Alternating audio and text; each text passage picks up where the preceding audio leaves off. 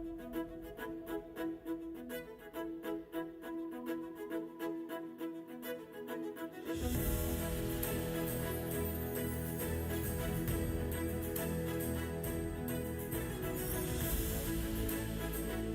الله الرحمن الرحيم.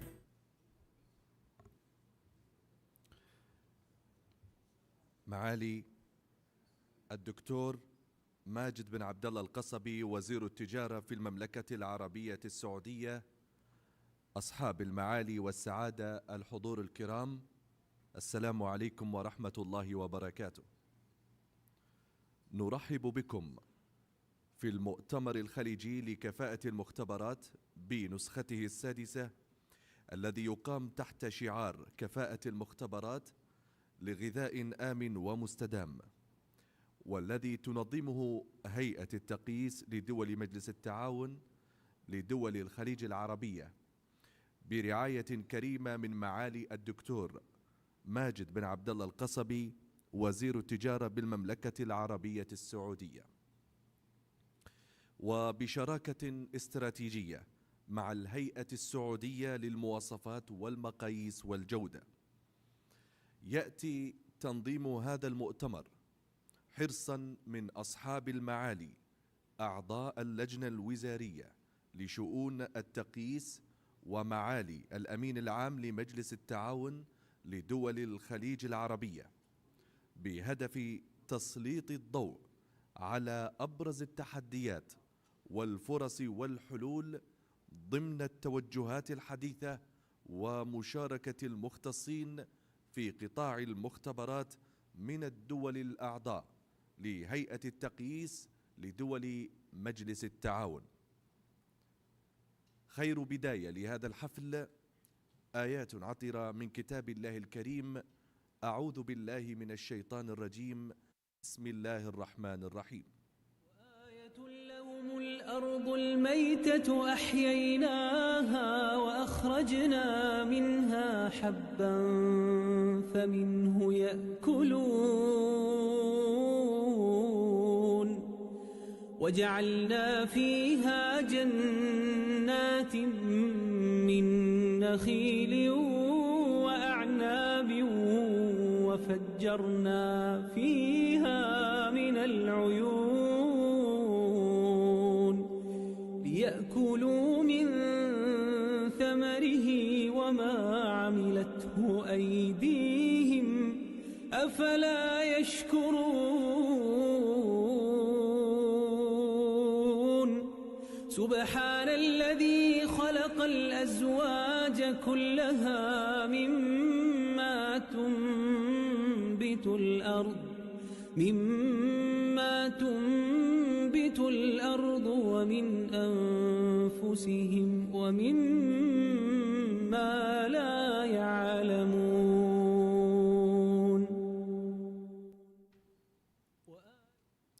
صدق الله العظيم. نستأذن راعي الحفل بعرض هذا الفيديو المرئي للمؤتمر الخليجي السادس لكفاءة المختبرات.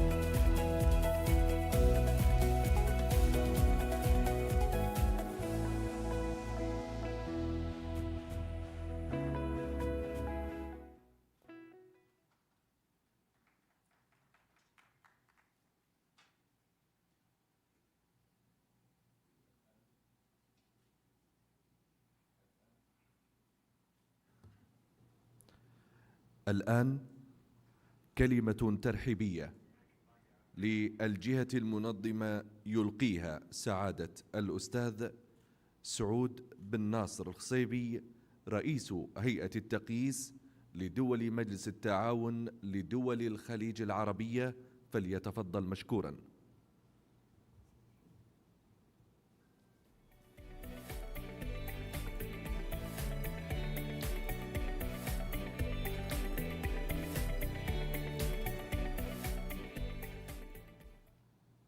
بسم الله الرحمن الرحيم. الحمد لله رب العالمين، والصلاة والسلام على أشرف المرسلين سيدنا محمد وعلى آله وصحبه أجمعين.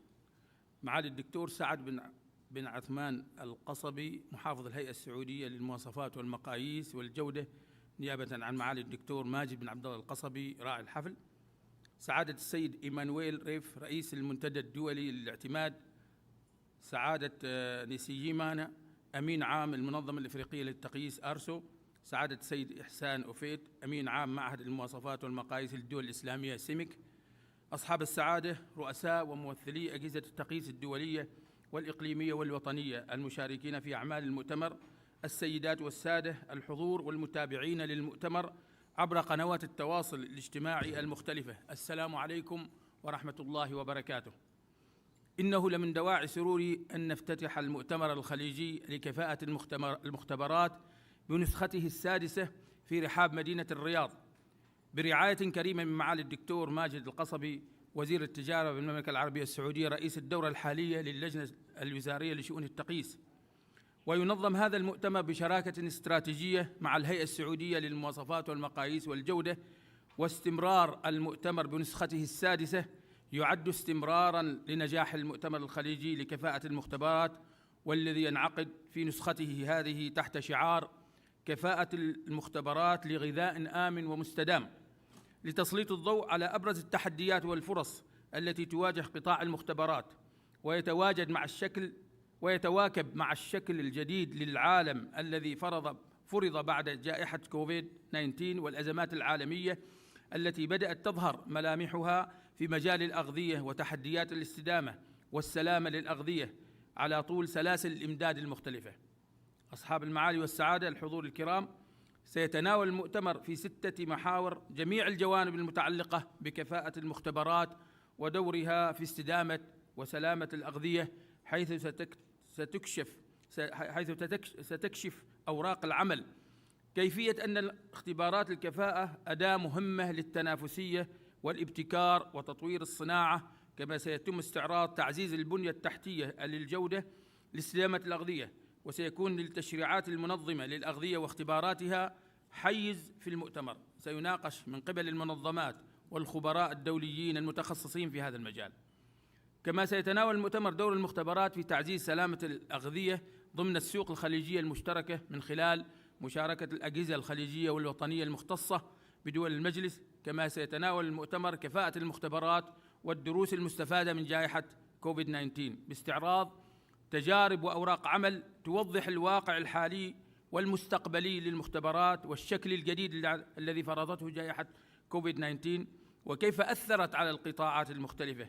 كما سيستعرض المؤتمر دور الاعتماد لكفاءة المختبرات بما يعزز سلامة واستدامة الغذاء ودوره في إثبات كفاءة المختبرات. ويوفر المؤتمر مساحة نقاشية ومعرفية واسعة، حيث سيناقش في جلستين نقاشيتين كفاءة المختبرات، الواقع والتحديات. في الجلسة النقاشية الأولى سيتم استعراض التحديات التي تواجه قطاع المختبرات والواقع الجديد الذي تعيشه، وكيف يمكن التغلب على هذه التحديات. وفي الجلسة الثانية النقاشية سيتم مناقشة تعزيز الثقة في البنية التحتية للجودة عصر ما بعد كورونا، التأثيرات والتحديات، وخلالها سيتم مناقشة التحديات التي فرضها جائحة كورونا على القطاعات المختلفة للبنية التحتية للجودة، مواصفات، مطابقة، المختبرات، الاعتماد والمقاييس. أصحاب المعالي والسعادة الحضور الكرام، ينعقد المؤتمر بمشاركة نخبة واسعة من الخبراء والمتخصصين على المستوى الدولي والإقليمي والخليجي في مجالات المختبرات والتقييس، حيث سيشارك في جلسات المؤتمر وفعالياته المصاحبة ما يقارب 40 خبيراً من حوالي 25 دولة، وتمثيل على أعلى مستوى من المنظمات الدولية المتخصصة في مجالات التقييس كالمنظمة الدولية للتقييس الآيزو، والمنتدى الدولي للاعتماد IAF، والمنظمة الدولية لاعتماد المختبرات آيلك، وغيرها من المنظمات الإقليمية والدولية وأجهزة التقييس الوطنية وأجهزة سلامة الأغذية في دول مجلس التعاون لدول الخليج العربية. ويتيح المؤتمر الفرصة للمهتمين والمتخصصين في مجال المختبرات بالمشاركة والمتابعة خلال يومي المؤتمر، جلساته الثمان وبرامجه المصاحبة بعدد 12 ورشة عمل على مدى 3 أيام. وما نؤكده أن هذا المؤتمر يناقش أحدث المستجدات في مجال المختبرات، ويفتح فرصاً للالتقاء مع الخبراء الدوليين وتأسيس قنوات لتواصل المختبرات العاملة في بدول المجلس.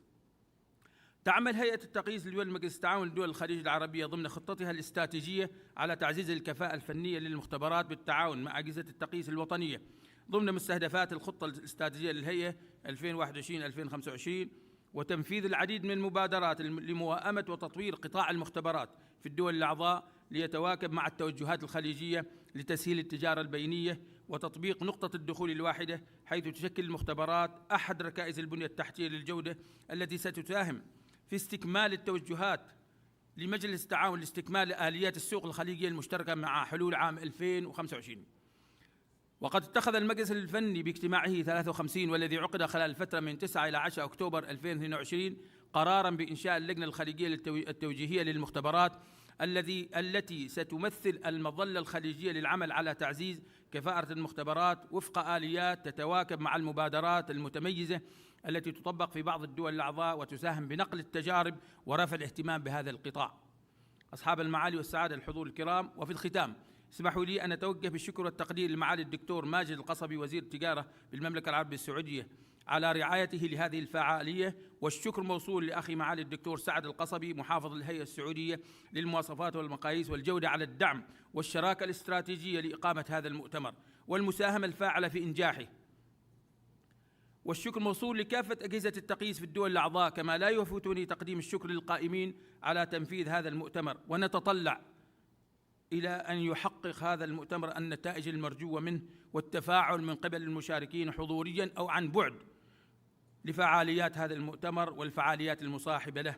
ودمتم جميعاً في حفظ الله ورعايته، والسلام عليكم ورحمة الله وبركاته.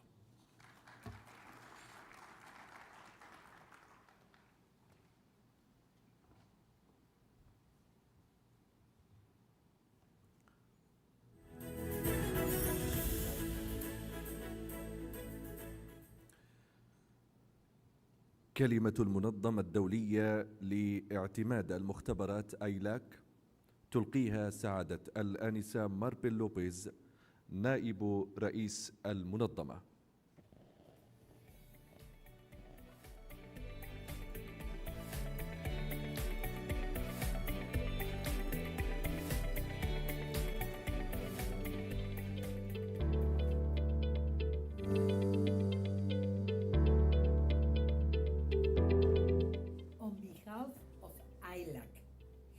Share all the ILAC community.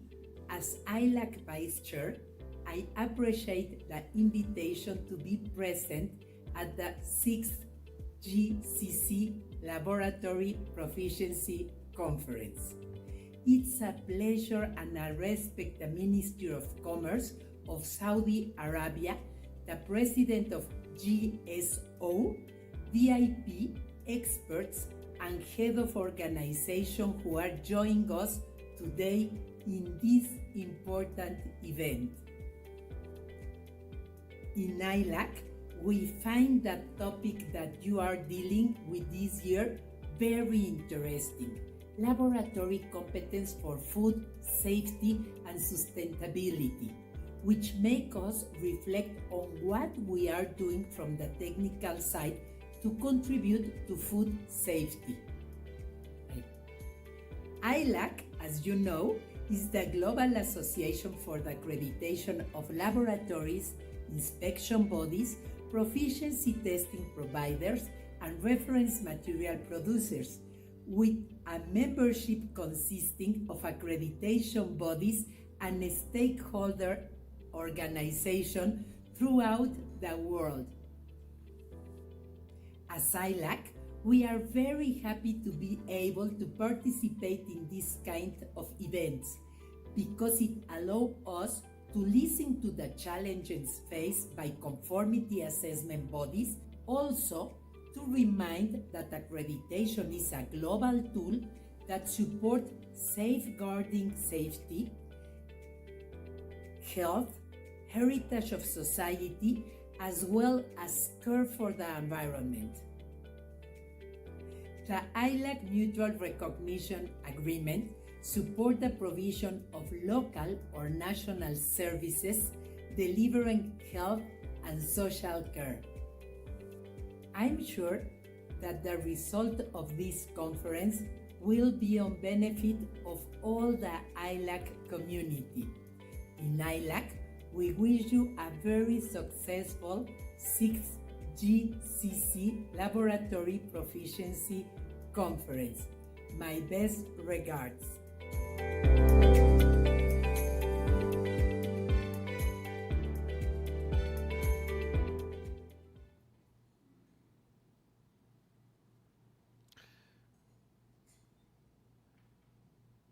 كلمة المنتدى الدولي للاعتماد IAF يلقيها سعادة السيد إيمانويل ريفا رئيس المنتدى ورئيس المبادرة الدولية للبنية التحتية للجودة.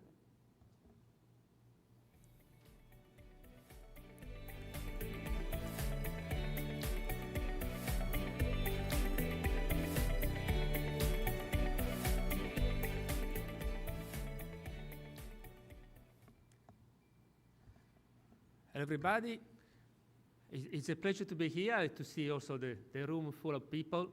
I give you just three quick messages for the opening of this event. Today I'm chairing the INETQI, that is International Network for Quality Infrastructure. I'm the chair of IF, that is the International for Certification and Conformity Assessment Activities.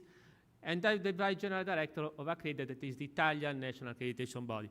So I'll give you a message for each of these levels. First level, at the international level, it's important to understand the opportunity to have international network, regional network, and national network. Today we already have established national and international. I've seen that is missing sometimes the regional networks. So we should start thinking how to implement regional network for quality infrastructure. There is already something in Africa, something in Asia. Is missing something here in this area, is missing something formally in Europe. So the message is start thinking how to implement a regional network in your area. As a second message, in this moment, as IF chair, I'm trying to facilitate the merging or to arrive to one organization with ILAC. That is not easy. So I'm here to ask your support to try to find this compromise because it's a long way so far to arrive to the goal. So we are in the middle. We are facing some difficulties, but I hope that with the help of everybody, we will be able to reach an agreement. As a third level, for national level, as I said, I'm working in ACCREDIT, that is the Italian National Accreditation Body. And I give you just only the experience that we had in Italy. We are working a lot on sustainability and digitalization. We are thinking now there are the two main big trends in this moment. So I invite you to focus on some points. In Italy, we focus on 2 points. That is the accessibility for hotels, for sports center, things like that, and also gender equality that is connected to European agenda. So I think it's important in your country to focus on some points, focus on the key points that you think relevant, and work on it. Because the quality infrastructure has the power to change things. The quality infrastructure has the connection between the technical people and political people. So you have the instruments to do things. This is important. We have the instrument to do things.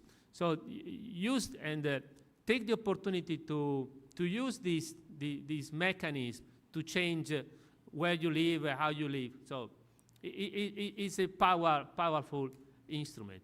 So with this wish, I wish you a good 2 days meetings and to reach the goals that you are in mind. Thank you.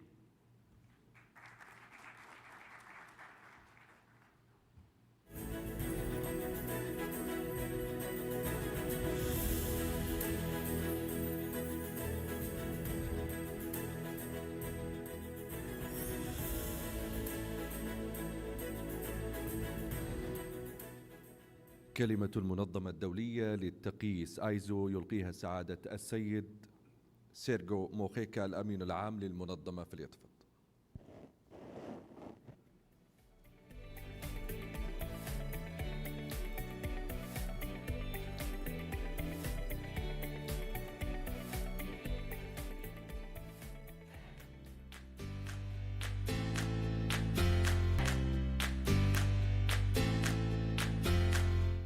Dear colleagues, standardizers and friends, I am Sergio Mujica, Secretary General of ISO, the International Organization for Standardization. It is my pleasure to join you today at the 6th GCC Laboratory Proficiency Conference. I would like to thank the GSO President, His Excellency Mr. Saud Al-Kusaibi, for the invitation. I would like to thank SASO for hosting this meeting and accommodating ISO's virtual participation. As an organization built of members, ISO represents 166 countries from all around the world. They contribute with experts in almost every field of human activity that can be imagined. This is the ISO family. Through the implementation of the ISO Regional Engagement Policy, we are very excited to begin a new era of friendship and enhanced collaboration with our colleagues at GSO. It is an honor to be here today by video. This conference brings together stakeholders from across the globe and unites us in a common purpose: standardization in the area of food safety for a more sustainable future. The need for food safety is greater than ever. However, the industry has never been more challenged. We are challenged with an increasingly complex food supply chain meant to sustain a rising global population, both of which are further stretching the world's limited resources. With growing pressure to produce affordable food, there is increasing temptation to cut corners on health, safety, and quality controls, which in turn puts more pressure on governments and food regulators. ISO standards have a key role to play here. ISO's food safety management standards help organizations identify and control food safety hazards. For example, ISO 22000 on food safety management systems provides a layer of reassurance within the global food supply chain. Standards like ISO 22000 are developed by experts from different sectors, not only industry. We have experts that come from consumers association, governmental agency, academia, and beyond. Our standards are developed by working groups and committees that are as diverse as possible to truly represent the needs of any kind of user and ensure all voices are heard. As we mentioned sustainability before, I cannot end my speech without addressing the Sustainable Development Goals. The 2030 Agenda for Sustainable Development, adopted by all United Nations member states in 2015, provides a shared blueprint for peace and prosperity for people and the planet, now and into the future. Some of the challenges we are facing in achieving the SDGs may be solved through emerging technologies such as AI, digital connectivity, and automation. In other cases, innovation will help us adapt and optimize processes that we have been doing for centuries, like farming and transportation of products and people.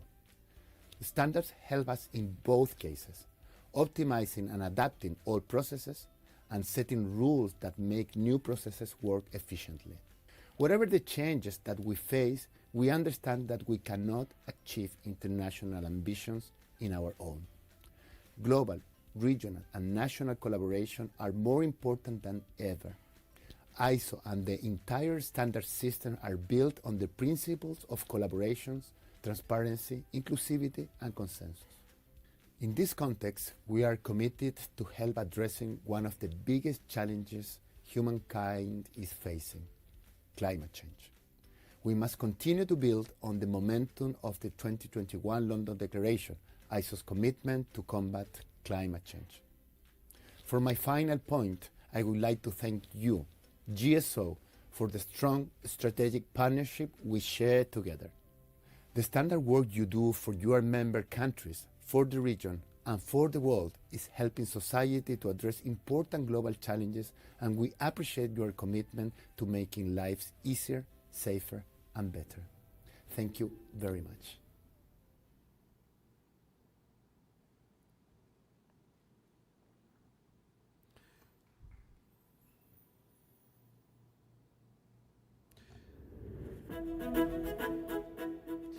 كلمة الشريك الاستراتيجي الهيئة السعودية للمواصفات والمقاييس يلقيها سعادة المهندس سعود بن راشد العسكر، نائب المحافظ للمطابقة والعمليات.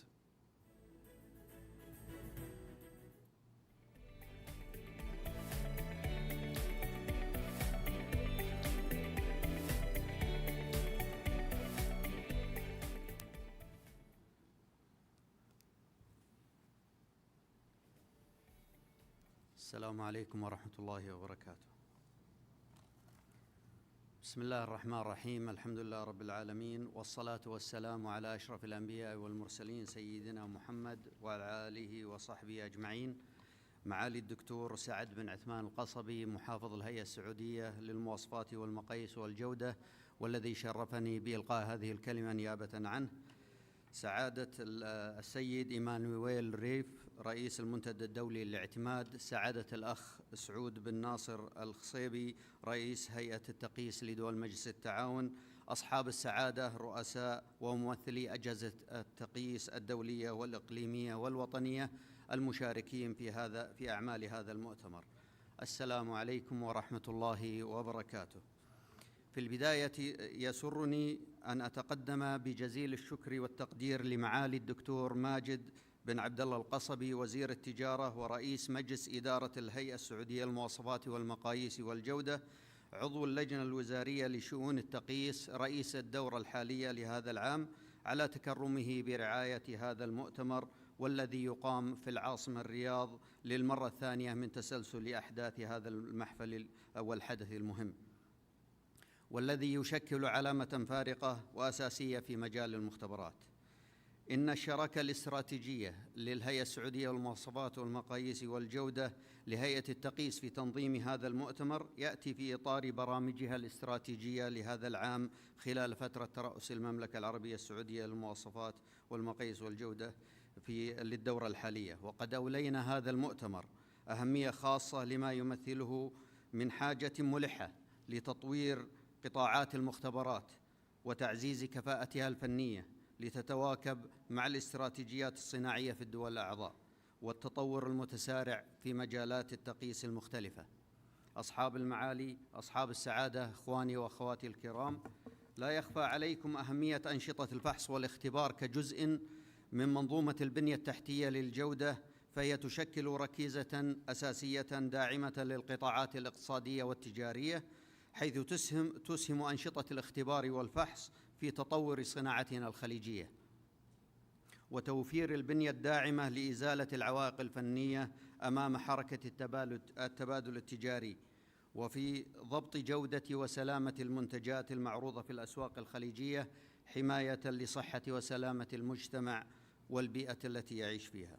وقد قطعت الهيئة السعودية للمواصفات والمقاييس والجودة شوطاً كبيراً في تطوير قطاع المختبرات والعمل على تعزيز كفاءتها، سواء من حيث الجانب التشريعي أو توفير بيئة العمل والخدمات المساندة التي تمكن هذا القطاع من النمو والتطور ومواكبة التقدم الحاصل في قطاعات المملكة المختلفة وفق رؤيتها 2030. فعلى المستوى الداخلي في الهيئة، تمكنت مختبرات الهيئة السعودية للمواصفات والمقاييس من تلبية متطلبات الاعتماد طبقاً لمتطلبات المواصفة 17025 في أكثر من 300 اختبار في مجالات متعددة. كما تقوم الهيئة على المستوى الخارجي بتنفيذ العديد من اختبارات الكفاءة لمختبرات الفحص والاختبار أو المعايرة في المملكة العربية السعودية، وهذا بدوره يعمل على تعزيز الثقة وتحسين الكفاءة الفنية لقطاع المختبرات العاملة في المملكة وتعزيز المكانة الدولية للمملكة في هذا المجال.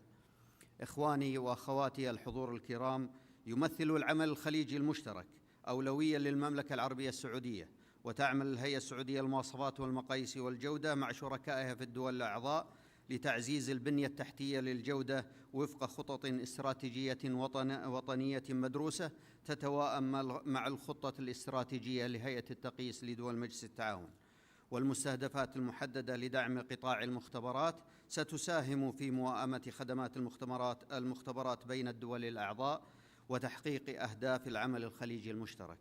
وسنستمر في تقديم كافة سبل الدعم التي تدعم وتعزز هذا المجال، مؤكدين على أهمية أنشطة اعتماد المختبرات في المنطقة لضمان الوصول إلى العالمية بما يخدم المنظومة الخليجية في تحقيق التكامل وتوسيع نطاق الأعمال على المستوى الخليجي.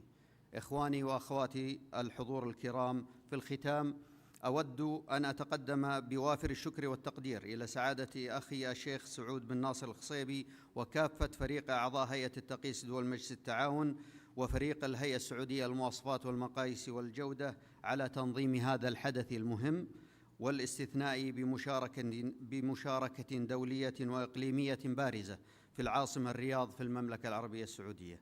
ونأمل أن يكون هذا المؤتمر فرصة للمناقشة وتبادل الأفكار في مجال المختبرات وكفاءتها لما له من نتائج إيجابية في تعزيز البنية التحتية للجودة بدول المجلس، شاكراً ومقدراً كافة الجهود التي بذلت لتنظيم وإعداد هذا المؤتمر. وفقكم الله جميعاً، وتمنياتي بالنجاح والتوفيق لجميع المشاركين في هذا المحفل، والسلام عليكم ورحمة الله وبركاته.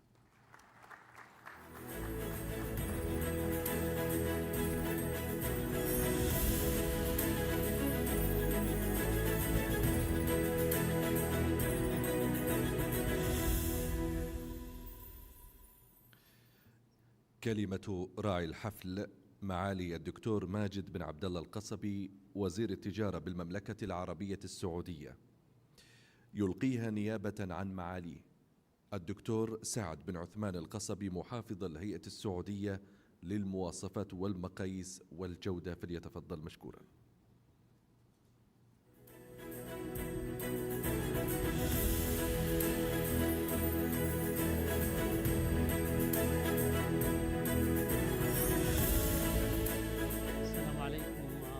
صباحكم الله بالخير جميعا، ويسعدني أن أقدم هذه الكلمة نيابة عن معالي وزير التجارة الذي كان حريصا على الحضور والمشاركة، لكن اضطر إلى عدم الحضور بسبب ظروف أخرى، ظروف عملية أخرى.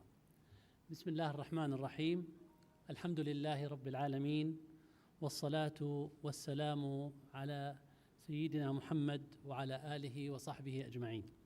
سعادة السيد إيمانويل ريفا رئيس المنتدى الدولي للاعتماد، سعادة الأخ الكريم الأستاذ سعود الخصيبي رئيس هيئة التقييس الخليجية، الإخوة والأخوات الضيوف الكرام، السلام عليكم ورحمة الله وبركاته.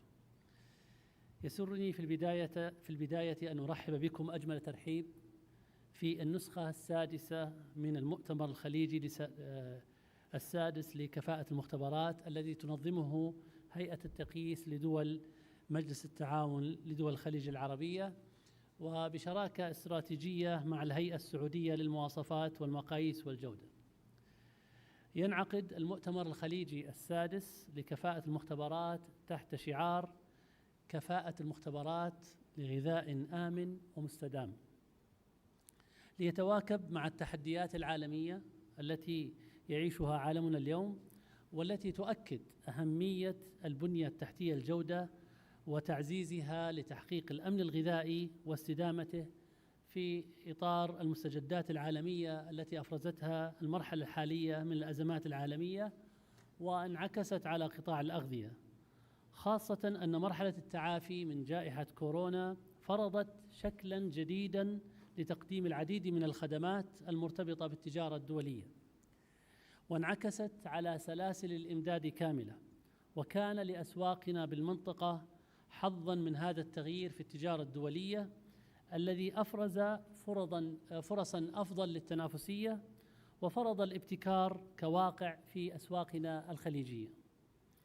الحضور الكرام، إن انعقاد هذا المؤتمر بالمشاركة الدولية الواسعة مع منظمات دولية وإقليمية مختصة في مجال المختبرات وسلامة الغذاء، ومشاركة نخبة من المتحدثين والخبراء حول العالم، هي فرصة لتعميق التواصل والحوار بين المختبرات العاملة في الدول الأعضاء، وتحفيز المختبرات لتعزيز كفاءتها الفنية لأنشطتها من خلال تطبيق المواصفات القياسية الدولية ذات العلاقة وزيادة المعارف للمختصين بالمختبرات الخليجية.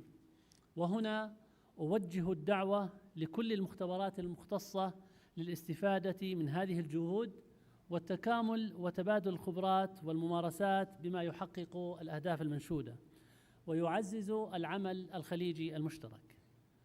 ونؤكد على دعمنا الكامل للتوجهات الاستراتيجية لهيئة التقييس لتعزيز العمل الخليجي وتطوير آليات السوق الخليجية المشتركة، ومنها تحقيق نقطة الدخول الواحدة وتسهيل التجارة البينية. ونتطلع أن تسهم مخرجات هذا المؤتمر في تعزيز الكفاءة للمختبرات العاملة بالدول الأعضاء لتكون وسيلة للتحقق من مطابقة وسلامة المنتجات بما يسهل التبادل التجاري بين الدول الأعضاء ويعزز مؤشرات المطابقة بأسواقنا الوطنية والسوق الخليجية المشتركة. إننا في المملكة العربية السعودية نسعى نحو تحقيق مستهدفات رؤية المملكة 2030 وفق برامج تحقق للمجتمع حياة صحية عالية الجودة ضمن بيئة مميزة جاذبة تفتح أبواباً على المستقبل الواعد في قطاعات مختلفة. ويعتبر قطاع المختبرات أو قطاع مختبرات الفحص والاختبار والمعايرة ضمن هذه المستهدفات التي سنعمل مع شركائنا لتعزيز تواجدها وبما يسهم في تحقيق التطلعات المرجوة. إن الدعم والتمكين الذي تحظى به المملكة في قطاعاتها المختلفة من سيدي صاحب السمو الملكي الأمير محمد بن سلمان ولي العهد رئيس مجلس الوزراء ربان رؤيتنا الطموحة يفتح آفاق المستقبل لكل القطاعات، ولا شك أن قطاع المختبرات سيكون له الاهتمام الوافر منها لتعزيز البنية التحتية للجودة. ولا يفوتني هنا أن أشيد بالجهود الكبيرة التي قطعتها هيئة التقييس الخليجية لتعزيز البنية التحتية للجودة بالشراكة مع أجهزة التقييس الوطنية بالدول الأعضاء. ونتطلع لخروج هذا المؤتمر بتوصيات تسهم في تحقيق مستهدفات الخطط الاستراتيجية لمنظومة التقييس وتواكب احتياجات وتحديات المرحلة للعمل الخليجي المشترك. وفي هذا المقام أتوجه بالشكر الجزيل لمقام مولاي خادم الحرمين الشريفين الملك سلمان بن عبد العزيز أيده الله ورعاه على الدعم اللامحدود للعمل الخليجي المشترك ورؤيته الرشيدة التي يتم العمل بها من خلال المجلس الأعلى للتحول من مرحلة التعاون إلى مرحلة الاتحاد. وفي الختام أكرر ترحيبي برؤساء المنظمات الدولية والحضور جميعاً، وأتمنى لمؤتمركم هذا النجاح والسداد، والسلام عليكم ورحمة الله وبركاته.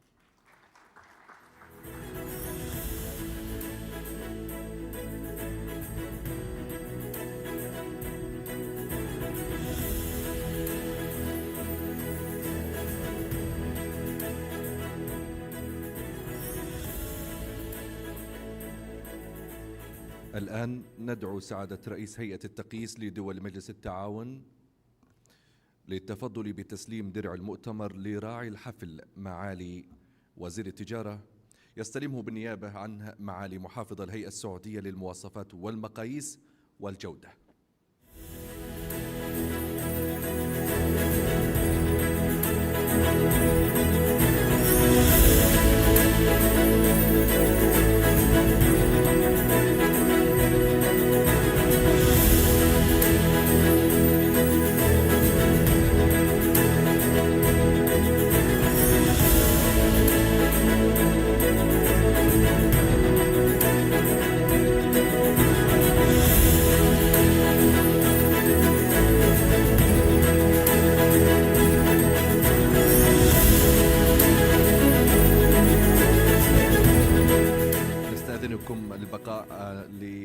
ندعو رؤساء الجلسات والمتحدثين لالتقاط صورة جماعية.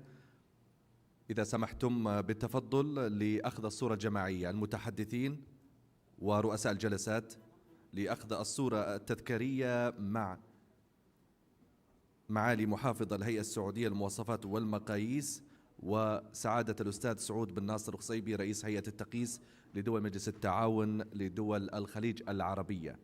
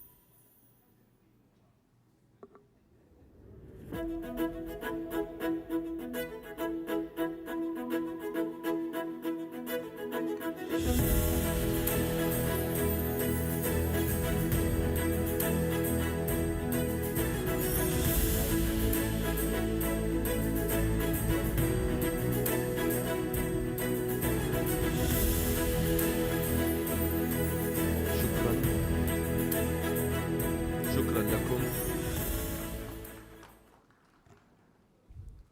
دقائق معدودة وتبدأ بمشيئة الله الجلسة الأولى حول اختبارات الكفاءة، أداة مهمة للتنافسية والابتكار وتطوير الصناعة. يرأس الجلسة معالي الدكتور سعد بن عثمان القصبي محافظ الهيئة السعودية للمواصفات والمقاييس. يتحدث هذا المحور عن دور البنية التحتية للجودة في تحقيق التنافسية والتشجيع على الابتكار والتطوير في الصناعة، الذي يساهم رفع كفاءة المختبرات في تحديد الموارد اللازمة لسد الفجوات في أنشطة الفحص، الصناعة وخلق الابتكار والريادة. رئيس الجلسة معالي الدكتور سعد بن عثمان القصبي محافظ الهيئة السعودية للمواصفات والمقاييس والجودة، فليتفضل مشكورا.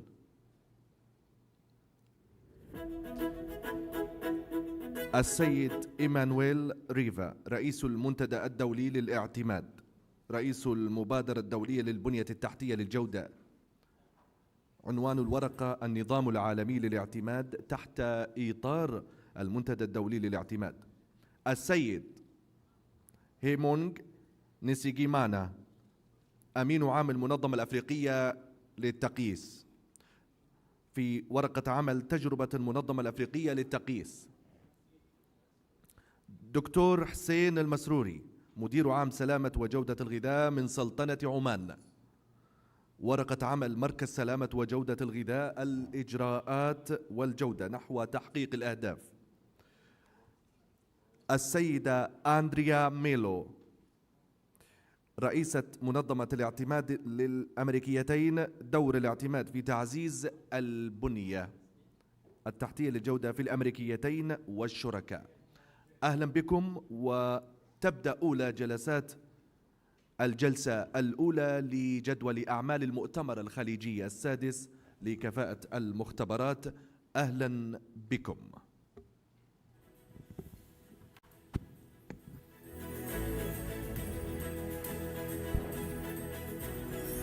بسم الله الرحمن الرحيم.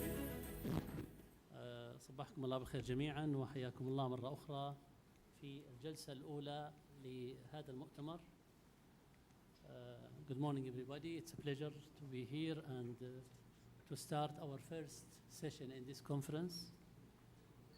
متحدثنا الأول هو السيد إيمانويل ريفا. Our first speaker is Mr. Emmanuel Riva. Mr. Emmanuel is the IF chair from 2021. He is also the Deputy General Manager since 2019 and Director of the Certification and Inspection Department since 2013 of Accredia. He is also the Chair of INET Quality Infrastructure since 2021 and also Vice President of the UNI Commission for Conformity Assessment. Welcome, Mr. Emmanuel. It's a pleasure to have you here.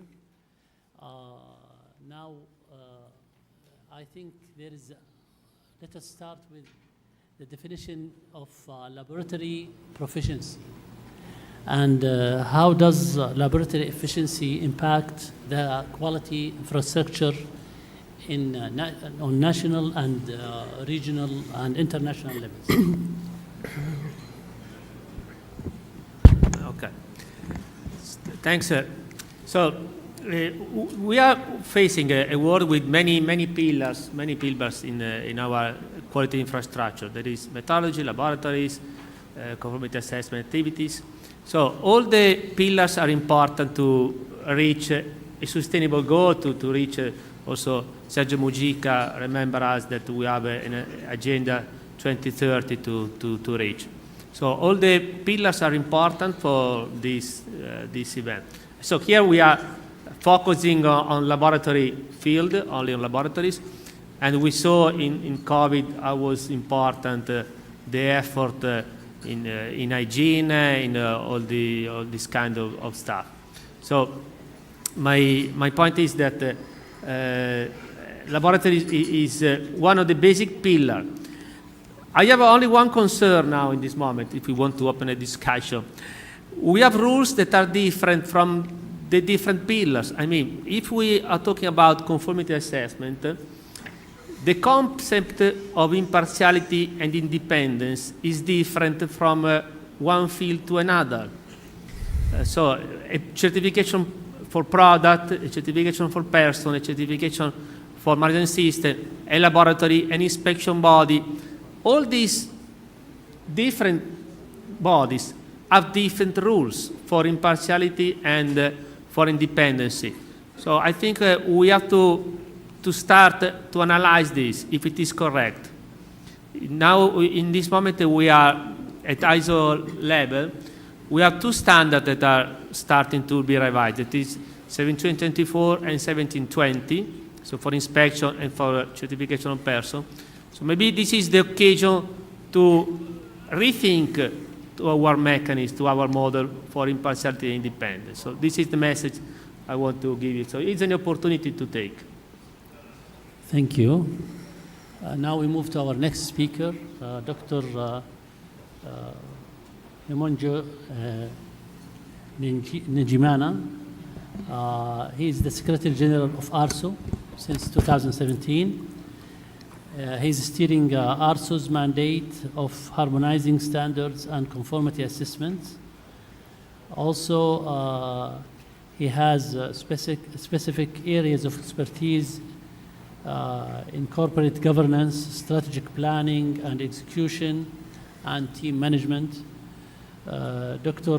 Njimana remains a pillar in Africa's journey to industrialization and self-reliance, especially post-COVID period. Dr. Njimana holds a PhD in analytical and environmental chemistry. So, Dr. Njimana, what are the challenges that are facing regional coordination between different stakeholders in the quality infrastructure, and especially in, if we can focus on laboratory proficiency and the impact of improving the laboratory proficiency in facing the regional challenges? Good morning. Thank you for, first of all, inviting me for this conference. When I look at the regional challenges that we are facing as developing countries especially, I look at where Africa is today. You might be aware that we have launched the Africa Continental Free Trade Area. We have started trading actually 2 months ago, especially for coffee, tea, and some electronic equipment. The main challenge we are facing is the 1-1-1 principle that we know to have one standard, one test, and one certificate. Looking at the level of our laboratories at the continent, we have not achieved a significant level where one country can trust the test from another country. That's the main challenge that we will face when we are embarking on the continental trade or the regional trade. The trust is not created because the tests cannot be trusted. This is the poor infrastructure in the laboratory, and you can also even go towards the personnel, as what the previous speaker was talking about.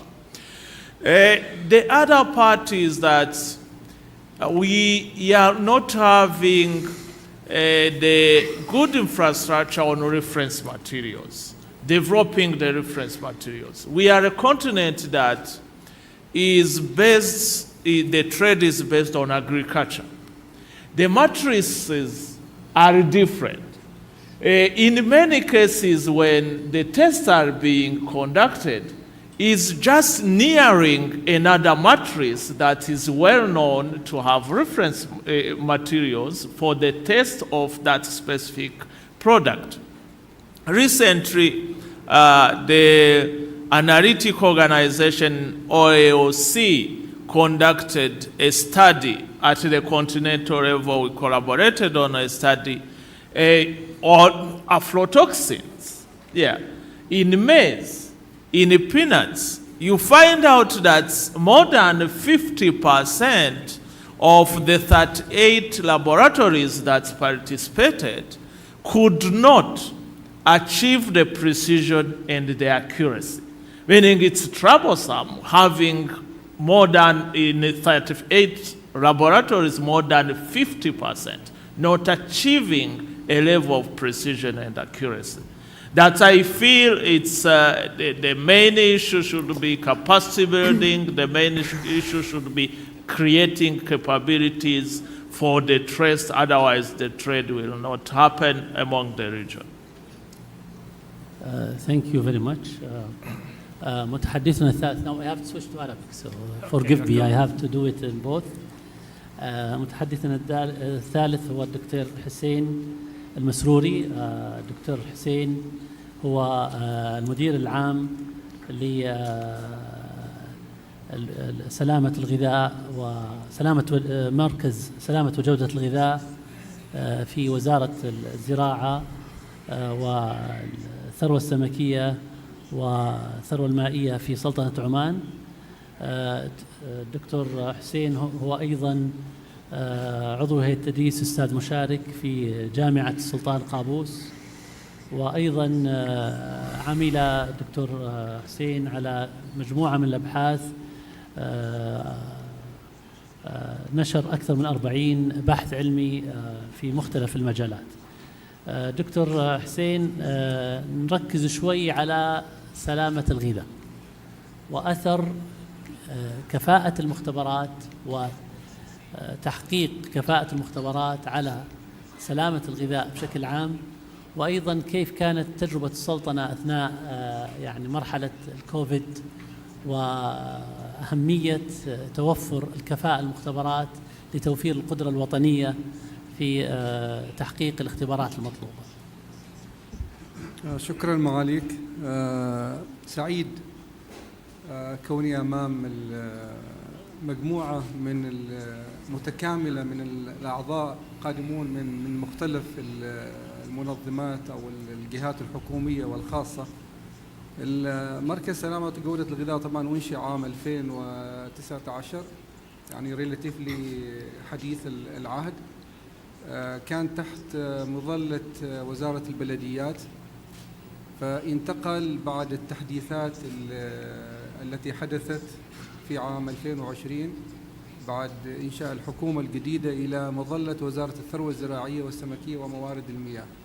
مع انتقاله انتقل من النظام الهوليستيك أو الواحد اللي كان يدير كافة الإجراءات المتخذة من تشريعات، من كوردينيشن، من تنفيذ، وأيضا توعية، كان تحت مظلة واحدة وهي وزارة البلديات. انتقل إلى النهج المتكامل وأصبح تحت مظلة وزارة الثروة الزراعية والسمكية وموارد المياه، وتتحدد اختصاصاته حاليا في التشريع وفي التنسيق ما بين كل الجهات المعنية. وأصبحت مسألة التنفيذ يقع على عاتق قطاع البلديات المنتشر طبعا في كل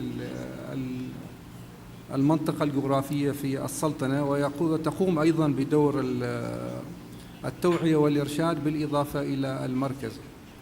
المركز بحكم طبعا انتقاله أيضا إلى الوزارة مر بعدة دعنا نقول تحديات، ولكن في النهاية هي اللي تم استغلالها لصالح سلامة وجودة الغذاء. لدينا الآن في سلطنة عمان منظومة متكاملة جيدة بتنسيق بين مختلف الجهات المعنية لضمان سلامة الغذاء، سواء الجهة التشريعية والتنسيقية الممثلة بمركز سلامة وجودة الغذاء، وأيضا قطاع البلديات الذي يعنى بمسألة الإنفاذ والتفتيش الداخلي في السلطنة.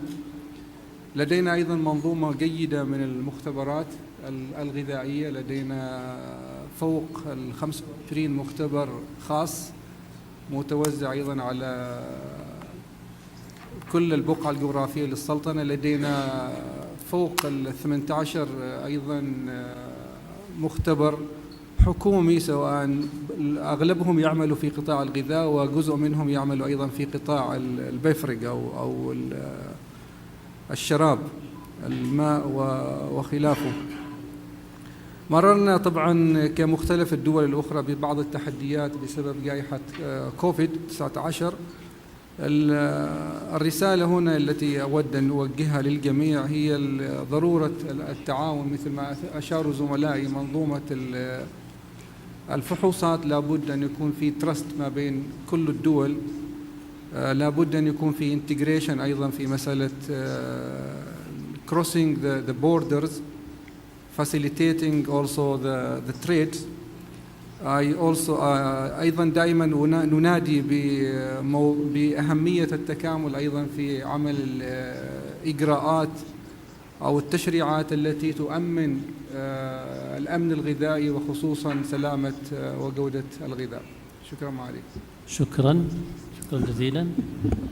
Our first speaker is Ms. Andrea Milo. Andrea is a doctor of physics. She is responsible for the development of new accreditation programs at the General Coordination for Accreditation of National Institute for Metrology, Quality and Technology in Metro. She is currently the chair of Inter-American Accreditation for Cooperation, IAAC, and served for 6 years as co-chair for the Joint Development Support Committee of the IAF. Andrea she was chair of the IAAC Certification Subcommittee from 2014 to 2017. Welcome, Andrea, again, and it's a pleasure to have you here. If you can shed the light on how accreditation in the regional level improve the competitiveness and innovation of the industry in the region general and entrepreneurs in particulars. So if you can just elaborate and also give us just, general outlines on how your efforts in the region has proven the innovation and development of the industry in your region. Thank you, and good morning, everyone. It's a pleasure to be here. First of all, I would like to thank the kind invitation of GSO. It's my first time in the Middle East in general, so I'm very happy that's happening here in Saudi Arabia. Thank you for the question. And our region in the Americas is a very energetic region. We have developing countries, we have big nations, and combining everything in the same organization is our hard work. Regarding your questions in terms of accreditation, how the accreditation can improve innovation, yeah? As you know, accreditation is one of the pillars of the quality infrastructure. And our activity is very dynamic. In our activity, we have the opportunity to combine a metrology, to combine standardization, to combine conformity assessment, and make an intersection between of these elements with accreditation. The main focus in accreditation is to provide confidence. It's not easy. Yes, it's not easy to achieve the confidence. And nowadays, we are facing big challenges regarding environment, social, digital transformation that requires innovation in everything. Not only industry, not only economic sectors needs innovation. Our activities need to be ready to provide the services as the innovation has been growing in many sectors. For example, Industry 4.0 is a very autonomous industry. That's required of us a fast response with the right degree of confidence. That's the big challenge. And how can we work better to achieve this SDG, the Sustainable Development Goals that our countries face right now.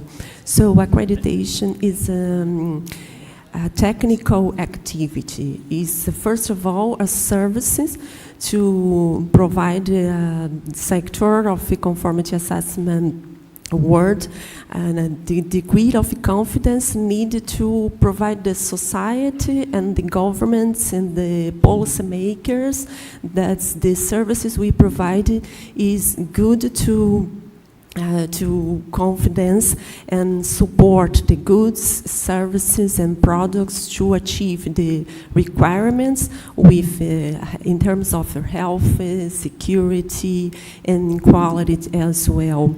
So it's not easy to follow this, but we try every day. We try to work fastly to achieve this demand, the new demands of the society. Thank you. Thank you, Andrea. After this very general introduction from each speaker, now we will move for a presentation for each speaker. I think we'll give 10 minutes time slot for everybody to go over the presentation, your presentation, and then we'll open the floor for questions and answers. So if we can start with the first presentation for Mr. Emmanuel.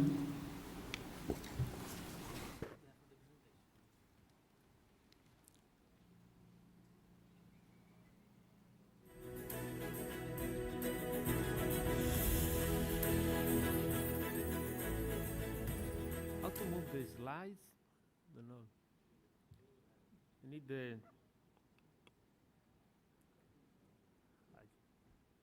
Maybe that one.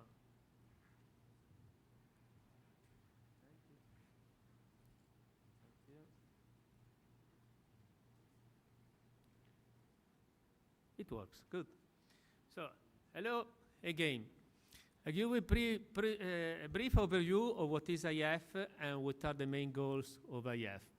So, IF is an organization that has in its body accreditation bodies, regional groups, Formative Assessment Association, Industry Association, and stakeholders. So, it's the house of many, many different bodies. The benefit is, as we said now, is to to engage the trust, to coordinate, harmonize the best practice, to exchange information, the knowledge. And so we meet regularly to exchange ideas, to understand how things are going on, to see the new trends, and so on. We have two important recognition, one from the WTO and one from UNECE. So these two recognition are the main points that we are as a basis of the trust. So the goal of IF is to reduce the barriers. That's the main point. With dialogue, we are working with the dialogue to do the same. So we reduce the barriers to facilitate trade. We have, IF is representing 105 economies, and more and more countries are coming. The MLA is the recognition of the results. So if bodies are working the same well, at the same level, we can recognize the results of the others. And this is possible because we are working with the same criteria on the same rules, and also we control each other. We say the peer evaluation. So we have people that from all over part of the world, they evaluate themselves. So we have an exchange of evaluation. This guarantees that the result in one country is reliable in the result of other countries. We are divided in regions. So we have Andrea that is representing one region, but also we have all the other regions that are now represented in IF. Quality infrastructure. In this moment, I'm also responsible for the quality infrastructure at the international level. This is something quite new. It's 3-4 years that is established, formally established. It's a network. It's not a legal body, but it's just only today is a network. And there are many organizations that are members of this network. Why is it important? Because we are able to talk with the other important organization on the same issue. And it's important when you are around the table, the World Bank, WTO, UNIDO, you can start to think if it's possible, is something possible to be done together. So at the moment we are, for example, as I said before, we are focusing on the idea on the regions, if it's important, if it's possible to have a formalized recognition of the region. But also at the national level, just to give you the idea of how much has to be done. There is today no list of the national quality infrastructure organization. There is no list, there is no official recognition also at the national. Maybe here is well established because here we are celebrating in some way today this national organization for quality infrastructure. But maybe in some countries it's not recognized, it's not formally appointed. So there is something a lot to do. So at the national level, it's also at the regional level. Now it's not working anymore. Okay. So this is what I was saying to say regarding the network of IF. We are talking about of more than 11,000 conformity assessment bodies, divided in management system, product, person. So plenty of bodies. And it's difficult to have an harmonization of this. We are facing problems also now with the not easy, today is not so easy to meet each other, and there are also different needs in different countries. So just to give you the idea of the challenge that we have. And we have an increase. We have here, if you see, 12 increase since 2020. I give you the impression from Italy. We have an increase more or less of 10% each year for the numbers of main days that we are delivering for conformity, for accreditation. So there is still now a huge increase. This is why. Why this? Because the regulators are relying more and more on what we do. This is the key factor. The regulators, if the regulators understand the value of this, they will use it. Also because for them it's for free. They are for free, they control, however, the trust on some fields. That is the value. And we're working different schemes. We have working aerospace, automotive, this is the most important schemes, but are popping up more and more. 6 months ago, UNECE made a survey on the sustainability, the marks, the schemes on sustainability, only in textile, and they realized that there are more or less 100 different schemes for sustainability in textile. Plenty of schemes. That is one challenge. If we have to think about one challenge, there are today many schemes. Only on sustainability, we are thinking that there are more or less 600 different schemes on sustainability. And it's difficult also for us that we work in this environment to understand which are the good ones, which are the greenwashing, which are the ones that we have to follow, that we have to sustain, and the other that we have to remove. So this is the challenge, too many schemes. In Europe, there is a strong regulation that is good, but also bad. It depends how it's used. However, this is something that changed a lot the use of conformity assessment in Europe, because the regulators understood the value. So this is main focus on safety, on environmental, hygiene, of this kind of stuff. Database. This is an important topic for us. We are talking about sustainability to do the right thing, but if we don't have data, you don't know how to manage the situation. So in this way, we will have the data. We will have database of all the management systems all over the world. So I said before, 11,000 conformity assessment body. These 11,000 will be forced, will be invited to put their data in this unique database. And this will change a lot, because we will be able to see which are the different trends in different countries. And also the regulators will be able to see which are the most interesting fields that are growing in their country. So this is for sure a topic that will be used a lot. And also all the conformity assessment body and all the accreditation body will receive for free a detailed analysis on the trends and on the situation of the market. And if you have data, you can take decisions. Today, we have no data on this. Sustainability working group. I established in IF a working group on sustainability in order to understand, as I said before, too many schemes, which is the right direction.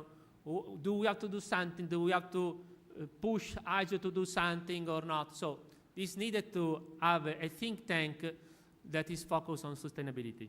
Today, we have three main areas. One is the schemes, how to manage these schemes. The second one is the ESG verification. This is something new. There are more and more claims on stability connected to the annual balance, to annual report. So this is something that we have to be focused in future. And the carbon markets. So these are the three main subgroups of this working group. You see on the top today, which are the main partners of this working group. So it's open to ISO members, but also to other stakeholders that are not members of IF can be part of this. So you will listen something about this in future. Just to make reference to these two important repository of cases. So when you are thinking how to use quality infrastructure, here you can have many cases that demonstrate you how to develop, how to use this tool. here we have some cases. I give you just only a brief case of from Italy. We had we did a study with the Institute of Public Insurance for Health, and we found a correlation between the companies certified for health and safety management system and numbers of injured. So we realized how many people saved their life because they worked in a company that was certified for management system for health and safety. So we have the numbers. In this case, we have been able to demonstrate really the value of these tools, because you can understand how many less people were injured in this kind of organization. So this is important to have this kind of example to understand which is the benefit. So in the first speech I told you, you as a nation, also as a region, you should focus on the main points that you have. And you have focused on the main points, use these tools to help the industry in these tools. This is another example from Italy. We have been able to analyze the cost in millions of reduction of pollution, reduction of injury, reduction of energy emission, and so on. And so you can see here that number is the number of millions of annual social benefits from cases analyzed. This is just only the external benefit, not the internal, not the benefit for the company. This is the benefit for Italy. So this is a demonstration. If you have numbers, and we have been able to do this because it's since 20 years that we have a database for management system. So this will be possible in future everywhere when we will have the data to understand really the numbers of the phenomenon. So that is my short presentation. Thank you. Thank you. Thank you. I leave it here. Yeah. Thank you very much. We move to the second speaker presentation, Mr. Himonij Nisindima. He's again from ARSO, and we will give you 10 minutes for your presentation, please.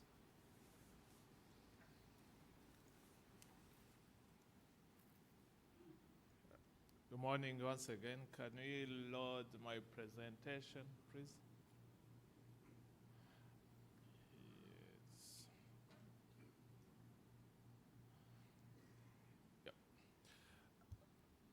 Yes. The previous speaker talked about the new approach in the European Union. Yeah. When you look at the Africa continent nowadays, we are changing. We are heading to a trade of 1.3 billion of people. We have 55 countries. It's a big continent and 1.3 billion of people. And when you look at the way the accreditation is moving, the certification process schemes are moving, you may recall that last year in the UK, the ISO signed a declaration on sustainability issues. As the previous speaker said, things are changing. Things are changing. We know the discussions that are going around. That's why we should rethink on the process that we are doing. How do we take in hand actually the process and see how we can trade to one another? ARSO is an intergovernmental organization that started in 1977. Our main mandate is to harmonize the standards, but in creating quality culture at the continental level, in moving the trade and industrialization by harmonization of standard, but also harmonization of conformity assessment. That is very key. Then it's very key to have that component of sustainable development. We cannot say that we are in a quality infrastructure if we don't help the private sector, the industry, the countries, the government to trade to one another. When you look at the whole process that we deal with, either at our continent or elsewhere, is to provide tools that can help our industry to compete and conform to the destination market. This is where the issue comes from.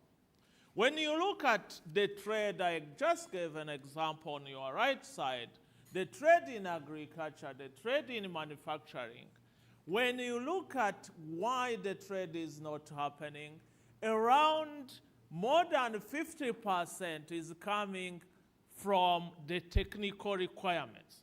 Technical requirements meaning the technical regulation, meaning the conformity assessment that are required from the export country. Yeah.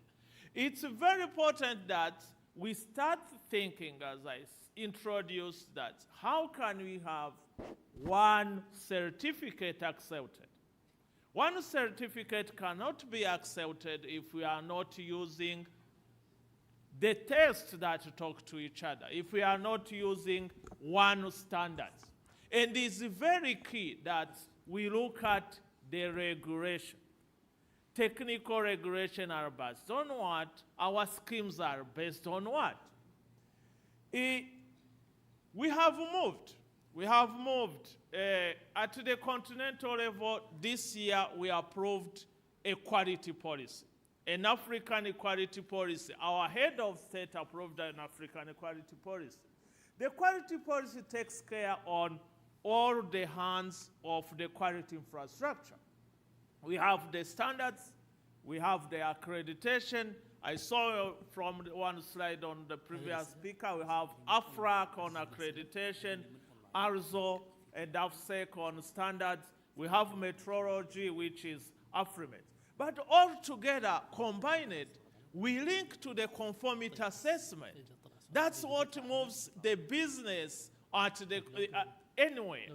And when you look at what we are dealing with at the continental free trade area, we have moved toward mutual recognition. Mutual recognition arrangements, we take care of accredited laboratory, but also designated laboratories. For those designated laboratories, it's not because they don't like accreditation. It's because it's difficult and getting more difficult to reach accreditation because of new technology, as the previous speaker said, the adaptation of new thinking. The sustainability is coming in. There are new laws that you should comply with. There are even other things, the private sector, the industry-driven requirements on the market. That is very important to start thinking about that. Then you look at the ability of our tests, and in this proficiency testing, the ability is not there because if you look at probably the first figure on the right, you can be having a good precision, but not accurate precision. You are always doing wrong things and in the right way. That's, in many cases, that's what is happening for different laboratories. Yeah, you are consistently getting the results, but they are wrong the results. Yeah. How do you move now towards having accurate results, having precise results? It's through the proficiency testing. And this is important because it will help us at the continental level when we are moving toward this mutual recognition arrangement, when we are designating laboratories part of the Africa Continental Free Trade Area to have schemes that are cost-effective, schemes that can help us identify those gaps to avoid doing the wrong things always the same way. And see how we can move and train our people, our experts in those laboratories. The other part is innovation. It can create innovation. When you look at what we are doing in this proficiency testing, it can create innovation because when you look at the system, especially those aware of different systems on proficiency testing, like the simultaneous participation, you can be at least improving on different steps all the way to different levels of analyzing your product. The question on industry, we are there to help industry. This cannot happen at least if we don't know our priority areas of trade. We have been trading in the same things. Same thing. As I told you, we started trading under the AFCFTA, Africa Continental Free Trade Area, but the trade happened mainly on coffee, which is usual. We are drinking coffee here. On tea, which is normally not difficult. We have so many trusts under the trade of tea. But when you go deeper, like this example we are giving here, the peanuts, yeah. Someone will ask you the mycotoxins. If you go to maize, if you go to new areas like cassava, that is mainly on the pharmaceutical industry, if you go to the other areas that we trade in, have we developed schemes that can respond to the market? We didn't. We didn't because the priority sectors are demanded by to whom we are trading with. And that's why intra-Africa trade for us, it's very, very important. And the other thing, it's about, if you look at these results from AOC, if you have 67 labs, 57% just on aflatoxin in the peanuts, where labs that achieved the target for accuracy and precision were just 67%, in higher contaminated. In lower contaminated. In higher contamination, there is 45%. You think about now the concentration levels. When they are changing, you are unable even to conduct the good precision and accuracy just because the increase of the concentration. Then you look at the other level on maize, when 27% only for the laboratory achieved the performance on accuracy and precision, and none of them achieved some species on the mycotoxins. It means that you can be concentrating on one product, one chemical product. You are thinking you are doing well. You know these are results of cancer, yeah, in many countries. And another mycotoxin, the levels that you are discussing, you are giving to the market are not the accurate results. It's very, very important to think about that. In my conclusion, we should think about how we do business in this proficiency testing. Usually when many laboratories conduct the proficiency testing, they know it's proficiency testing, they change environment, they clean everywhere. Actually, they are doing in sterilized environment, while they should not do that because they are creating an environment which is not routine. They should be conducted, those analyses in the routine environment to get the knowledge, to be able to get the knowledge on the gaps that are there.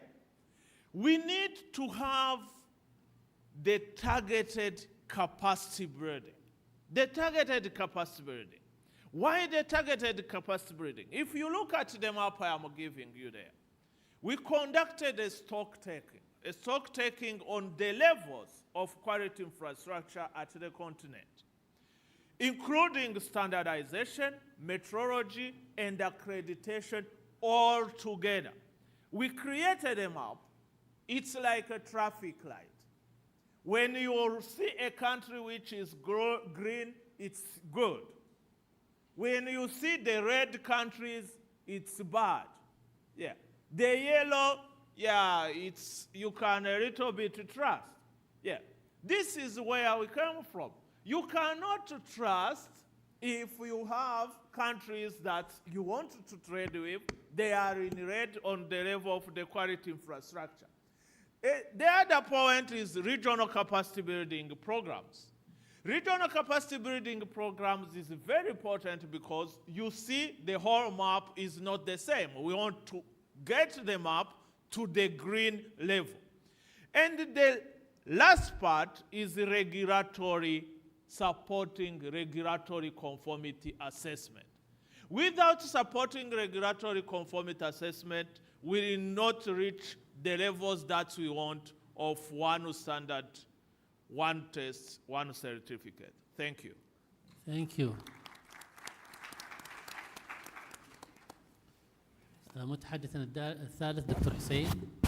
تفضل دكتور حسين 10 دقائق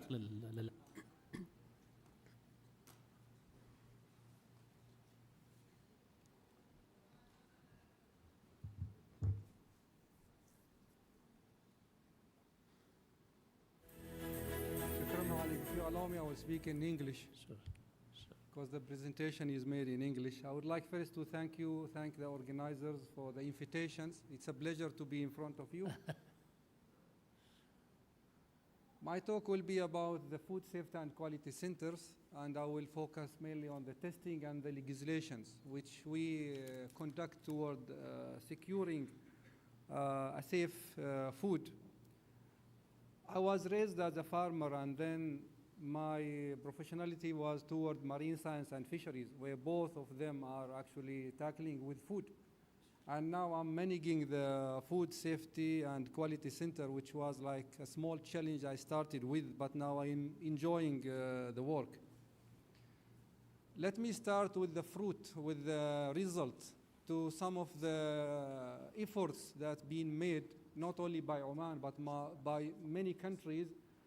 We have jumped actually for the Global Food Security Index 5 position from 40 in 2021 to 35 in 2022. This didn't just came like that.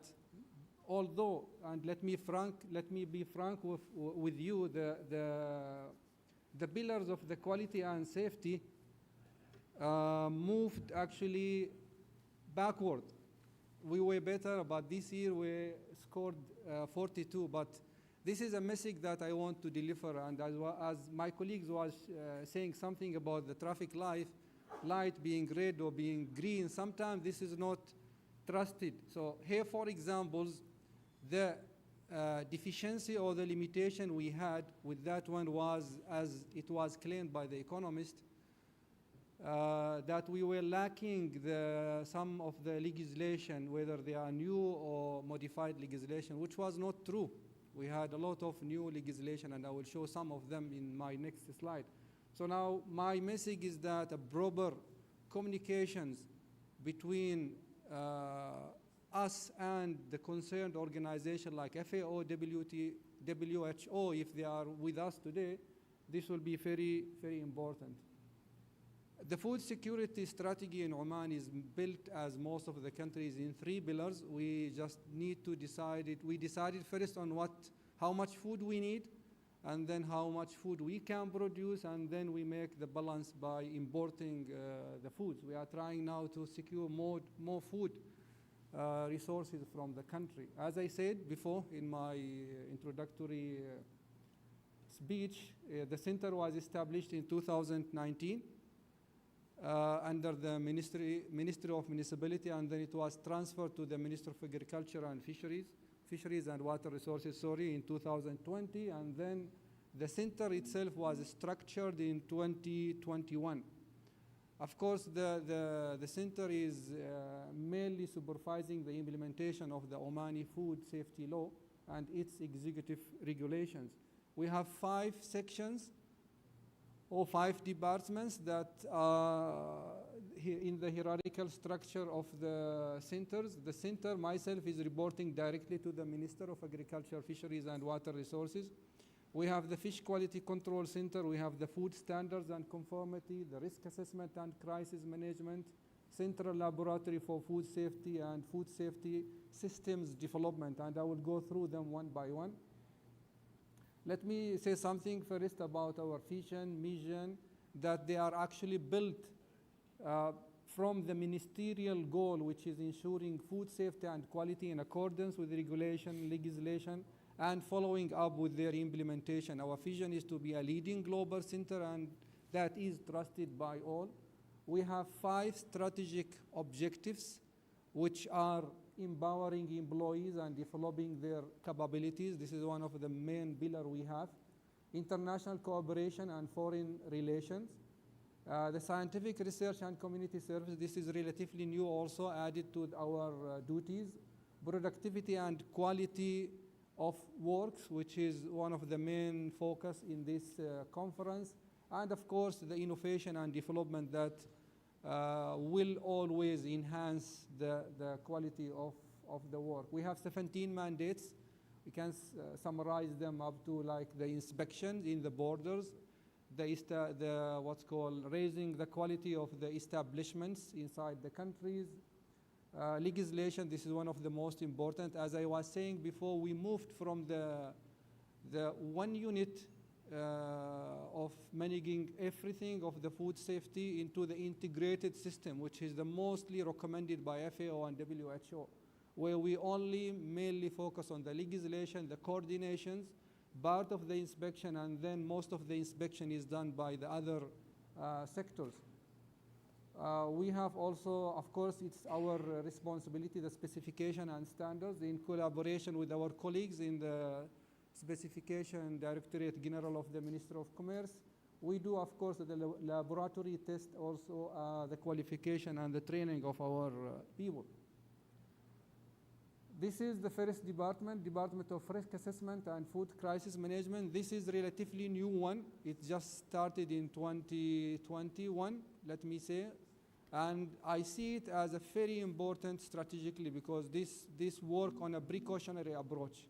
We would like to know the risk before it happens. It has 3 main departments: assessment or section, assessment and management of risk and crisis, monitoring and evaluation of food contact materials, monitoring contaminants and foodborne diseases, and of course it works in collaboration with all other departments. The next department is the Department of Food Safety Systems Development, which is mainly ensuring the good hygiene practices in the establishment, in the food production sites. It has 3 sections: the food safety systems, the quality control of food establishment, the implementation of food safety system.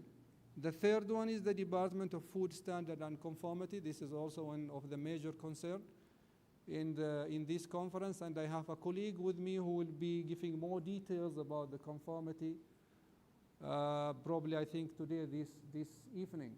This department is ensuring the safety and quality of food products. It has 5 sections, as you can see: the food specification and technical regulations, the conformity section, import and export permits, registration of establishment and food products, and the imported and exported food. And as I said, more details will be given about this department.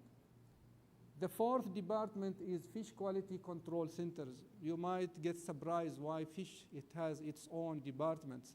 Before the establishment of the center, the fisheries sector was totally under the Ministry of Fisheries. It was standing alone, so all things starting from the legislation all the way until from farm to fork, let me say, it was all regulated by the Ministry of Fisheries. After the integration of the institution of the management authorities, it moved to the center, and we were at two positions. Either we keep it alone as it is, or we dilute it, this department with other departments. Since it was standing alone, it has its own building, we decided to keep it alone until maybe further notice, but it always works in collaboration with others and in coordination with other departments. It has 6 sections: physical analysis, microbial, chemical analysis.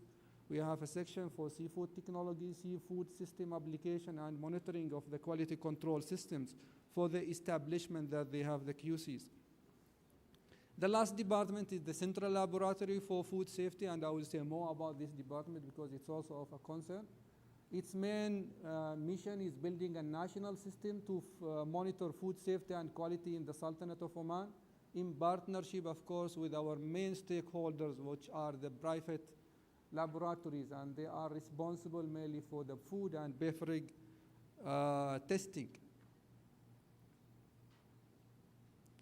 It has 8 departments similar to the fish quality control centers. We have different kind of analysis. We have the sample reception and data registry and physical analysis. We have the food contact material analysis, food chemical analysis, the water chemical analysis, the microbial, and the radiological and the microbial as well, also in addition to the quality control and the laboratory follow up. دقيقتين دكتور. Inshallah, Malik. Of course, the center is accredited as well also. For the legislation, we have several legislation. The main or the backbone of our legislation is the Food Safety Law, which was issued in 2008 by the Royal Decree number 84, and it covers some, as you can see there, some sections. We have the ministerial decision also, executive regulation for that food safety. The beautiful about the center now, because it's under one umbrella of the Ministry of Agriculture, Fisheries and Water Resources, that we are now linked directly with the agricultural and veterinary quarantine section, which, as you know, that they are working together in the food inspection, which give us a credit.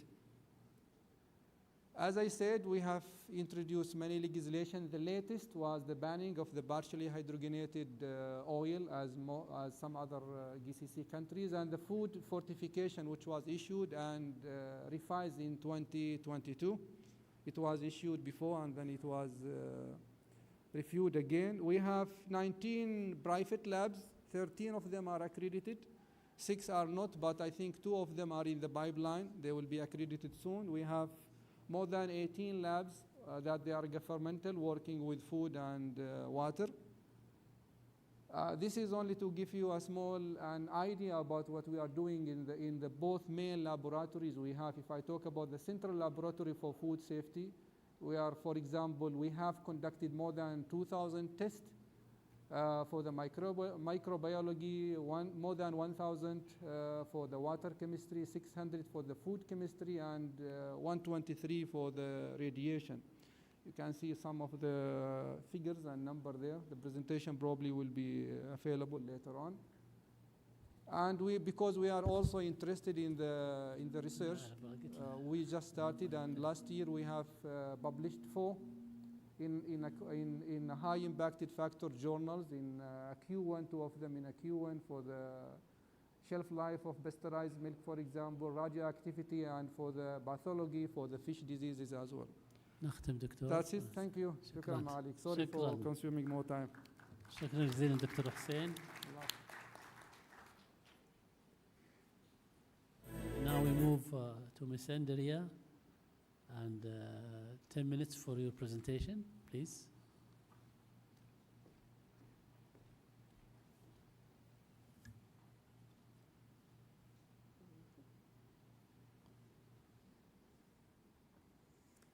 Good morning again.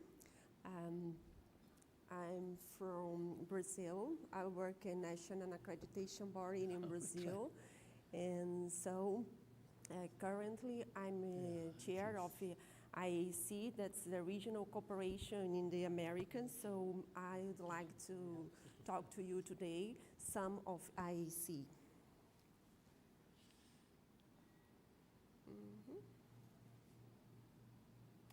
Yes.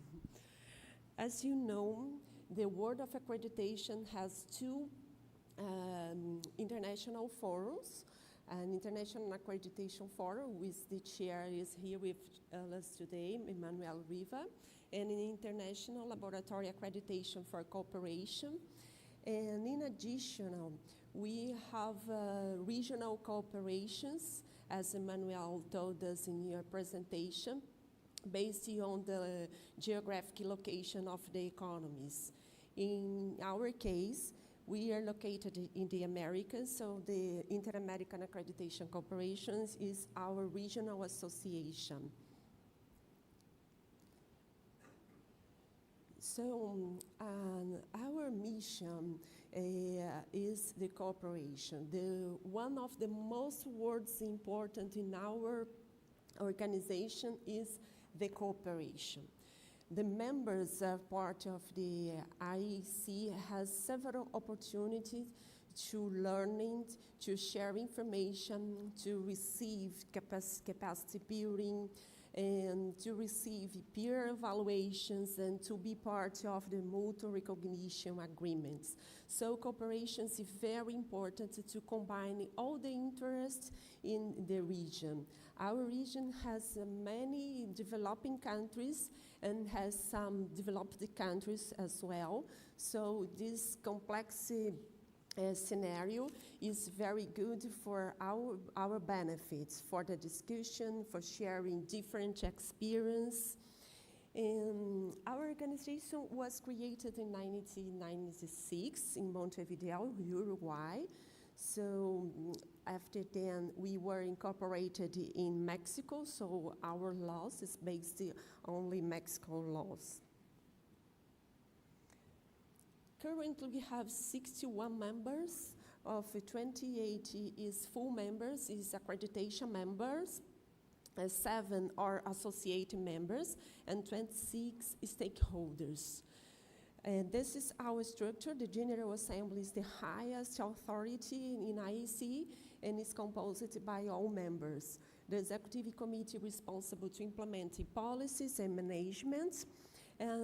From ASP this year, we have 2 secretariats. One of them is administrative secretariat that we have since the beginning of the cooperation.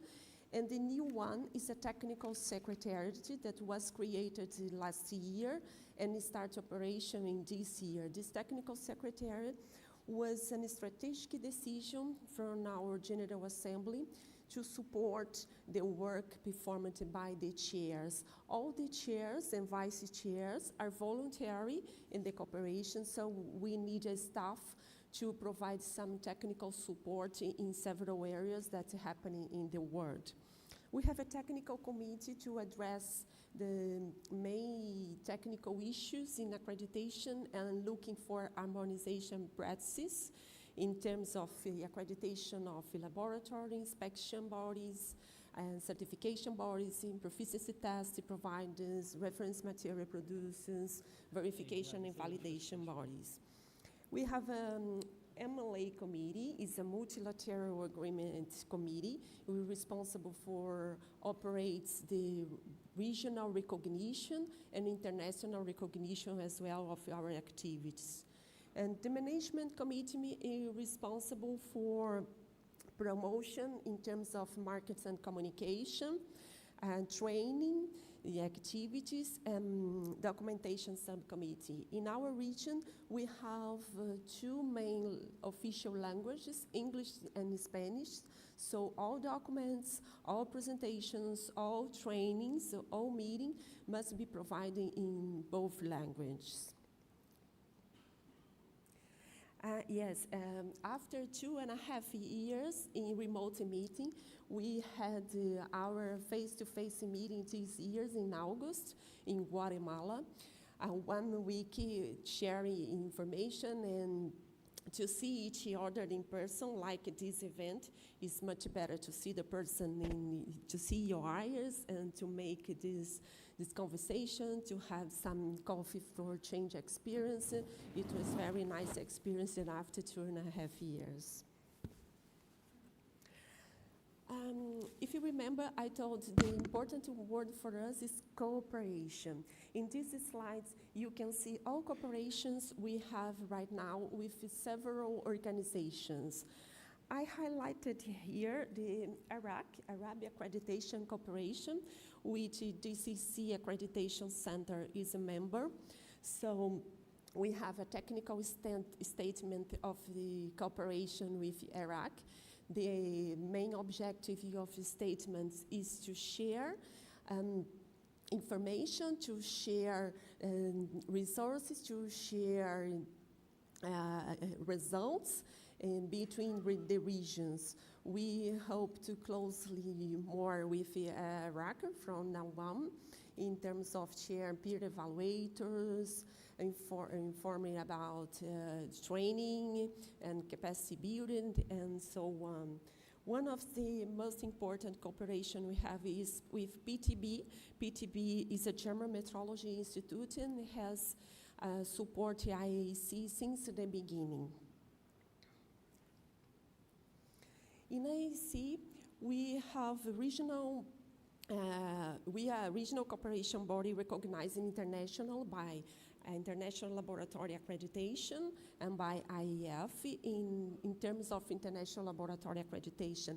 We have many recognition. We started in 2006 with a testing laboratory and continue to expand this scope for medical laboratories, calibration, inspection bodies, proficiency testing providers, reference material producers, and we try to expand more as providing more recognition. In IAF, International Accreditation Forum, we have two main scopes under the recognition. We started in 2006 as well with management system certification, at that time with quality and environment, and since then we increase with all the management system, for example, food safety, information security, medical devices, energy, occupational health, and also we have for product certification since 2011. So that means in the accreditation members in IAC must be, can access all these types of recognition. We have some objectives. The first one is to promote regional and international acceptation of accreditations granted by our members. To achieve this, we work hard to expand the multi-recognition agreements in terms of accreditation, and we're looking for international recognition agreement as well. Nowadays, we have 10 types of recognition in terms of accreditation. 8 of them you saw in the previous slides, and we have 2 more in process to recognition by IEF, is personal certification body, and greenhouse gas and verification and validation body as well. So that means each member in IAC can access 10 different types of recognition. Talking about a little of equality infrastructure, probably all of you in this room has seen this picture. This is the new concept published by UNIDO in terms of equality infrastructure. So the idea here is to inform you how in IAC we lead with this concept. Yes, the concept is new, but the idea is not really new. Quality infrastructure is a synergistic system where institutions interact to generate confidence in society that goods, products, and services are available safely and with equality. So how can we deal with this in IAC? 2 minutes, Andrea. 2 minutes. Okay, thank you. Many of the elements of equality infrastructure here is all the familiar of us: metrology, standard accreditation, conformity assessment, market surveillance. So what is new? The new is, I'm talking previously, is the world requires of us a fast response, and with the right degree of confidence. So how we combine these elements in our region to achieve these. In terms of good governance is very important to have a good governance to combine in an efficient way all these elements. In IEC, we created in our region a Quality Infrastructure Council of the Americas. It's composed by the Pan American Standard Commission, COPAM, Inter-American Metrology System, SIM, and Inter-American Accreditation Cooperation.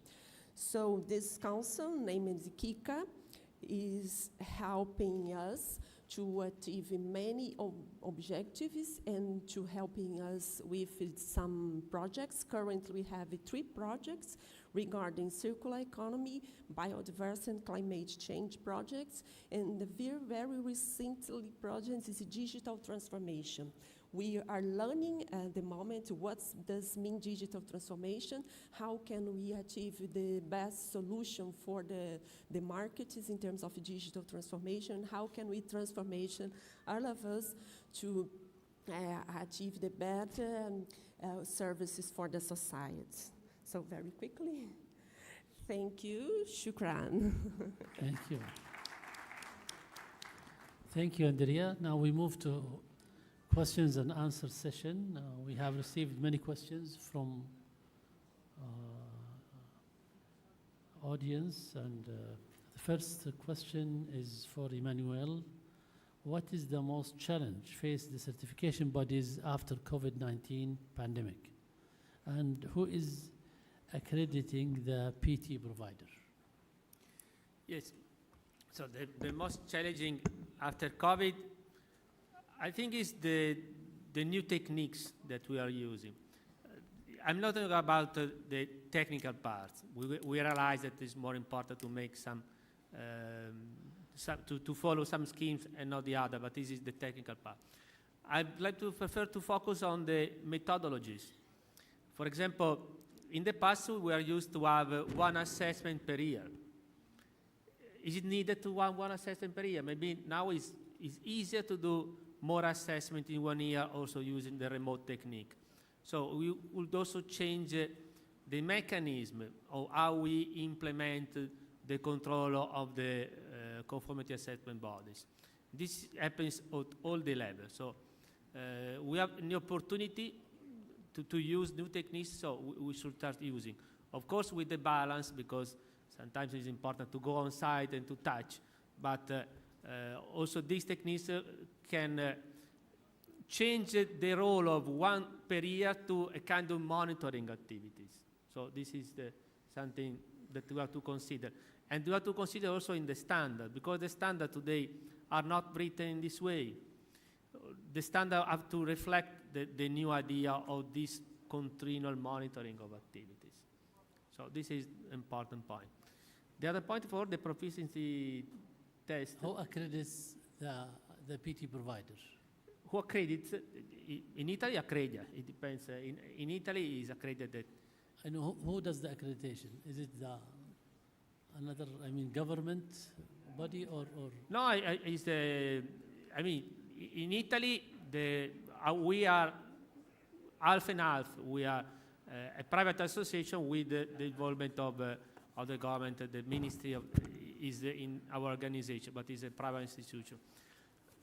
This happens in Europe. In Europe, there is a huge correlation between the regulators and the private part. It's a combination. I think we need a balance. It's just not only to listen one part. It's important to listen the two parts. So accreditation is something really in the middle. It's a table for everybody. It's not just only one part. It's for both of the parts.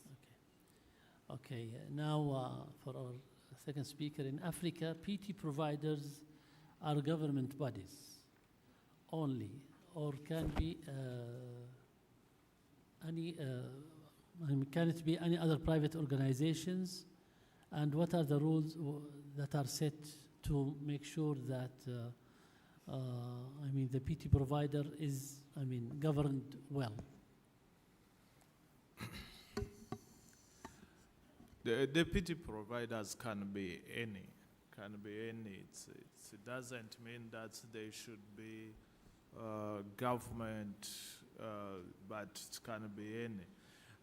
They are the main principle we are moving toward at the continental level, having the reference laboratories. That's where we are heading, for us to be able to see, as I said, to see how we develop capabilities of the laboratories, mainly in the priority areas that we want.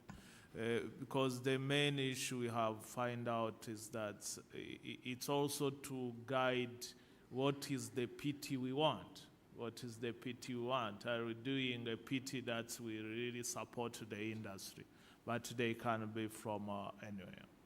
Thank you.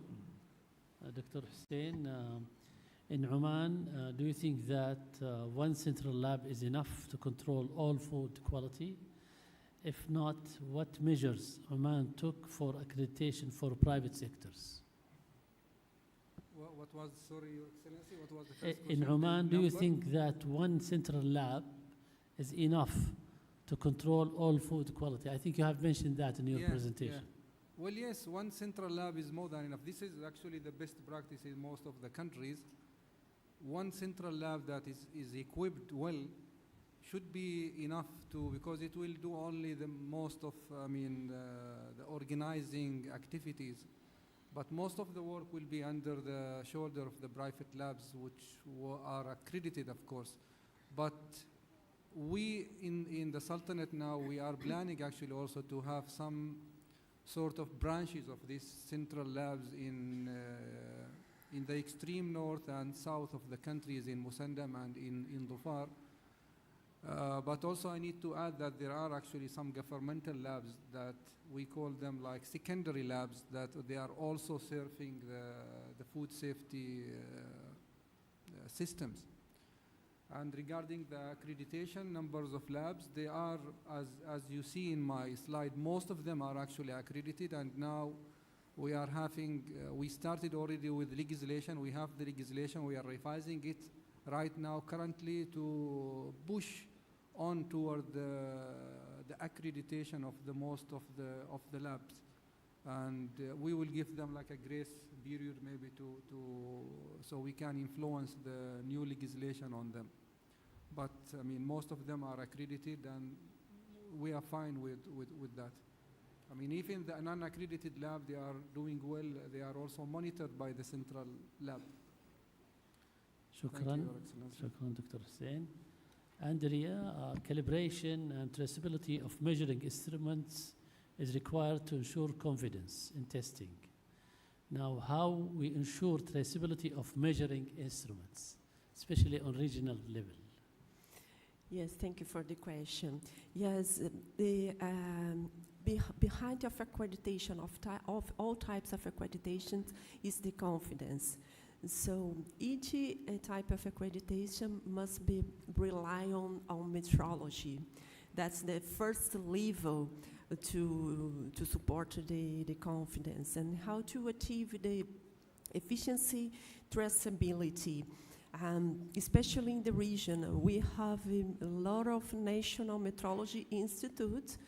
So the accreditation bodies that are members of the IAC try to have a good relationship with the National Metrology Institute. That's the most important activity to start to work, to have a good relationship on this, because we have many policies to achieve, many international policies to achieve in terms of the traceability. ILAC has a policy, and so in terms of regional, we have policies as well, and at the national level, we have national policies as well, but the first must be compliant with international level in order to achieve the recognition. So the challenge is to have efficiency traceability is regarding in terms of equality infrastructure, is the equality infrastructure of each country. So in the region, we try to combine efforts and to provide for our members. Each country must can provide traceability in terms of National Metrology Institute. Thank you, Andrea. Last question, I think It is for Emmanuel. IAF and ILAC, do we need two organizations working in accreditation? Yes, IF and ILAC are these new, the big bodies. Now we are working to be together, and it's 2 years that we are trying to do it. And it's the first time that this is the goal to reach the agreement. I'm optimistic, it depends on the months. This month I'm optimistic, last month I was more pessimistic. So we have to find the good balance. There are many members, more than 100 members, and so to find the good point in the middle that will make everybody happy is not easy, but with the dialogue we will be able at least, I think, to reach an agreement and to have this new organization. That is important in international level. Okay, thank you. Before we close, I would ask every speaker to give us 1 minute closing remark on, your vision, your recommendations for the audience related to the importance of this session, which is the importance of laboratory proficiency. So please, just 1 minute. So I start.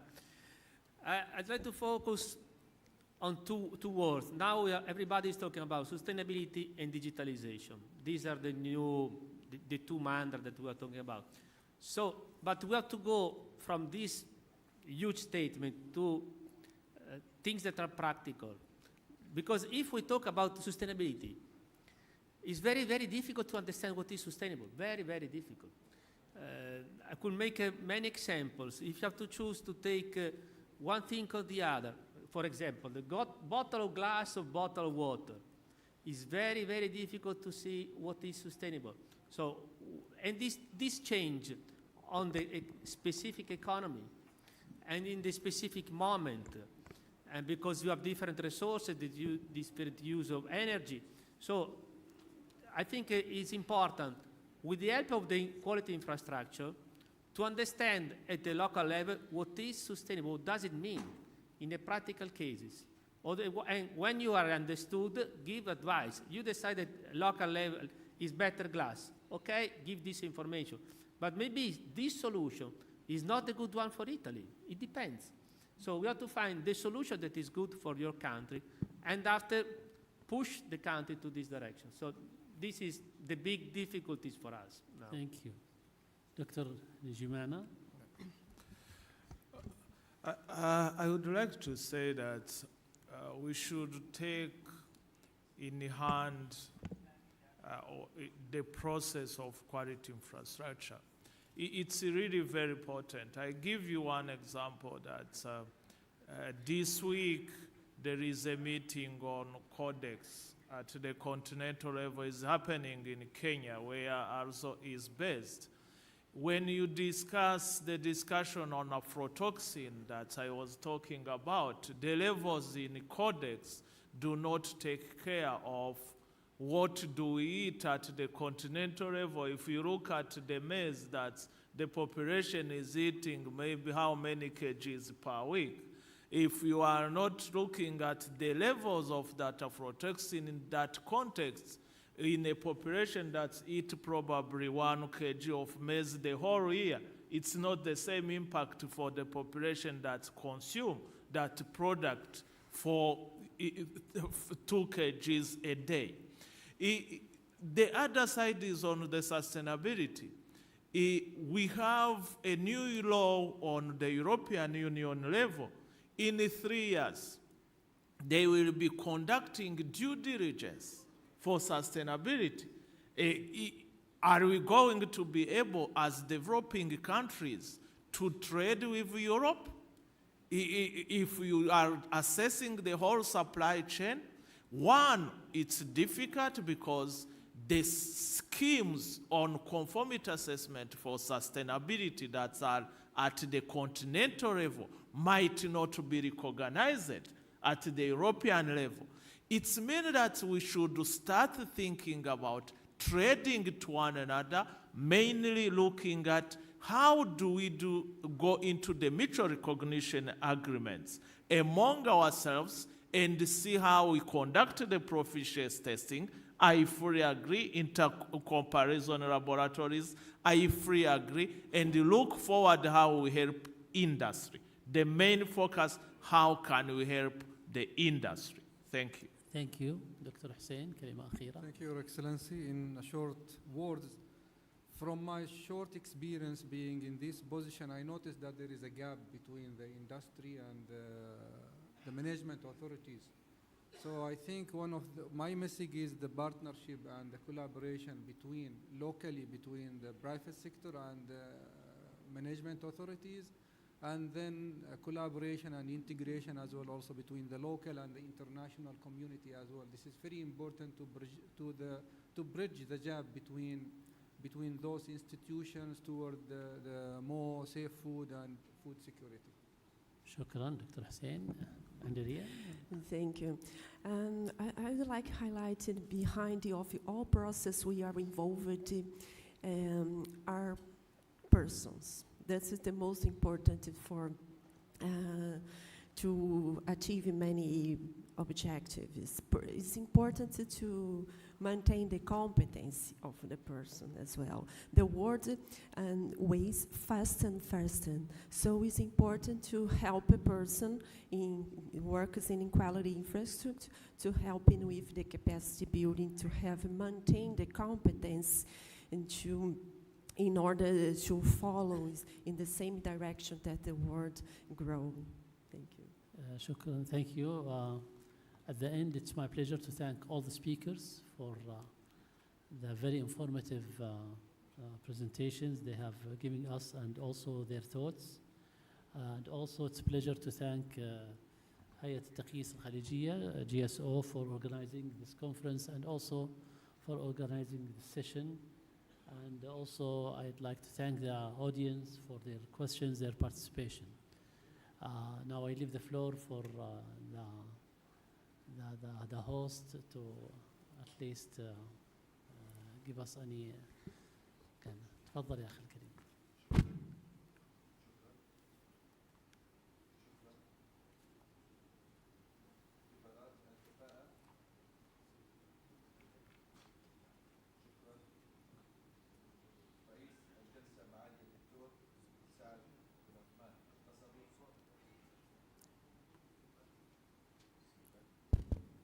شكرا رئيس الجلسة معالي الدكتور سعد بن عثمان القصبي محافظ الهيئة السعودية للمواصفات والمقاييس والجودة لإدارة الجلسة الأولى اختبارات الكفاءة للتنافسية والابتكار وتطوير الصناعة. نستأذن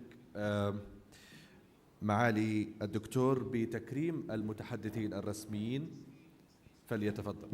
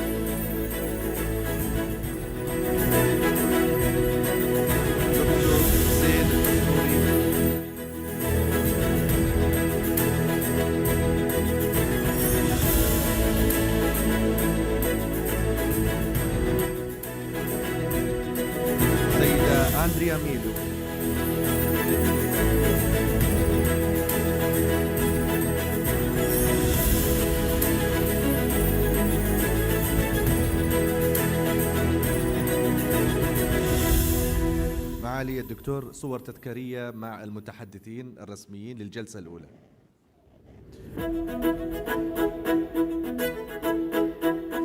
والآن تكريم رئيس هيئة التقييس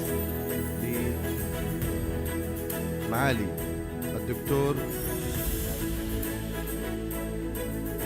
سعادة الأستاذ سعود بن ناصر القصيبي رئيس هيئة التقييس لدول مجلس التعاون لدول الخليج العربية، بتكريم معالي الدكتور سعد بن عثمان القصبي محافظ الهيئة السعودية للمواصفات والمقاييس والجودة.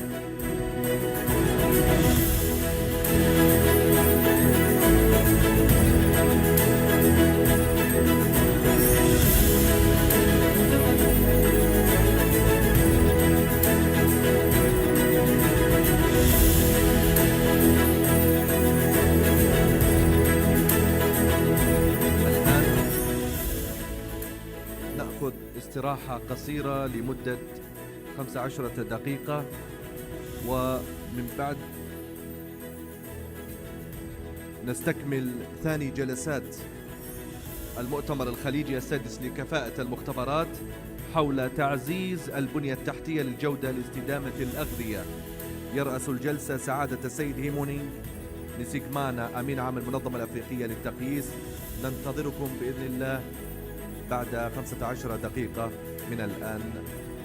شكرا لكم. It's a break 15 minutes.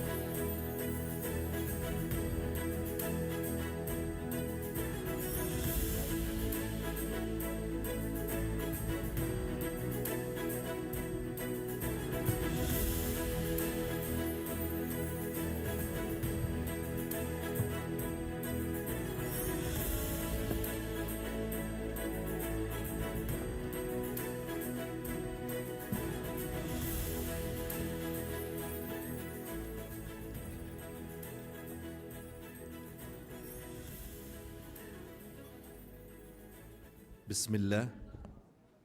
نبدأ الجلسة الثانية تحت عنوان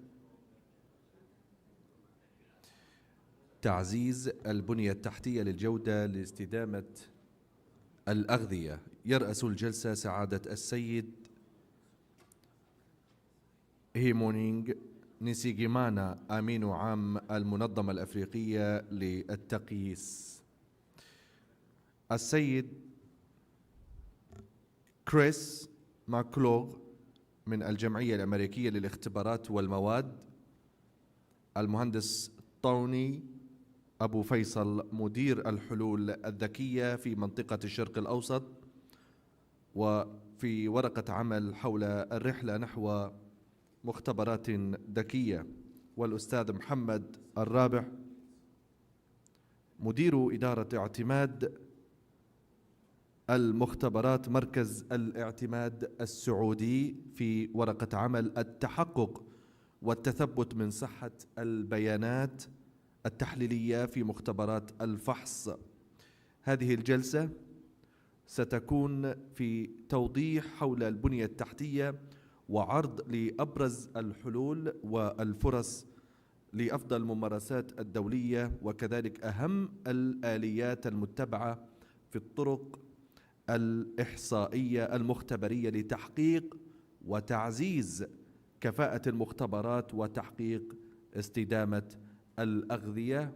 ونبدأ ثاني جلسات المؤتمر الخليجي السادس لكفاءة المختبر، فلتفضل.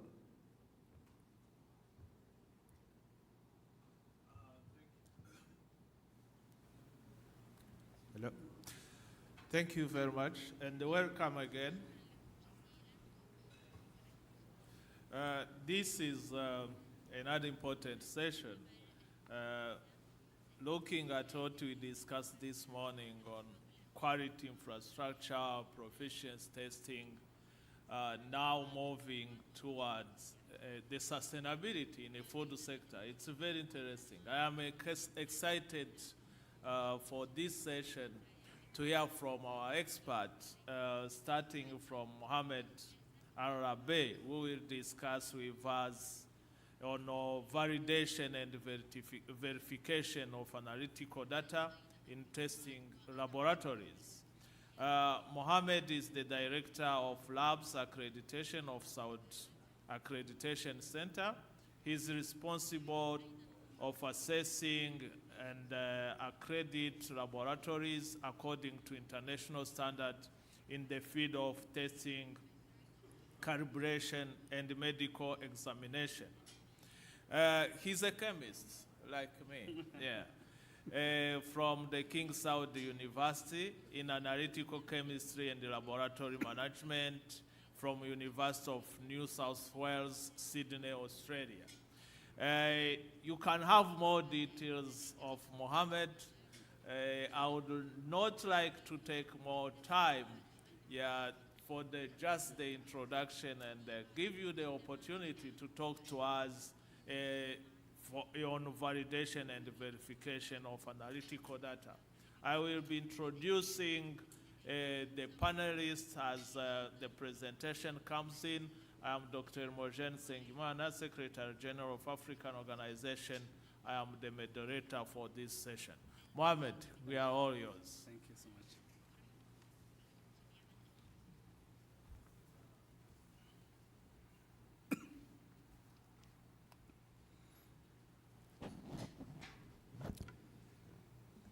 بسم الله الرحمن الرحيم والصلاة والسلام على رسول الله. Ladies and gentlemen, please allow me, I will deliver this presentation in Arabic. الحضور الكرام، السلام عليكم ورحمة الله وبركاته.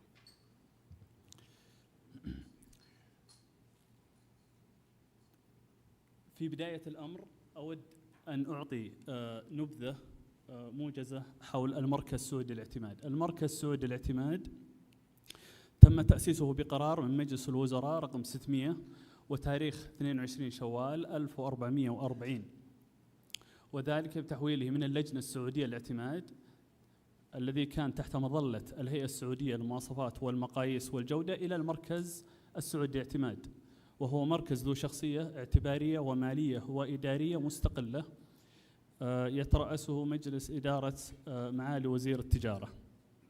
الهدف الرئيسي أو الأهداف الرئيسية الأربعة للمركز السعودي للاعتماد هو ضمان كفاية جهات تقويم المطابقة، وضمان الثقة في الخدمات لجهات تقويم المطابقة بطريقة تعزز مشاركة القطاع الخاص في تقديم تلك الخدمات. ثالثاً، حماية المستهلك والصحة العامة. رابعاً، رفع مستوى الجودة والكفاءة والثقة في الخدمات والمنتجات المقدمة. أود أن أعطي هنا نبذة حول دور الاعتماد في البنية التحتية للجودة. وفي بداية الأمر دعونا نعرف ماهية الاعتماد. الاعتماد هو شهادة طرف ثالث، ونعني بالطرف الثالث هنا الجهة الوطنية المخول لها تقديم خدمات الاعتماد. إذن شهادة طرف ثالث بأن جهة تقويم مطابقة ما لديها الكفاءة والقدرة على تقديم خدمات تقويم مطابقة ذات كفاءة. هناك 5 نقاط رئيسية لأهمية الاعتماد. أولاً، تقديم ضمان للجانب الفني والإداري لأي جهة تقويم مطابقة في جميع أو كامل المنظومة الاقتصادية. ثانياً، دعم الجهات الحكومية الرسمية في المنطقة في تقليل اللايقين ودعم القرارات الخاصة أو ذات العلاقة بالصحة والبيئة. ثالثاً، تسهيل عملية التبادل التجاري بما يتعلق بمطابقة المنتجات. رابعاً، تقليل أخطاء العملية التصنيعية أو تقليل المنتجات المعيبة ورفع مستوى رضا العملاء. 5، رفع مستوى الثقة للمجتمع ككل والمستهلك في السوق. يسعى المركز السعودي للاعتماد إلى تقديم كافة خدمات الاعتماد في جميع القطاعات. مثلاً، يقدم المركز السعودي للاعتماد اعتماد المختبرات، القياس والمعايرة والفحص حسب المواصفة آيزو 1725، وكذلك اعتماد المختبرات الطبية حسب المواصفة آيزو 15189. كذلك يقدم المركز خدمات اعتماد جهات التفتيش حسب المواصفة آيزو 1720، وخدمات جهات منح الشهادات حسب المواصفة آيزو 1765 وآيزو 1721، وجهات منح الشهادات للأفراد حسب المواصفة آيزو 1724. وبهذا الصدد أود أن أعرج على أن المركز السعودي للاعتماد قد حصل على الاعتراف الدولي من المنظمة الدولية لاعتماد المختبرات ILAC في أغسطس 2021.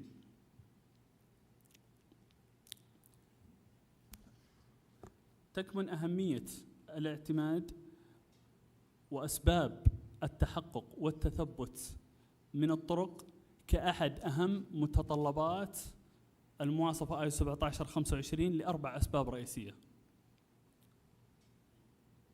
السبب الأول هو سبب أخلاقي، فبلا تحقق وبلا تثبت من صحة الطريقة لا يمكن الوثوق بالنتائج الصادرة من طرق العمل. ثانياً، لأسباب تجارية، وبالتالي تخفيض التكاليف لجميع الأخطاء في العملية التحليلية أو الأخطاء الناجمة من اتخاذ القرارات بعد صدور النتائج. ثالثاً، لأسباب تنظيمية وقانونية، حيث أن التثبت والتحقق من طرق العمل يتطابق مع المتطلبات، وهو متطلب رئيسي للمتطلبات المحلية والدولية.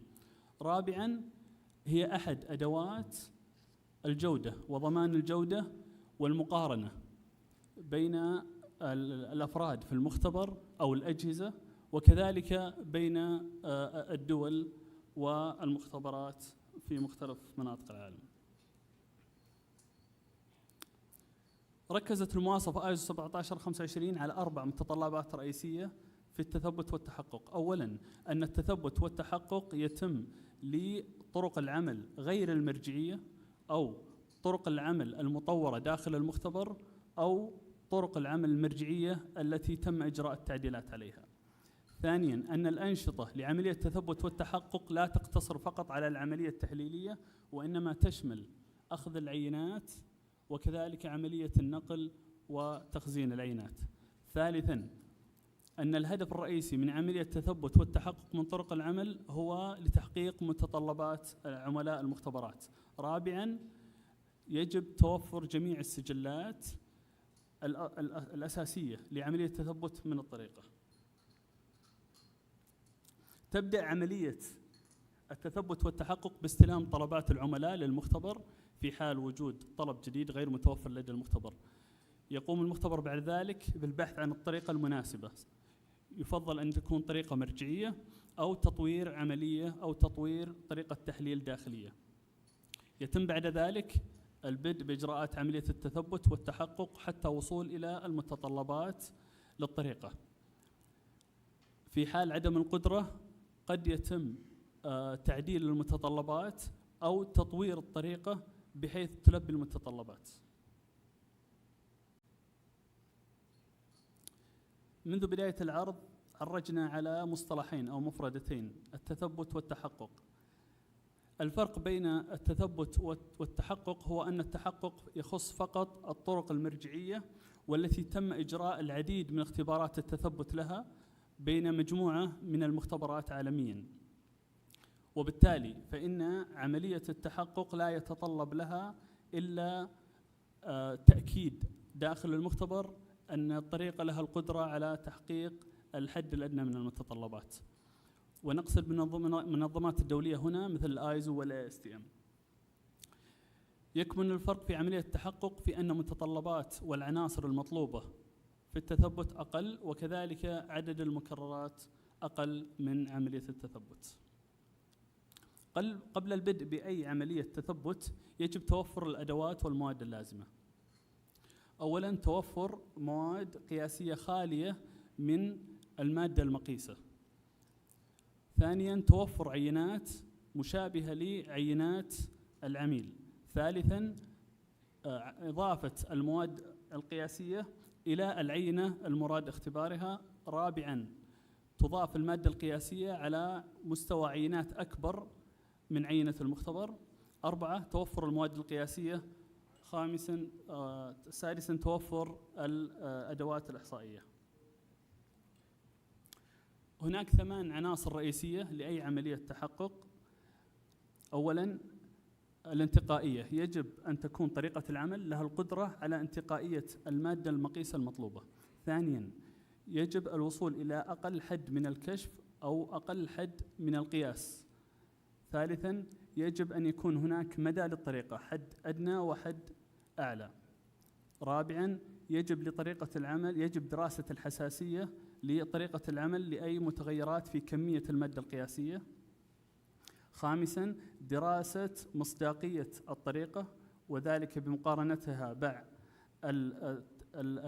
الكمية المتوقعة. سادساً دراسة دقة القياسات من خلال دراسة المتغيرات. سابعاً دراسة حسابات اللا يقين بعد عملية دراسة التحقق. وأخيراً دراسة قوة الطريقة لتحمل المتغيرات. هناك 4 وثائق مهمة في أي عملية تحقق. أولاً يجب توفر إجراء للتحقق في المختبر. إجراء التحقق يجب أن يكون شامل ويساعد العاملين في المختبر على أداء طريقة التحقق بالشكل الصحيح. ثانياً يجب تجهيز خطة عمل للتحقق قبل البدء بها. ثالثا يجب إعداد تقرير التحقق في نهاية الأمر مع تحديد نصي بأن هذه الطريقة مناسبة لطريقة العمل. خامسا يجب توفر السجلات الرئيسية للطريقة. وأخيرا بالأرقام، قام المركز السعودي للاعتماد بإجراء أكثر من 97 زيارة تقييم للمختبرات في عام 2020. من خلال تلك الزيارات تم رصد أكثر من 169 حالة عدم مطابقة خاصة فقط في عملية التحقق. أهم الأسباب الرئيسية للإشكاليات في عملية التحقق هو تقديم تقارير تحقق غير مكتملة، نتائج تحقق لا تفي بالمتطلبات، تقديم دراسة للتحقق غير شاملة لا تشمل جميع العناصر، ورابعاً لا توجد حدود للقبول والرفض لنتائج عملية التحقق. في نهاية الأمر أشكر لكم حضوركم الكريم، والسلام عليكم ورحمة الله وبركاته.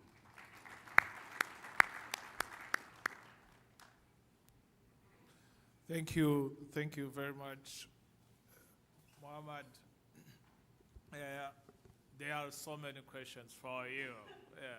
What I see online coming, but I will take time. You relax, then we move to the next speaker before we come to question and answers. Our next speaker is Chris Makalau. Is the General Manager, Laboratory Services Program Development for ASTM International, with 25 years of experience in the testing, inspection, and certification business. Primary responsibility is the enhancement, support, and development of new programs and services for ASTM member laboratories, including proficiency testing programs. You can see he has a long experience, 25 years. We would like to hear from you, Chris, on ASTM, the role of standards. Okay. Thank you.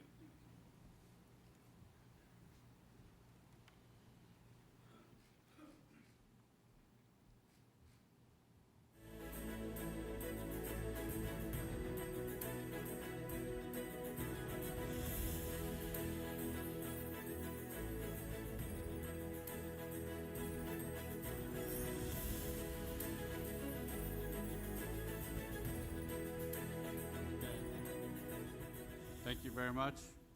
I'll try to make this quick because I know everyone is hungry for lunch, so I'll go through this as quickly as I can. So just generally, ASTM's core business is the development of standards. You can see we have over 12,000 standards that we have developed. This is in all types of industries, and I'll go into this a little bit more. But besides that, we also have a lot of other products and services, so I'll touch on that as well. Okay, so ASTM has been around. We're actually going to be celebrating our 125th year anniversary next year. So we've been around for a while. The role of standards is quite diverse, everything from health and safety to product quality, et cetera.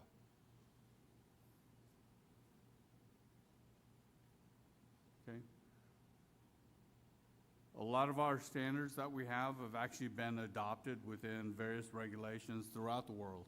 You can see that they've been referenced, 6,700 something times as a basis for national standards outside of the U.S. So it's a kind of a mindset change that we're trying to get adopted. Is these are not American standards. We've switched our name from ASTM to ASTM International just because they are used on a global basis.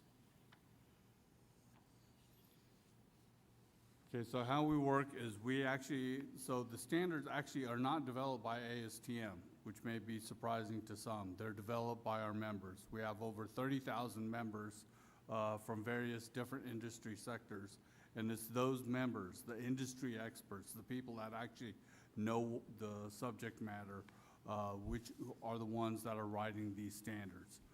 And they're also the ones reviewing the standards and approving them. So it's the ASTM just provides the facility and the vehicle for getting these standards to be official publications. I skipped past the slide, but that last slide had a picture of some little girl riding an amusement park ride. So that's actually one of the industry sectors that we develop standards for, is amusement park rides. So you can see we actually develop standards in quite a few areas, not just petroleum and steel and the things that you would normally think of. Okay, we operate globally, as I mentioned. We actually have 101 memorandums of understanding where we work with folks like the GSO for working on the development of standards. Specifically, when you look at the Gulf region, these are the memorandums of understanding that we have in place with the various countries. Okay. I think one thing that is important to note also is that these standards they're continuous improvement. You know, they're living documents. So we actually mandate that each standard gets a technical review every 5 years, and if it makes sense to make the update, then they get updated because emerging technology, changing standards, et cetera. So they're constantly being updated. There are certain standards that seems like they're updated every 6 months, and there are some standards that actually go through that level of change. So it's just something to point out. Okay, next, membership. So membership is super simple. If anyone ever wants to contribute towards the development of standards, we encourage everyone in this room, even consumers, to join, contribute in the development of standards. You know, even if you're not alone, you know, we will do a lot of hand-holding. You know, just be warned that anybody that raises their hand and says, I really wish ASTM would develop a standard for this, the person who raised a hand is most likely the person that everyone's going to look to kind of fill that role of leading the charge on the development of that standard, but that's all right. You won't be alone. There'll be volunteers to help you. Okay, so these are a list of the different industries that we're in. And I just wanted to point out, since the theme of this conference is food, then we actually do have standards on food processing, and I'm hoping that we'll actually get more into food standards in some other sectors as well. So specifically with regards to test method, I just want to talk about the development process. So as I mentioned before, it's typically someone saying, I really wish there were a test method for determination of mycotoxins in corn or something like that. Then in that case, then ASTM would develop a work item.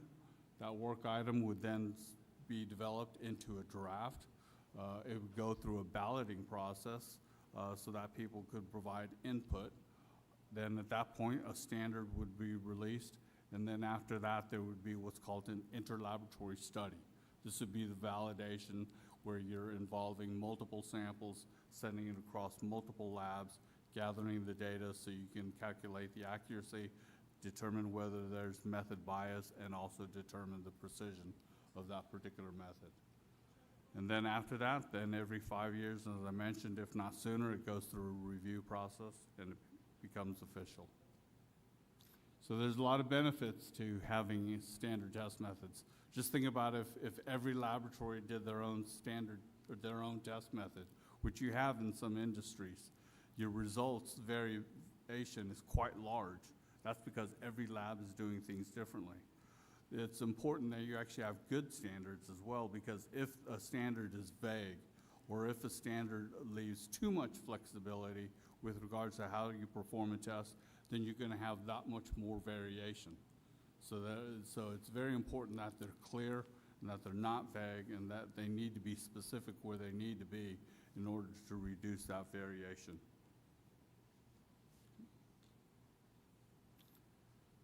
A little plug on why ASTM is the last word on standards. And as I mentioned at the beginning, we also have, besides the standards, we also are getting into offering other products and services to support the laboratory. We have training programs, including instructor-led training as well as e-learning. We also have reference materials. We have many proficiency test programs in all types of areas for all types of products. And we also just launched a new product for doing statistical quality control for any laboratories that are interested in that. And that's all. Thank you, Chris. Yeah, I will have also your questions afterward. Thank you very much, and thank you both for using the time wisely. I think we will have a good discussion. Our next speaker is Tony Abu Faisal. He's from CMS. He's the head of Life Science Vertical, Middle East region. He's responsible for CMS smart infrastructure. In his current position, Tony is helping customers maintain safe, compliant operations of their critical environment while achieving their sustainability objectives. Tony holds a master's degree in electrical engineering and has an experience of 21 years. We would like to hear from you. This morning, it's come to us on digital issues, new thinking. He will be talking to us on starting your smart lab journey. Tony.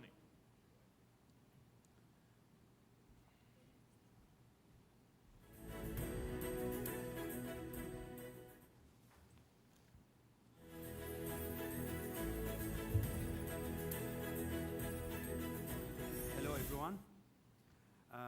Before we start talking about Smart Lab Journey, I want to mention that even though the content of the presentation is related to the lab infrastructure, it has a direct impact on the operation, on the safety, and the quality of the research that happens in the lab. So the Smart Lab Journey starts by understanding the challenges and the available solutions that to maintain a space in a safe, secure, efficient manner. Many challenges the labs have many challenges. We will focus mainly on the ones we hear from our customers related to safety, related to compliance with regulations, energy, so high energy consumption, sustainability goals, and the aging infrastructure. Let's start with the safety. The lab causes a lot of risks to the occupants, and we see common risks ranging from chemical to biological to infectious diseases. In a lab, we have to maintain a continuous monitoring of the room conditions, mainly the temperature, CO2 levels, the particle counting, and we have to have to control the access to authorized personnel, and also to have a fire detection and a fire protection system in place. So safety should be the #1 priority in a lab. Let's talk about compliance in a bit. Labs are regulated spaces, and they follow strict various levels of compliance standards. Normally, you have the ASHRAE and the AIHA, who have specific guidelines for the ventilation and the air change requirement in labs. Okay? The NCZ 9.5 was set in place to guide planning and maintenance of lab ventilation systems. Also, in addition to that, the validated environments, such as clean rooms, they have to follow strict regulations from the FDA 21 CFR Part 11 or the European GMP Annex 11 regulations. The changes that were made from the AIHA They encourage the use of smart infrastructure, and the ANSI 9.5 addition, they use the building system to monitor how the ventilation system is operating. And there's a requirement also to have a continuous periodic reporting to make sure the codes and the fire safety regulations are being followed. The labs are high energy consumers. The research shows that a typical lab consumes 3 to 8 times more energy than a normal building. And 2/3 of this energy used is associated to the mechanical ventilation and the cooling of the space to maintain a safe and compliant manner.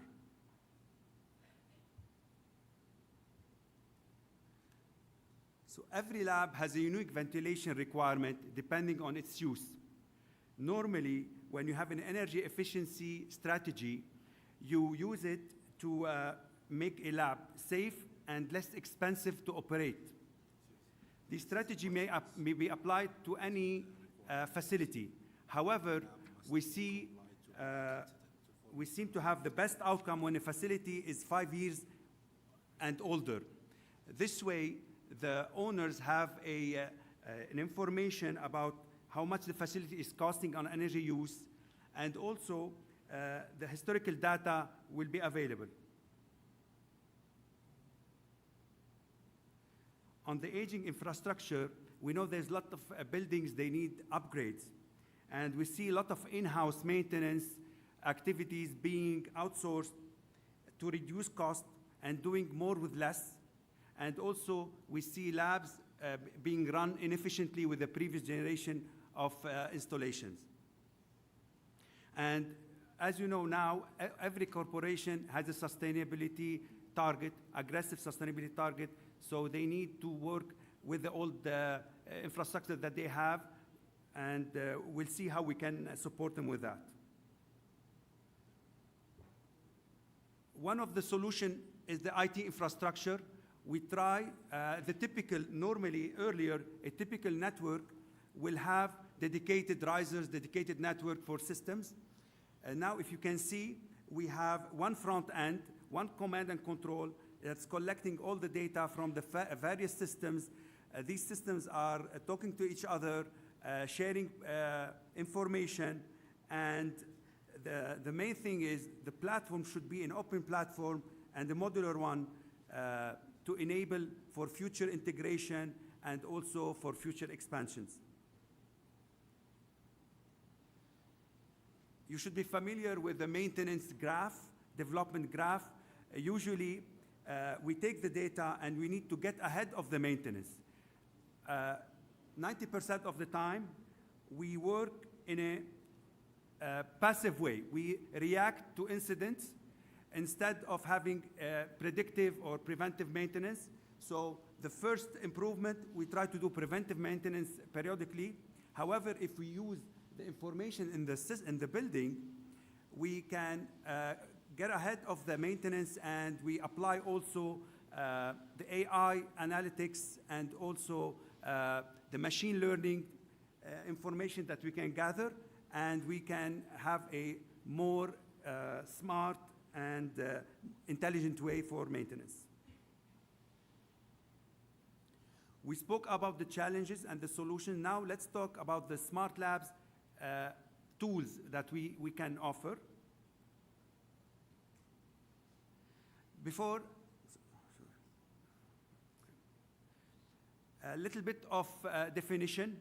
A smart lab solution should incorporate an intelligent lab infrastructure elements such as IoT and digital integration. It also should employ a holistic digital strategy based on data that's collected to deliver a sustainable energy approach in running the facility. We want a high-performance lab that ensures the safety and comfort of its occupants while fostering future innovative researches. Also, a smart lab will attract more talents. As you know, the new generation employees would prefer to work in a facility with the state-of-the-art technologies. We talked about the energy challenge, and as it was the first, it's number one use of energy is related to the air. So we bring it in, we cool it, we exhaust it, and we saw that the dynamic control of the lab ventilation turns out to be the number one way for saving energy in a lab. And technologies are improving dramatically in a way that allows us to monitor various chemicals and concentrations in the air.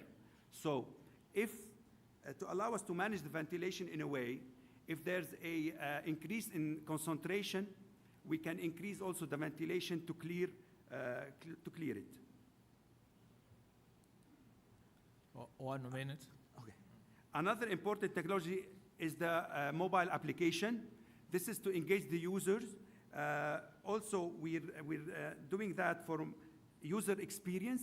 So he can change the temperature, he can order food, he can, let's say, schedule meeting. However, in the lab, he can also schedule a shared equipment. He can do also a report a mismanagement, something that is missing in the lab.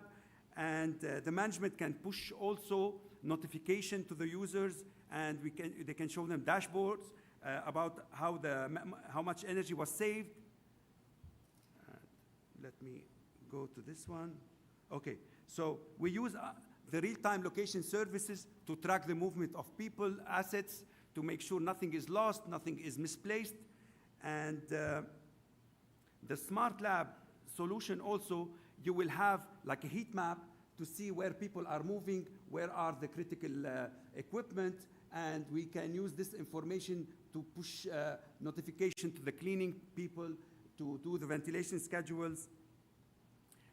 Last, I will talk about an example how if there is spill in a lab and the system will automatically detect the increase in the concentration, and it will alert the people mainly by notifying them in a change in the color of the lights or by pushing notifications to their mobiles. And later the safety team can update their plan accordingly, and they train the people on how to operate more efficiently. And you can do the tracing of the people who were exposed to this kind of information. So best practices, we suggest if a customer is looking for to do a smart lab, there's a digital transformation journey. He has to have a technology partner on board, talking to all the stakeholders in this responsible for the lab, safety, operations, construction, design team, and they have to have a co-creation workshop to decide on the use cases based on their objectives. Okay. So, thank you so much. And we're having a workshop at 6:20 tonight to talk about the smart lab solution, the validation information that we can provide to our customers, and we look forward to see you there. Thank you. Thank you. Thank you, Tony. Thank you very much.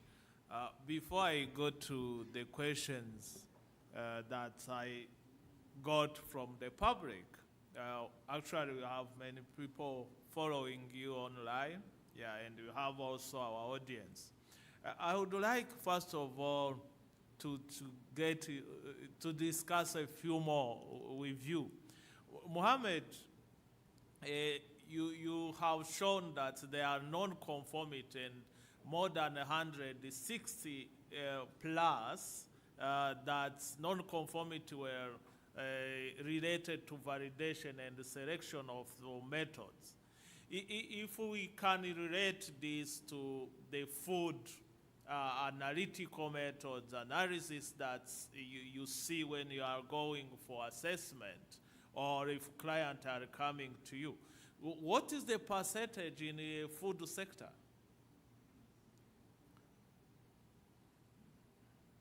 Yes, thank you for the question, Mr. Homichin. Yes, I would believe food sector among the all accredited labs in Saudi Accreditation Center actually represent a substantial numbers. I would believe more than 15% to 20% of the accredited labs belong to the food. There are other labs also that is indirectly for water analysis, for environmental and agricultural also, that can be counted also more. So yes, food, we have categorized the domains and sectors in Saudi Accreditation Center. So we have the food and agriculture, it's together. So both of them represent, as I mentioned, almost 20% of that, yes. Thank you very much. I think we relate to the safety issues. That's why it's interesting to have the food. And Chris, you have shown us different sectors that ASTM is working on. And it's interesting when you look at the method development that you are doing, and other big institutions that have been there for 100 years are developing. If you look at developing countries, in this area, I can say Middle East, Africa, Southern America, the method development are more academic oriented. What is the advice can you give us to see in the near future that we are producing methods that can be found in an ISO standard, in an ASTM standard, influence the method development? As you know, it's a good business. Thank you.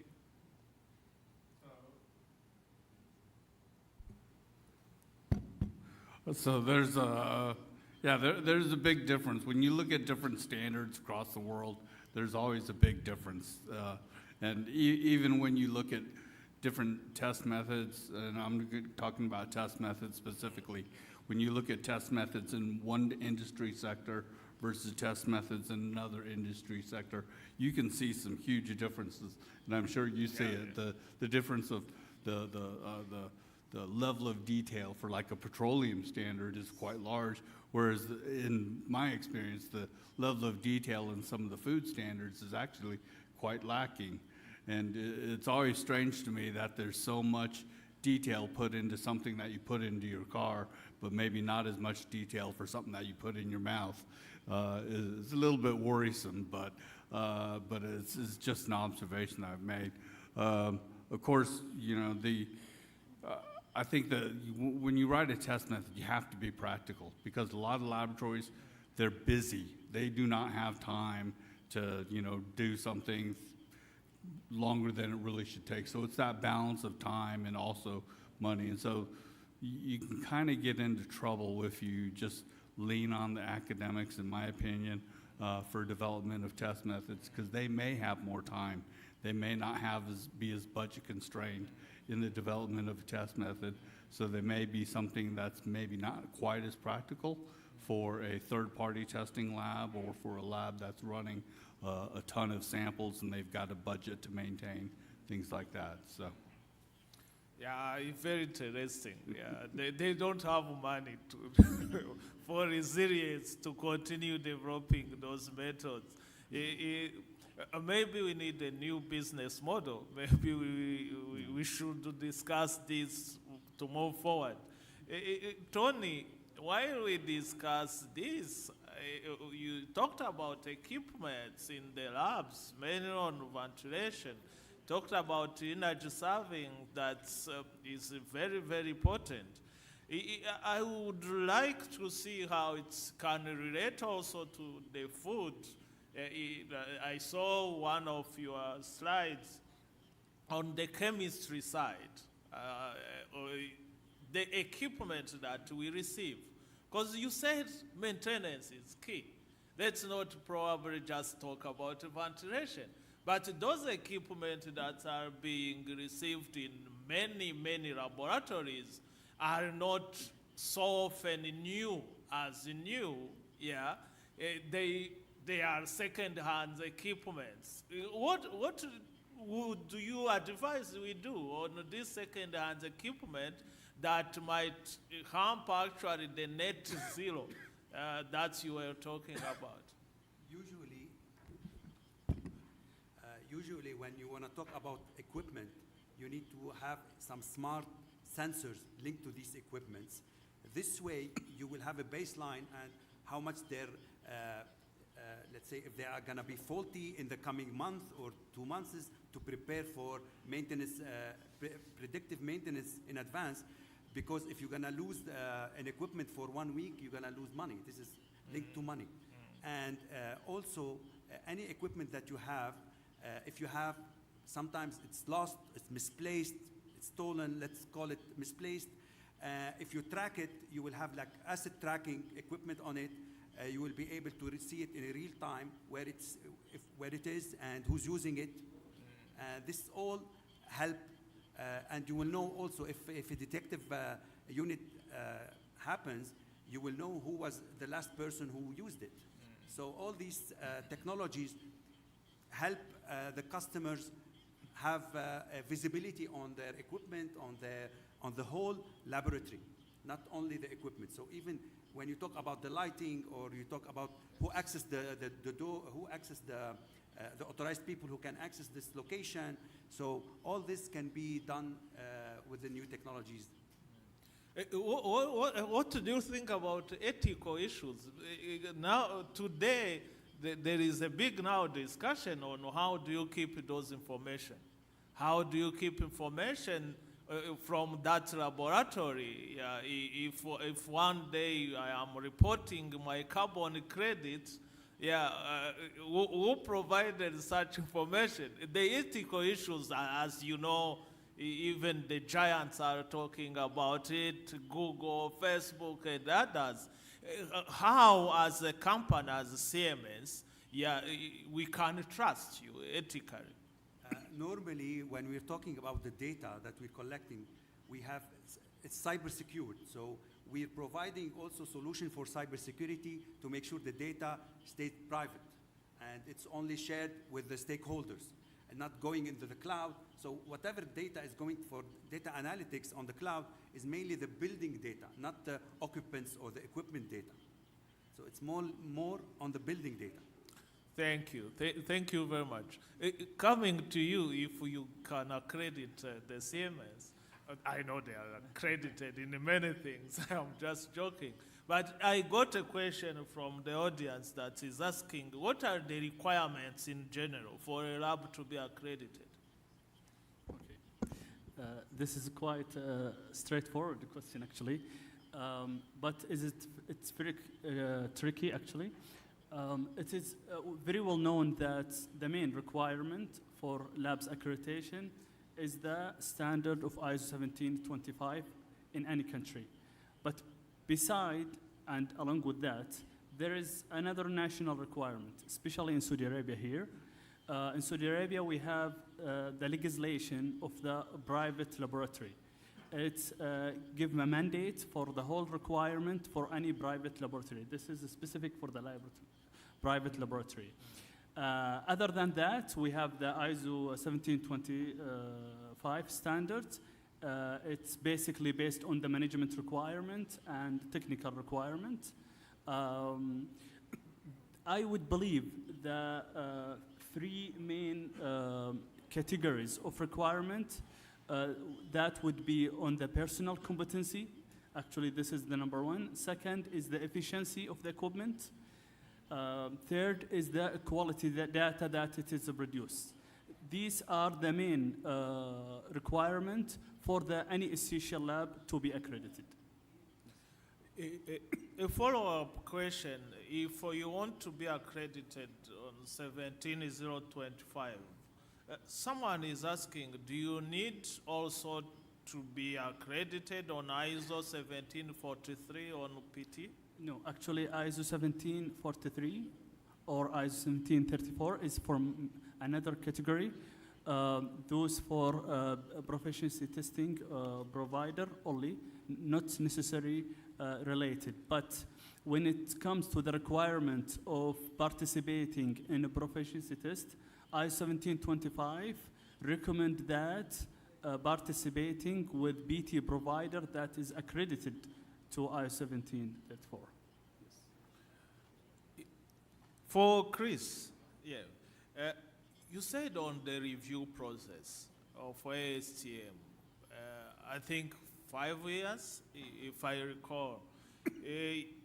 The 5 years, do you ever found sometimes people requesting the review earlier than 5 years? And what do you do about it? Right, so each test method or each document actually sits within a specific committee or subcommittee, and those subcommittees meet at least once a year. Many of them meet twice a year, and during that time, anybody that has any suggestions, or maybe they just finished, they're new to the standard, they just finished reading through it and they're confused by the wording in one section, so they raise their hand and say, could you guys improve the wording of this section? Okay. And then so at that point they say, yeah, that's a great idea, would you mind doing that? And then it gets reviewed and revised. In some cases it may be an update of a laboratory instrument. I remember a long time ago, there was a standard for density, by density meter. You inject the sample in, and the test method said after you inject the sample, turn off the light, okay? Because the bulb from the light would impact the temperature, and then it would give you a falsely low result. But that equipment manufacturer of that density meter, they switched out the halogen lights with LED lights, and you could not switch off the light. There was no light switch. And so that was the case where the test method was now inaccurate because you couldn't conform to the test method because of the new technology that was out. So maybe both of you in the testing, someone is asking what fields of expertise mainly required for validation in testing laboratories?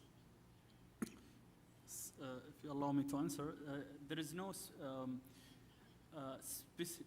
specific specialty for the field of validation, verification. Actually, it's directly related to the field or scope of analysis. So the person and the technician that is responsible for running the routine analysis of the samples is responsible and the management have the responsibility to educate him, to train him for the validation and verification of the same method. Yes. Okay. Chris, would you agree with him? Yes, I agree. Okay. Tony, what would be the cost to have a smart lab? Normally, our customers start with the energy. They start with the energy saving part, and later on, whatever we get saved from the costs, we use it to add additional smart sensors, smart IoT sensors. So you can work efficiently, and then you use this money that you save to buy the IoT sensors and the technology that make it a smart lab. Do you have some companies and laboratories in developing countries? Or I know you are in charge of Middle East. Yeah, your colleagues are somewhere else in. Of course. In every country, even here in Saudi Arabia, we work with Tarshid, the company responsible, the authority responsible for sustainability and energy saving. So we do audits of the labs. We give sometimes free audits just to show them if there's a potential of energy saving. And if we reach an agreement, we can implement this technology. Thank you. Mohammed, there is someone who needs a job online. He's asking if you are hiring. Do you only look at the experience of people or you train people? For hiring, of course, Saudi Accreditation Center always looking for experienced one. You know that Saudi Accreditation Center is the in the top at the pyramid of the accreditation of laboratory. So it's very crucial and important for Saudi Accreditation Center to have experienced people. Yes. Okay. Thank you. Is the following. We'll get in touch. Someone asked the STM standards. STM standards for entertainment industry is limited to thrill rides or also covers park safety, kiddie rides, and water parks. Do you know about it? Standards on entertainment industry. Is it limited to thrill rides or covers park safety, the kiddie safety, and water parks? So we have some standards like on water safety. We have the standards on amusement park safety. So our mantra, the thing that we're going by, is trying to make the world work better, right? And so if the stakeholder comes to us and say we would like standards in this particular area, because at the time I don't believe there were any standards for amusement park rides. But it's critical, you know, we all have kids and the kids ride amusement park rides. You want there to be standards for those before you put your children on those rides, right? And so I think, you know, it's just a matter of, you know, we're member driven. So if a member comes to us and say we would like standards in this segment, then that's where we'll focus our efforts on. But in terms of, you know, all the different areas of safety, there's too many really to list. You know, we have standards for environmental site safety assessments, for environmental site assessments. We have standards for water quality. We have standards for food processing. There's a lot of different standards. It's really, you know, with how many we have, it's just too much to list, really. Thank you. Another question. You have a lot of questions. What are the difference between validation procedure and protocol? Yes. What you mentioned in the during presentation, first there must be a validation procedure. This procedure is set out all requirements and all methods, including the method validation protocol inside the method procedures. So the verification and validation protocol actually should be included in the validation procedures. After procedures for validation and verification is established, then laboratory can start applying the validation protocol for any test method to be validated. Yes. Thank you.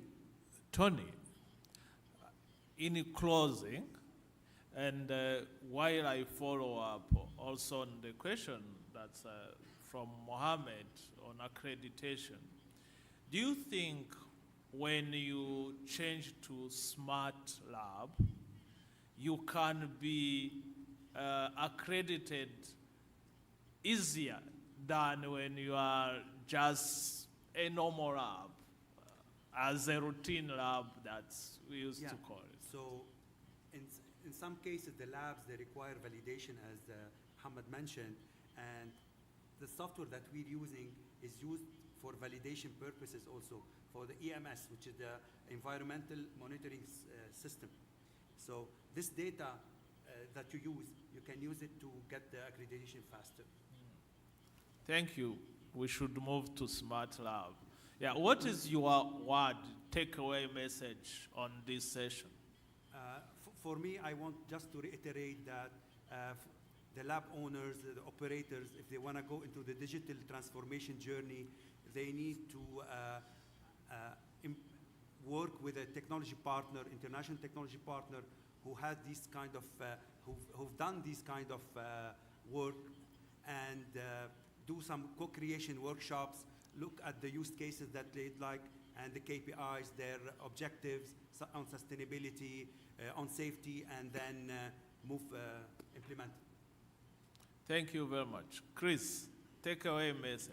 I guess if I had to hope for anything, it would be to make people aware that ASTM is there at your beck and call to help support you in the development of standards, to support you in offering new products and services just reach out and we will see what we can do to help support you. Thank you. Mohammed.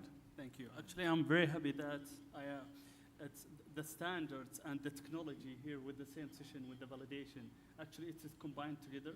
So new advances in technology helps validation and verification to be more accurate. Also, rigid standards and international standards also help a lot of laboratories to give shorter time and effort for method validation. Thank you very much. Thank you, panelists. Thank you, the audience, for the questions and following us. I think they deserve an applause.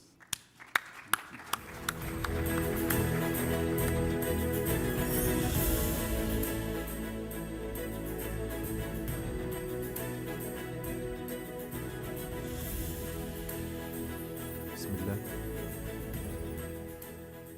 كنا في جلسة الحوار حول تعزيز البنية التحتية لجودة الاستدامة للأغذية. رأس الجلسة السيد هيمنوينغ نيسي جيمانا أمين عام المنظمة الأفريقية. شكرا لكم. Thank you so much. Thank you everybody. Thank you speakers. الآن تكريم رئيس الجلسة لمتحدثين.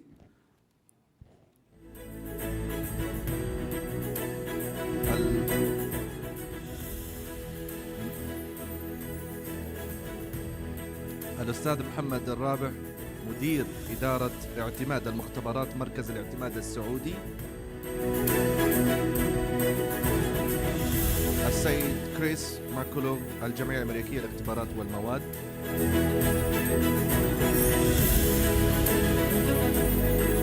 الأستاذ أو المهندس توني أبو فيصل مدير الحلول الذكية في منطقة الشرق الأوسط. سيمنز الشرق الأوسط.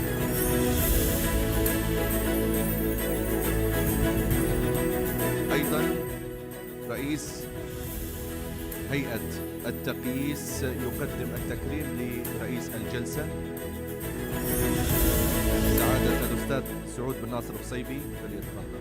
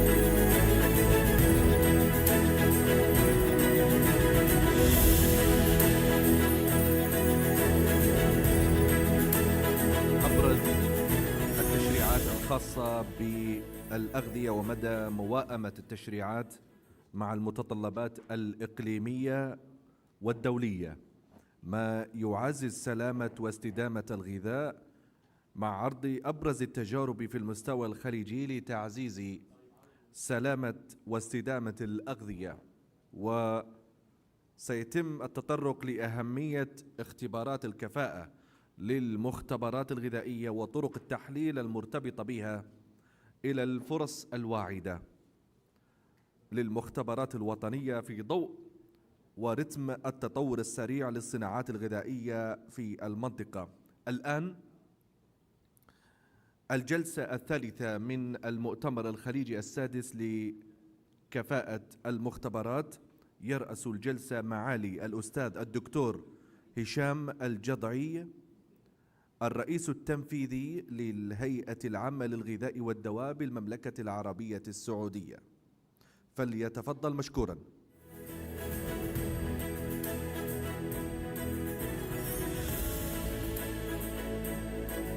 السيد إحسان أوفيت أمين عام معهد المواصفات والمقاييس للدول الإسلامية، فليتفضل مشكورا بورقة عنوانها منظومة البنية التحتية العالمية لمنظمة التعاون الإسلامي في دعم الاستدامة الغذائية. الدكتورة ريم الفليج رئيس مجلس الإدارة الهيئة العامة للغذاء والتغذية دولة الكويت، في ورقة عمل حول دور الهيئة العامة للغذاء والتغذية ورفع سلامة الغذاء بدولة الكويت. السيدة سنادرين أسبيلاك رئيس لجنة منظمة التقييس الدولية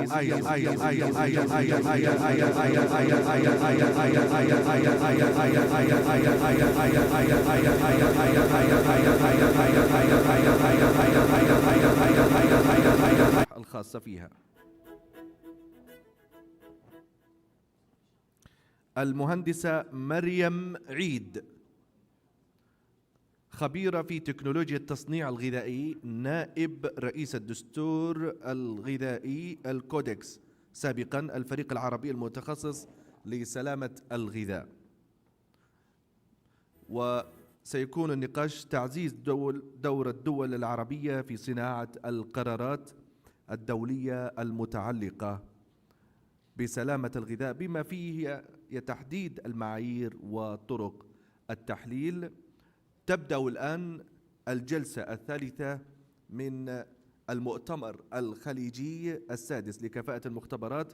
يرأس الجلسة معالي الأستاذ الدكتور هشام الجضعي الرئيس التنفيذي للهيئة العامة للغذاء والدواء المملكة العربية السعودية، فليتفضل مشكورا.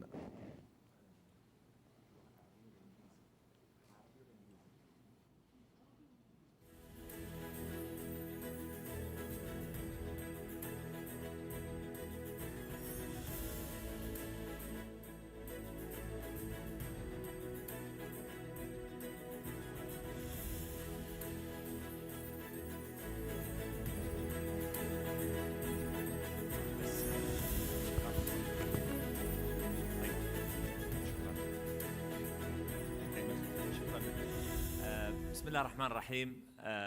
السلام عليكم ورحمة الله وبركاته. حياكم الله جميعا. وفي البداية أشكر هيئة التقييس لتنظيم هذا اللقاء وهذا المؤتمر حقيقة الثمين الحقيقة والمثري بالمشاركات المميزة من متخصصين في مجالات متعددة. وهذه الجلسة حقيقة تسلط الضوء على جوانب حقيقة مميزة، وفي جوانب الغذاء وجوانب الاختبارات للغذاء. واعتقد انه نتفق جميعا ان الحضور في هذه الجلسة من اميز الناس في خبرة، سواء كانوا في الغذاء او كانوا في مجال المختبرات على مستوى ان شاء الله على مستوى العالم. فنرحب بكم ولعلنا نبدأ الجلسة. ستكون الجلسة عبارة عن أعطي وقت نقول محددين ربع ساعة، لكن ممكن نقول أقل من ذلك إن استطاع المتحدثين لكل متحدث، ثم بعد ذلك يكون فتح المجال للأسئلة والاستفسارات، وهذا حقيقة يمكن هو يعني محور الحديث. الجلسة الأولى أو المتحدث الأول السيد إحسان أوفيت، السكرتير العام ل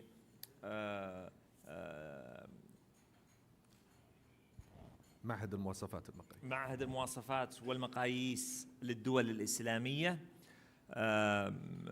وهو يعني غني عن التعريف في جهوده في مجال المواصفات بصفة عامة، وتوحيد وتنسيق المواصفات في للدول الإسلامية، خصوصا في بعض المجالات المتعلقة في الغذاء وكذلك في متعلقة في جوانب الحلال وغيرها، فنرحب به فليتفضل لإلقاء كلمته.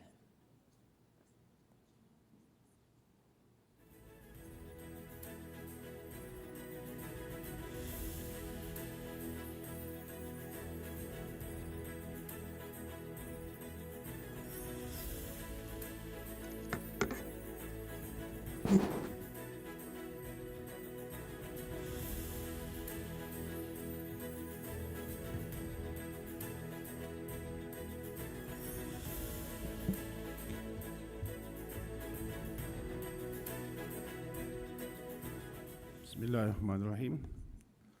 Distinguished guests, brothers and sisters. Assalamu alaikum wa rahmatullahi wa barakatuh. First of all, I want to thank the GSU and Kingdom of Saudi Arabia inviting us to this important gathering. I'm Secretary General of SMIC as our moderator. Give some information. I will start my presentation. This outline of my presentation, I will shortly give some information about SMIC and then talk about global halal quality infrastructure, the new scheme as approved by the Board of Directors of SMIC and sent to the OIC for all OIC member states, and give information about our technical committees, and then short information about OIC standards, and then 2 slides about the standards for sustainability in food issues, and conclude inshallah. SMIC is a charity-based and an intergovernmental organization, technical and also affiliated to OIC. OIC organization of Islamic countries. For the foreign audience, is the Voice of the Ummah, is officially headquartered in Jeddah, in Kingdom of Saudi Arabia. SMIC also recognized the international organization, has diplomat status in Turkey, established officially in August 2010, nearly almost 12 years old, and our headquarters, as I said, in Istanbul, Turkey. We have many objectives, but summarized here. We have the main objectives to develop or prepare all type standard for the OIC countries, OIC standards. Second objective is to achieve uniformity in standardization methodology and testing facilities in the member states. And the third objectives to provide technical assistance to member states which they don't have process such bodies like for the LDC countries. And the important issues, objective to establish a conformity assessment scheme for purpose of the mutual trade among the member states. We have, till now, we have 43 member states, full members, 3 observers. Only OIC member states can be SMIC members. Our target, we have to be 57 members, full members, and observers, only OIC observer states can be observers here. We have a vision and mission, just read the vision, to create a quality infrastructure that improves the economy and welfare and protects our member states. This is our mission. Just showed our the strategic plan for next 10 years. And then halal quality infrastructure. This pyramid has been developed under SMIC nearly 5 years. Our member studies on, and then the last decision as morning speakers talk about quality infrastructure. Same model from the certification to accreditation. Our target to establish a designation for the mutual recognition in the future. In the right side, you are seeing the standards for all levels from producers, certification bodies, accreditation bodies. We are using only terminology, authorized halal accreditation bodies, but some countries don't want to do halal accreditation. It should be authorized by the national governments. With this model, from the beginning of the travel of products from customer needs requires for the community till end user, there will be standards and conformity assessment activities and accredited or conformity activities.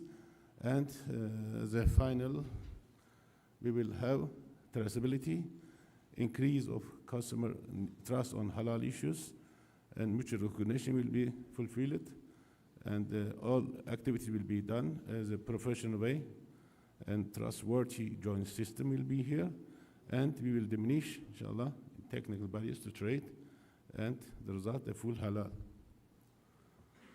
For these activities, as I say, we have technical committees for standards, our main activities. Each technical committees, like international models and European models, they have a title, scope, work programs, and have a business plan. And technical committees is designated to the countries.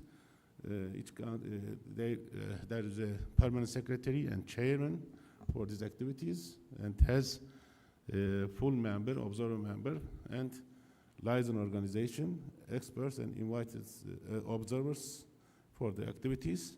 Here only we have maybe different in that international other organization. We have religious part. Religious part only international academies. The OIC institution is the main liaison organization for these activities.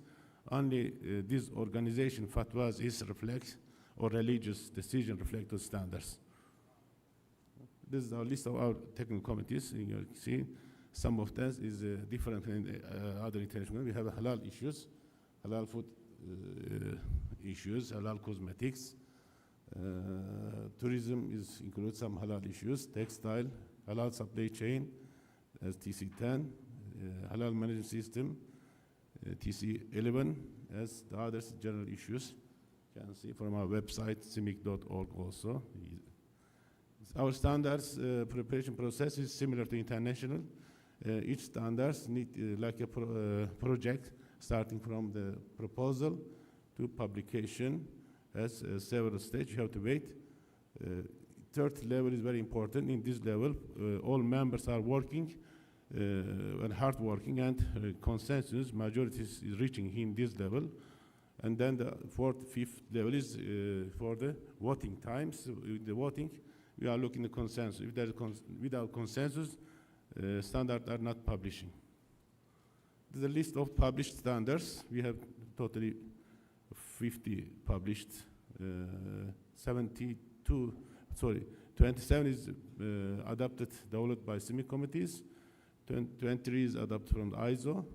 In the halal issues, we have 17 published standards, all developed and prepared by CIMIC committees. The list of standards, CIMIC 1, 2, 3 is prepared by OIC before the CIMIC. When CIMIC established 2010, OIC sent these 3 standards to OIC, and then after nearly 10 years, the standard has revised with the input of the member states. This new version published, the original was 2011 before. Now we have cosmetic standards, we have halal tourism standards, just reading someone. Halal quality management system is like referenced ISO 9000 standards, but added Islamic rules. Something about here, the OIC CIMIC 22 is about halal edible gelatin. 24 is about food additives. The others, 33, 34, 35, and 36 about the conformity assessment activities. 35 is a similar reference standard ISO 1725 plus some religious perspective. This is the full list. Went back to the topic of today. I just want to add 2 slides. As we all know, the Earth has finite resources, and life on Earth depends on these sources that we are constantly and recklessly consuming. International quality standards aim to minimize the wastage of the scarce resources, and in some way, large or small, they touch on all areas, making our water safe, our environment clean, and our food sources secure, hence to consequently improve our life quality. Using common standards in this regard is essential for the continuation of the system, is our policy in this CIMIC. The slide on this issue on OIC CIMIC standards by specifying basic requirements with the uniform terminology as well as standardized methods contribute to the sustainability of food products.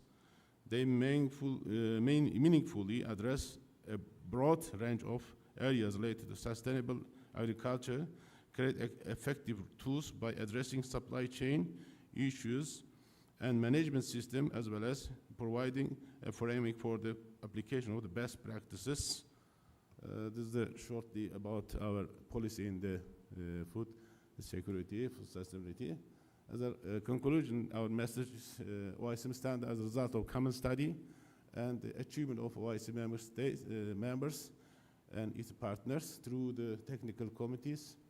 CIMIC is a common platform for all stakeholders, and our standards are common standards for the Muslim world and all interested parties. I want to thank for your give me a chance to shortly introduce CIMIC and our activities. Assalamu alaikum wa rahmatullahi wa barakatuh. وعليكم السلام ورحمة الله وبركاته. شكرا لك، وحتى تأخذ الترجمة سأتحدث بالإنجليزية. يعني you gave us a good overview about CIMIC, what they are doing. نبذة جدا متميزة حقيقة، وبالتركيز على موضوع حلال، وسنعود لذلك في خلال النقاش، وأنا متأكد أنه سيكون هناك أسئلة، وأعتقد أنه أهمية مشاركة الدول الإسلامية في وضع المعايير سيساعد في تطبيقها. The participation of all Muslim countries in the halal standards, actively in the halal standard, will facilitate the implementation of it on the ground. وهذه مهمة حقيقة، وأعتقد أن هذه بتكون نقطة من نقاط النقاش يعني في نهاية هذه الجلسة. لعلنا ننتقل إلى يعني موضوع شبيه بذلك، ولكن هناك فيه اختلافات عن موضوع حلال. ننتقل للدكتورة ريم الفليج، رئيس مجلس الإدارة والمدير العام بالتكليف الهيئة العامة للغذاء والتغذية بدولة الكويت. تحدث الدكتورة ريم عن دور الهيئة العامة للغذاء والتغذية في ضمان سلامة الغذاء بدولة الكويت وتجربتهم الرائدة في ذلك. تفضلي دكتورة.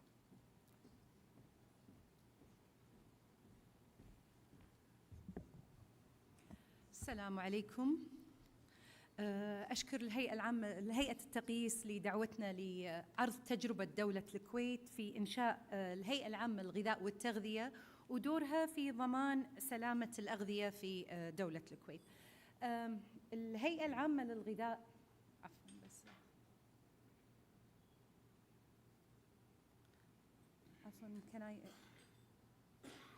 أعتقد يوجه من الجهة هذه. Can you just help me please?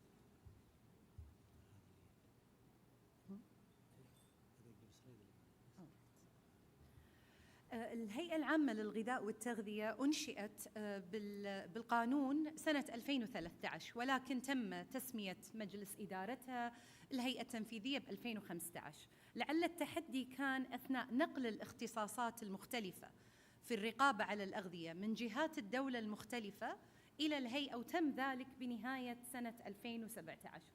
الهيئة لها دور كبير يمكن تختلف عن نظيراتها في المنطقة. الهيئة اليوم معنية بوضع وتنفيذ سياسة وطنية عامة للغذاء، وليس فقط للغذاء ولكن أيضاً للتغذية، فإتس فود أند نيوتريشن. وليس فقط وضع السياسات ولكن تطبيق تلك السياسات، تطبيق اللوائح، تطبيق الاشتراطات الخاصة بالرقابة الغذائية، وليس فقط ذلك، ولكنها معنية أيضاً بالقانون بوضع المواصفات واللوائح والستاندردز الأغذية، وهي معنية بحلال الأغذية، وأيضاً معنية بتنفيذ سياسات يعني تعزيز تغذية المجتمع من خلال غرس مفاهيم والعادات بين أفراد المجتمع. فpublic health nutrition أيضاً تقع تحت مظلة الهيئة العامة للغذاء. فthe scope of work للهيئة العامة للغذاء سكوب كبير. لنا رؤية، ورؤية الهيئة أنها تكون هيئة رائدة دولياً في مجال سلامة الغذاء وأمنه وتعزيز تغذية المجتمع. رسالتنا ضمان استدامة سلامة الغذاء والأمن الغذائي وتعزيز تغذية المجتمع من خلال تطبيق السياسات واللوائح والأنظمة الرقابية الفعالة وفق المعايير والمواصفات العالمية، ومن خلال الكوادر الإدارية والفنية المختصة، ومن خلال طبعاً الشراكة المجتمعية. الهيكل اللي تعمل من خلاله الهيئة العامة للغذاء والتغذية لضمان قيامها بكل هذه الأدوار هو الهيكل المعروض باختصار أمامكم. هناك قطاعات فنية مهمة، وهي 3 قطاعات: قطاع الشؤون الفنية وراح نتطرق إليه والإدارات التي تتبعه، قطاع شؤون تغذية المجتمع، وقطاع التفتيش والرقابة.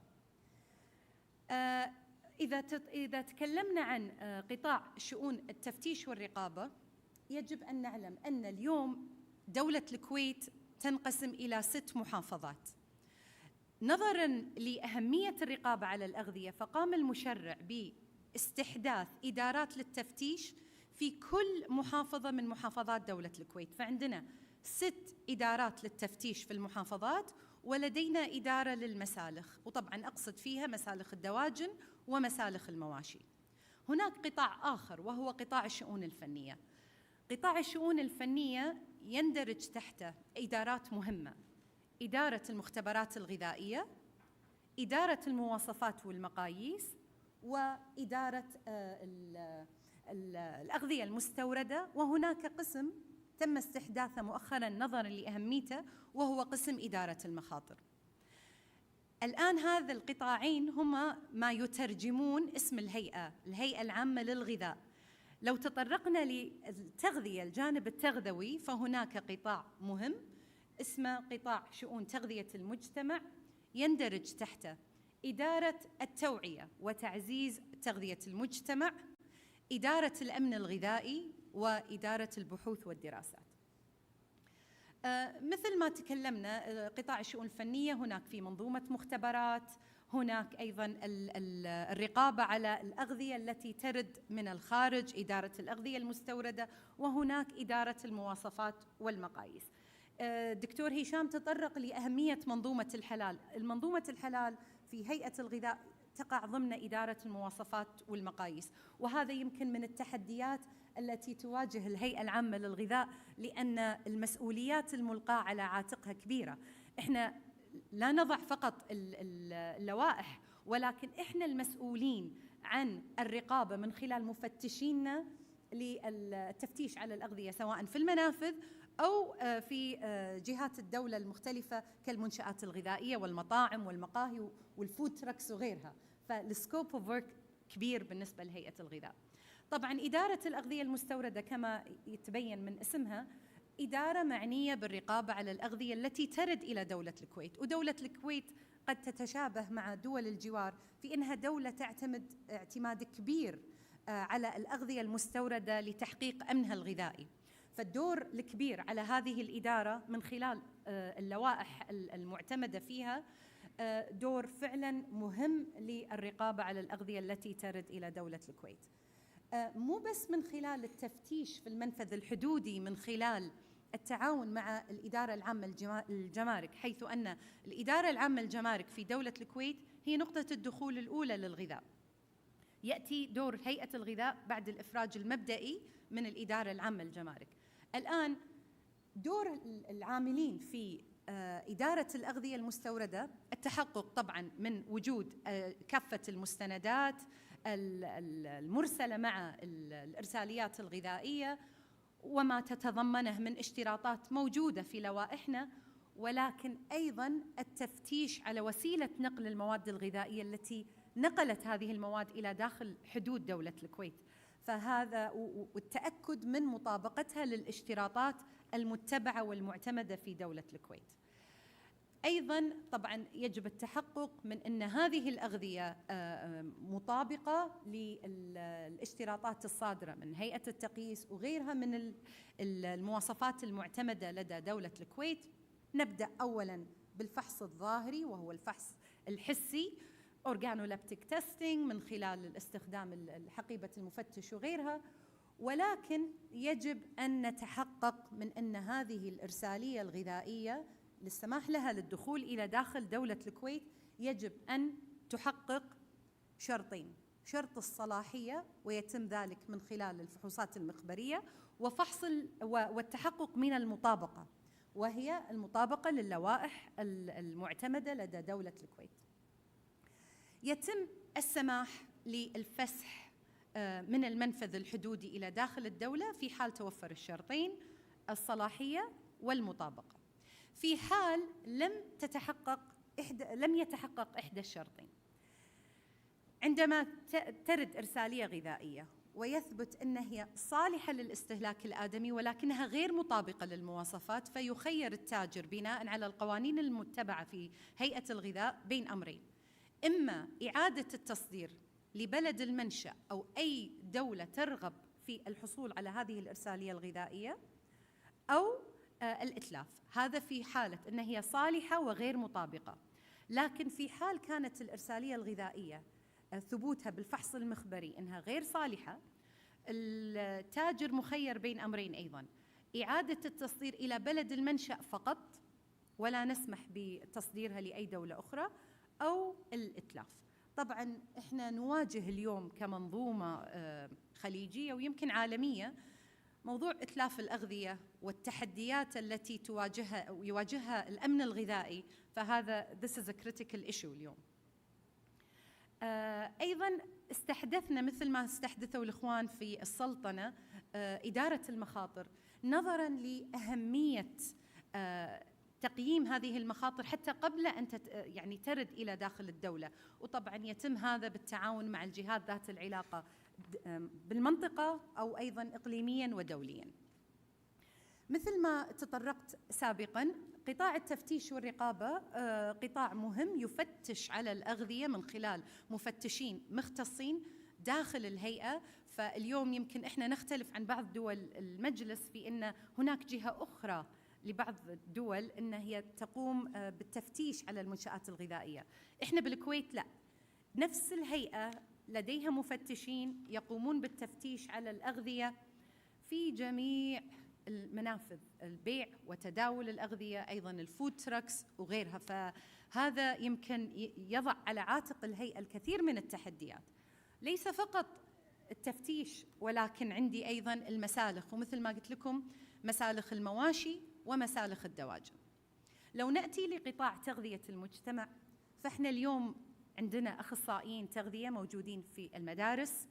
اليوم هيئة الغذاء وضعت لائحة للاشتراطات الصحية لتغذية طلبة المدارس، فاليوم مع إنشاء هيئة الغذاء لا يجوز لأي جهة ولا منشأة غذائية إن هي تورد لأي مقصف مدرسي إلا من خلال الرقابة من هيئة الغذاء، ومن خلال وجود مفتشين يفتشون على هذه المنشأة، يعطون الأبروفل لوزارة التربية، ومن بعد ما تورد هذه المنشآت إلى مقاصف المدرسية يقوم مفتشين بدون أي سابق إنذار بالدخول إلى تلك المدارس للتأكد من الاشتراطات الصحية للمقصف المدرسي وأيضاً للمواد الغذائية التي تباع أو التي تقدم للطلبة من خلال المقصف المدرسي.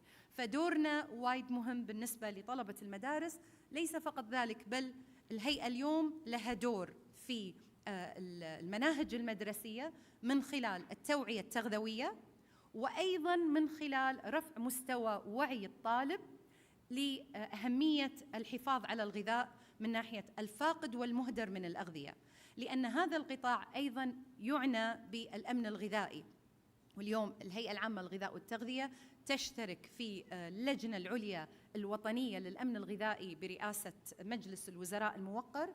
فإحنا لنا دور برفع الوعي النشء والمجتمع ككل بأهمية الحفاظ على المادة الغذائية وعدم هدرها نظراً للتحديات التي تواجه العالم في مجال الأمن الغذائي. وأيضاً أضيف على أن اليوم الهيئة العامة لديها مسؤولية الرضاعة الطبيعية. يمكن الاسم غريب في جهات أخرى هي تتبع وزارة الصحة، ولكن مع إنشاء هيئة الغذاء اليوم رعاية الأم والرضاعة الطبيعية، إحنا اليوم في هيئة الغذاء إحنا الفوكل بوينتس. فالسكوب اوف ورك لهيئة الغذاء فعلا كبير، وهذا يمكن الحلو في شغل هيئة الغذاء بالكويت، إن اليوم الرقابة عندنا رقابة صارمة تحت مظلة واحدة، في الكوميونيكيشن أسهل. لكن لدينا بعض التعاون مع الجهات اللي لها علاقة بسلامة الغذاء من خلال وجود لجنة وطنية عليا لسلامة الغذاء ممثلة بجهات الدولة ذات العلاقة، وأيضاً لها تمثيل من غرفة تجارة وصناعة الكويت المعنيين أيضاً بشركات الأغذية. فبالتالي هذه اللجنة تقوم بإصدار التوصيات من ناحية فرض الحظر أو رفع الحظر على أي منتج، أي دولة ممكن أن يهدد هذا المنتج سلامة المستهلكين في دولة الكويت. فالتعاون في هيئة الغذاء مع الجهات ذات العلاقة داخل الكويت أو في المنطقة أو إقليمياً تعاون كبير، وهذا باختصار دور الهيئة العامة للغذاء والتغذية بدولة الكويت. شكراً.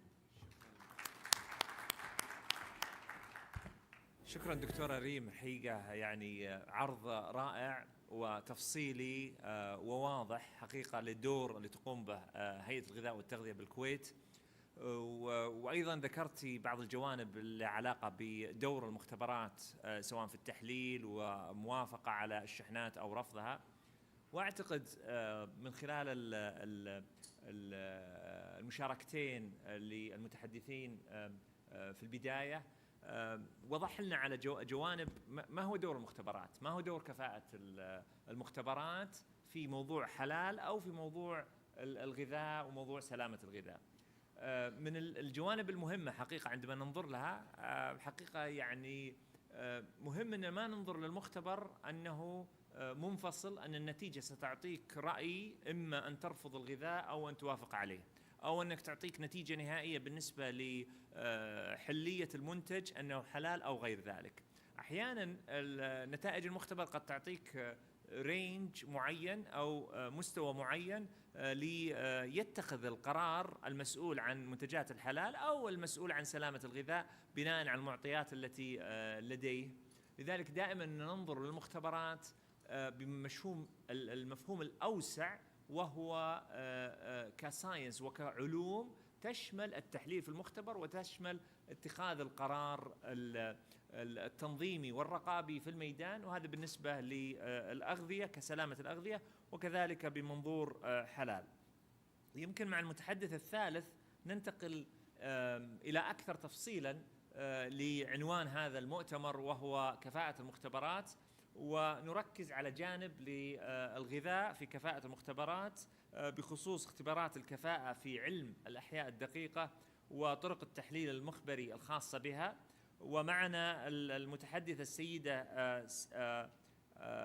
ساندرين اسبيلاك، وهي من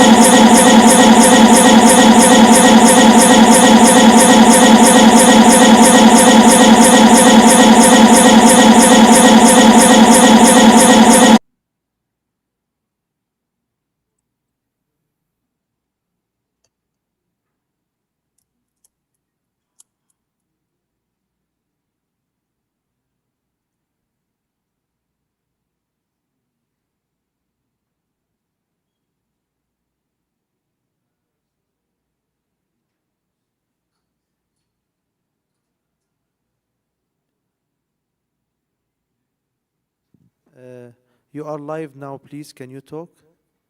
Yes, I can. Thank you very much. Yeah, we can hear you now. Go ahead. Okay, perfect. Okay. Sabahul Khair. I'm really delighted to be with you this morning, even by remote participation. I'm really thankful to the organizer for the accommodation. So you had this morning a speech from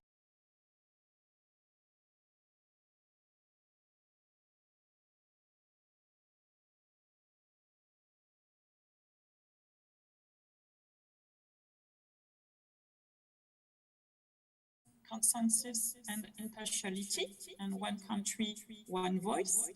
Here I put some example of popular ISO standards, like ISO 22000, and our ISO Secretary General mentioned that key standard for food safety management. Also, I'm sure you know about 16025 because it's the ISO standard on competence of testing and calibration laboratories. I'm not sure you know about ISO 26000. It's the key ISO standard on social responsibility. Food safety. Here in this slide, I captured some very powerful data because unsafe food, as you may know, causes 100 million foodborne diseases worldwide. This is huge. In fact, this is 1 in 10 people. The contamination can come from bacteria, virus, parasites, chemical contaminants, such as heavy metals or pesticides. So really those figures show that it's necessary to have international harmonized methods of analysis on food safety. So we've got a special committee in ISO dedicated to food. It's ISO TC 34. I am the committee manager of this committee. The chair is from the French Ministry of Agriculture. It covers the whole food chain from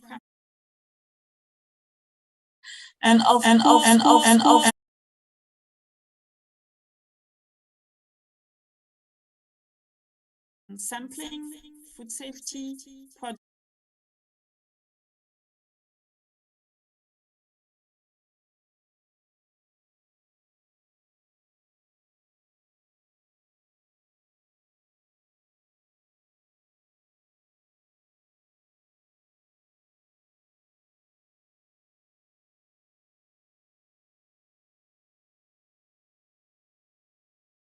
Really extracted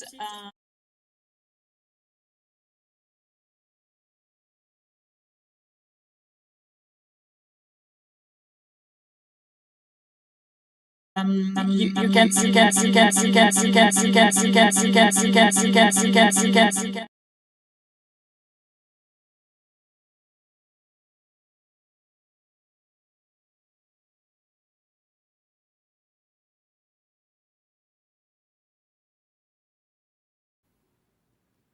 Okay, I move on. Saudi Arabia, Qatar, and Oman are observer members in ISO TC 34. I also extracted the map for African countries here on the right.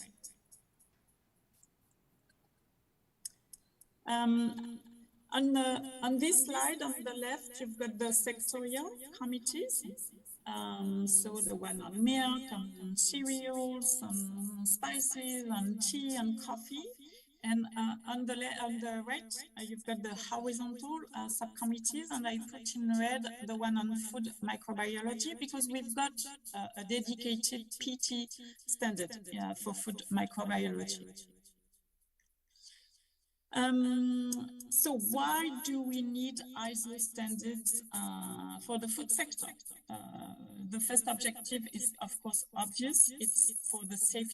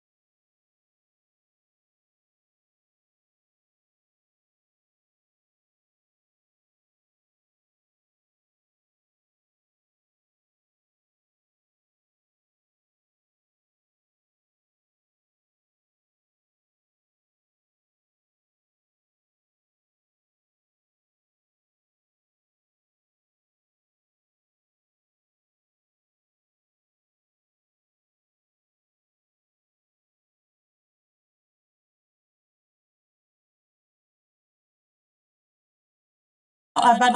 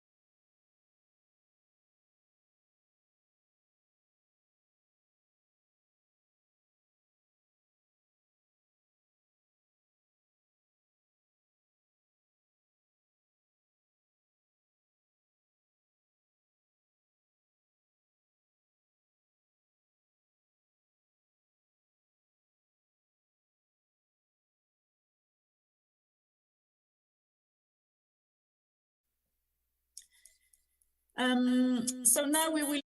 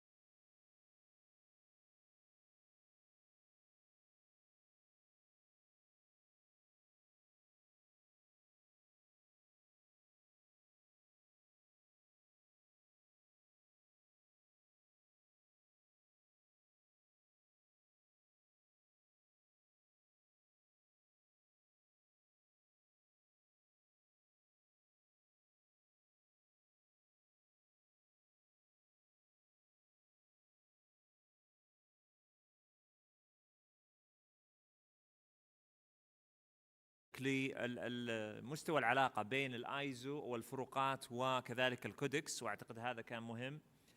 أعتقد بالإضافة لما ذكرت ليه من المشاركة المنطقة في وضع هذه المعايير الآيزو، وهذه أهميتها بشكل كبير جدا، وبالتحديد في دول الخليج حيث هذا المؤتمر.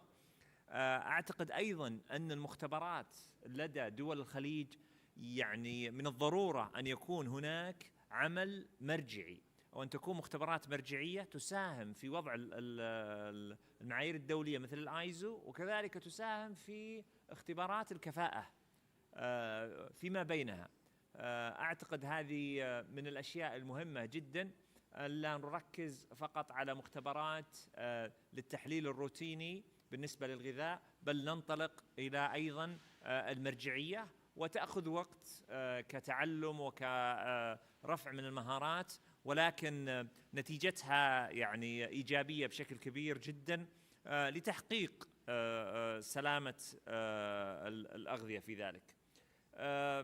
شكرا ساندرين، وننتقل إلى المتحدث الأخير في هذه الجلسة، وهي المهندسة مريم عيد، وهي خبيرة حقيقة في مجال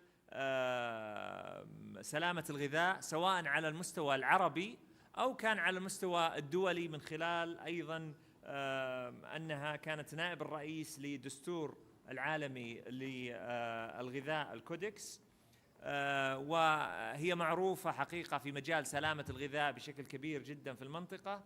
وعنوان محاضرتها أو ورقة العمل: تعزيز دور الدول العربية في صناعات القرارات الدولية المتعلقة بسلامة الغذاء، بما فيه تحديد المعايير وكذلك طرق التحليل. فمرحبا بك. شكرا حضرة الرئيس. السلام عليكم ورحمة الله وبركاته. أتقدم بالتهنئة من هيئة التقييس لدول مجلس التعاون لدول الخليج العربي لتنظيمها المؤتمر السادس لكفاءة المختبرات، وأتمنى لمؤتمركم النجاح، كما يشرفني أنكم أتحتم الفرصة لي للمشاركة في هذا الحدث المهم على صعيد الغذاء الآمن والمستدام. العرض الذي سأقدمه مكتوب باللغة الإنجليزية، ولكنني سأعرضه عليكم باللغة العربية لسببين. الأول كسباً للوقت، لأننا سنقوم بتلخيص عدد من الأعوام في 15 دقيقة أو أقل. والسبب الثاني، بخاف أنه أنقل دغري للهجة اللبنانية وعقد عمل المترجمين بطريقة عفوية يعني. وكمان في عندي سبب ثالث، أنني سأتحدث طبعاً عن كل ما هو مكتوب، ولكن بطريقة معبرة أكثر، لأننا أحياناً نكتب بطريقة جامدة، ولكن عندما نتحدث للجمهور فيترافق ذلك مع المحبة. لقد استمعنا في الكلمات الافتتاحية إلى مدى التحديات المتسارعة التي يواجهها العالم في تأمين غذاء آمن ومستدام، ولعل هذا الموضوع حالياً يشكل أولوية الأولويات لدى جميع الحكومات.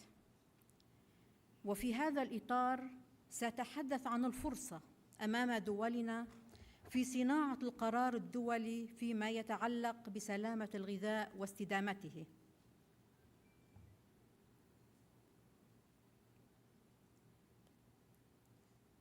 تجدون في المحتوى أنه ترد كثيراً كلمة كودكس أليمونتاريوس أو الدستور الغذائي. لماذا الدستور الغذائي؟ لأنه الإطار حيث يلتقي العالم معاً لابتكار سلامة وجودة الأغذية بهدف حماية كل فرد في كل مكان. وهذا ليس فكرة من عندي، وإنما هي رؤية الدستور الغذائي في استراتيجيته للأعوام 2020-2025. لماذا مواصفات الدستور الغذائي؟ لأنها مبنية على أسس علمية مع التزام قيم التعاون والشمولية وبناء التوافق والشفافية. 188 دولة زائد منظمة واحدة عضو و243 جهة بصفة عضو مراقب يتوافقون على مواصفات مشتركة لسلامة الغذاء والتجارة العادلة. هل تقدرون كم انعكس ذلك على تخفيف الحواجز أمام التجارة الدولية وبالتالي المساهمة بتخفيف الجوع والفقر؟ لنتمكن من تقدير هذا الإنجاز لابد أن نمر بشكل سريع على تركيبة الدستور الغذائي. أنتم علماء بهذا الأمر ولكن لابد أن نتطرق إليه هنا.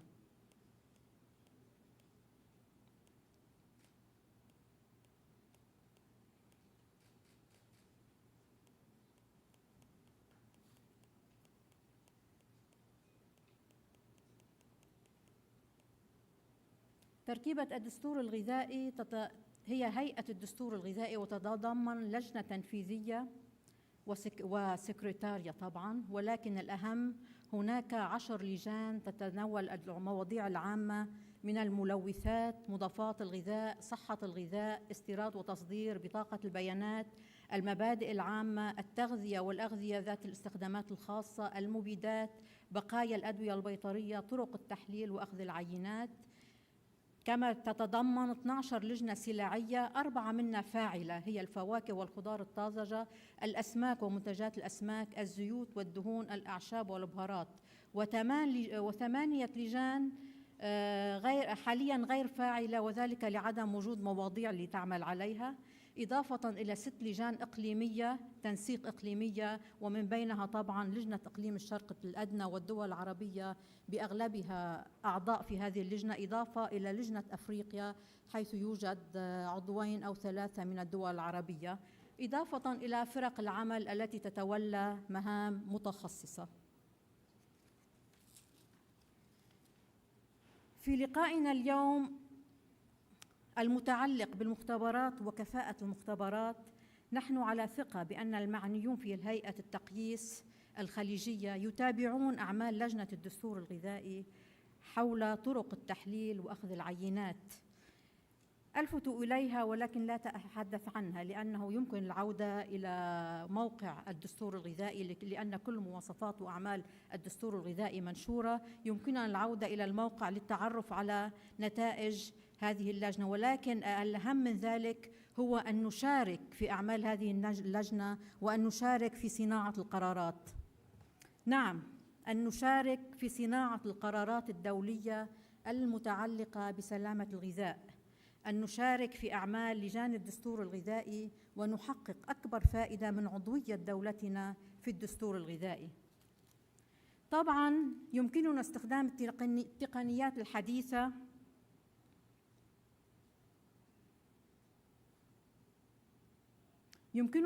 التقنيات الحديثة للاطلاع على المواد المكتوبة والمسموعة والاستفادة من الكم الهائل من البيانات التي يؤمنها الدستور الغذائي في مختلف المجالات.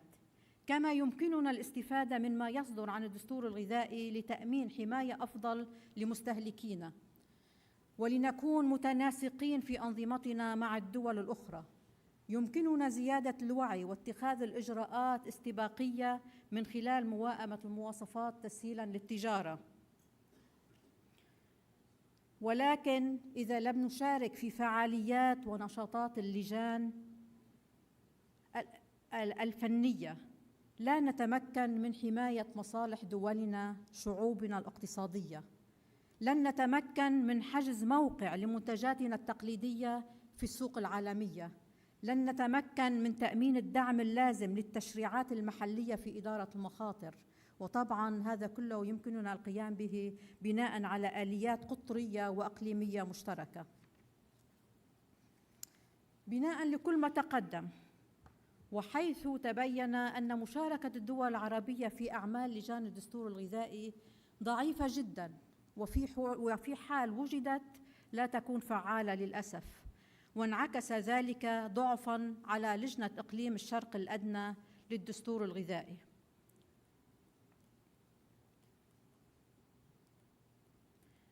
وهنا ظهرت إلى العلن المبادرة العربية بشأن سلامة الأغذية وتسهيل التجارة، سيف، بدأت في العام 2016 وانتهت عام 2020، ممولة من حكومة السويد ومنفذة من قبل منظمة اليونيدو بالتعاون والتنسيق مع منظمات جامعة الدول العربية ذات الصلة.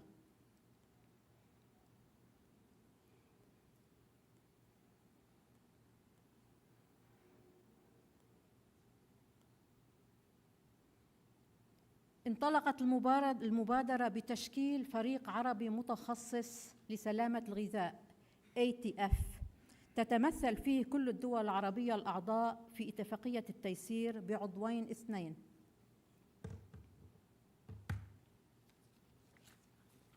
تبنى الفريق العربي العمل على 5 أولويات: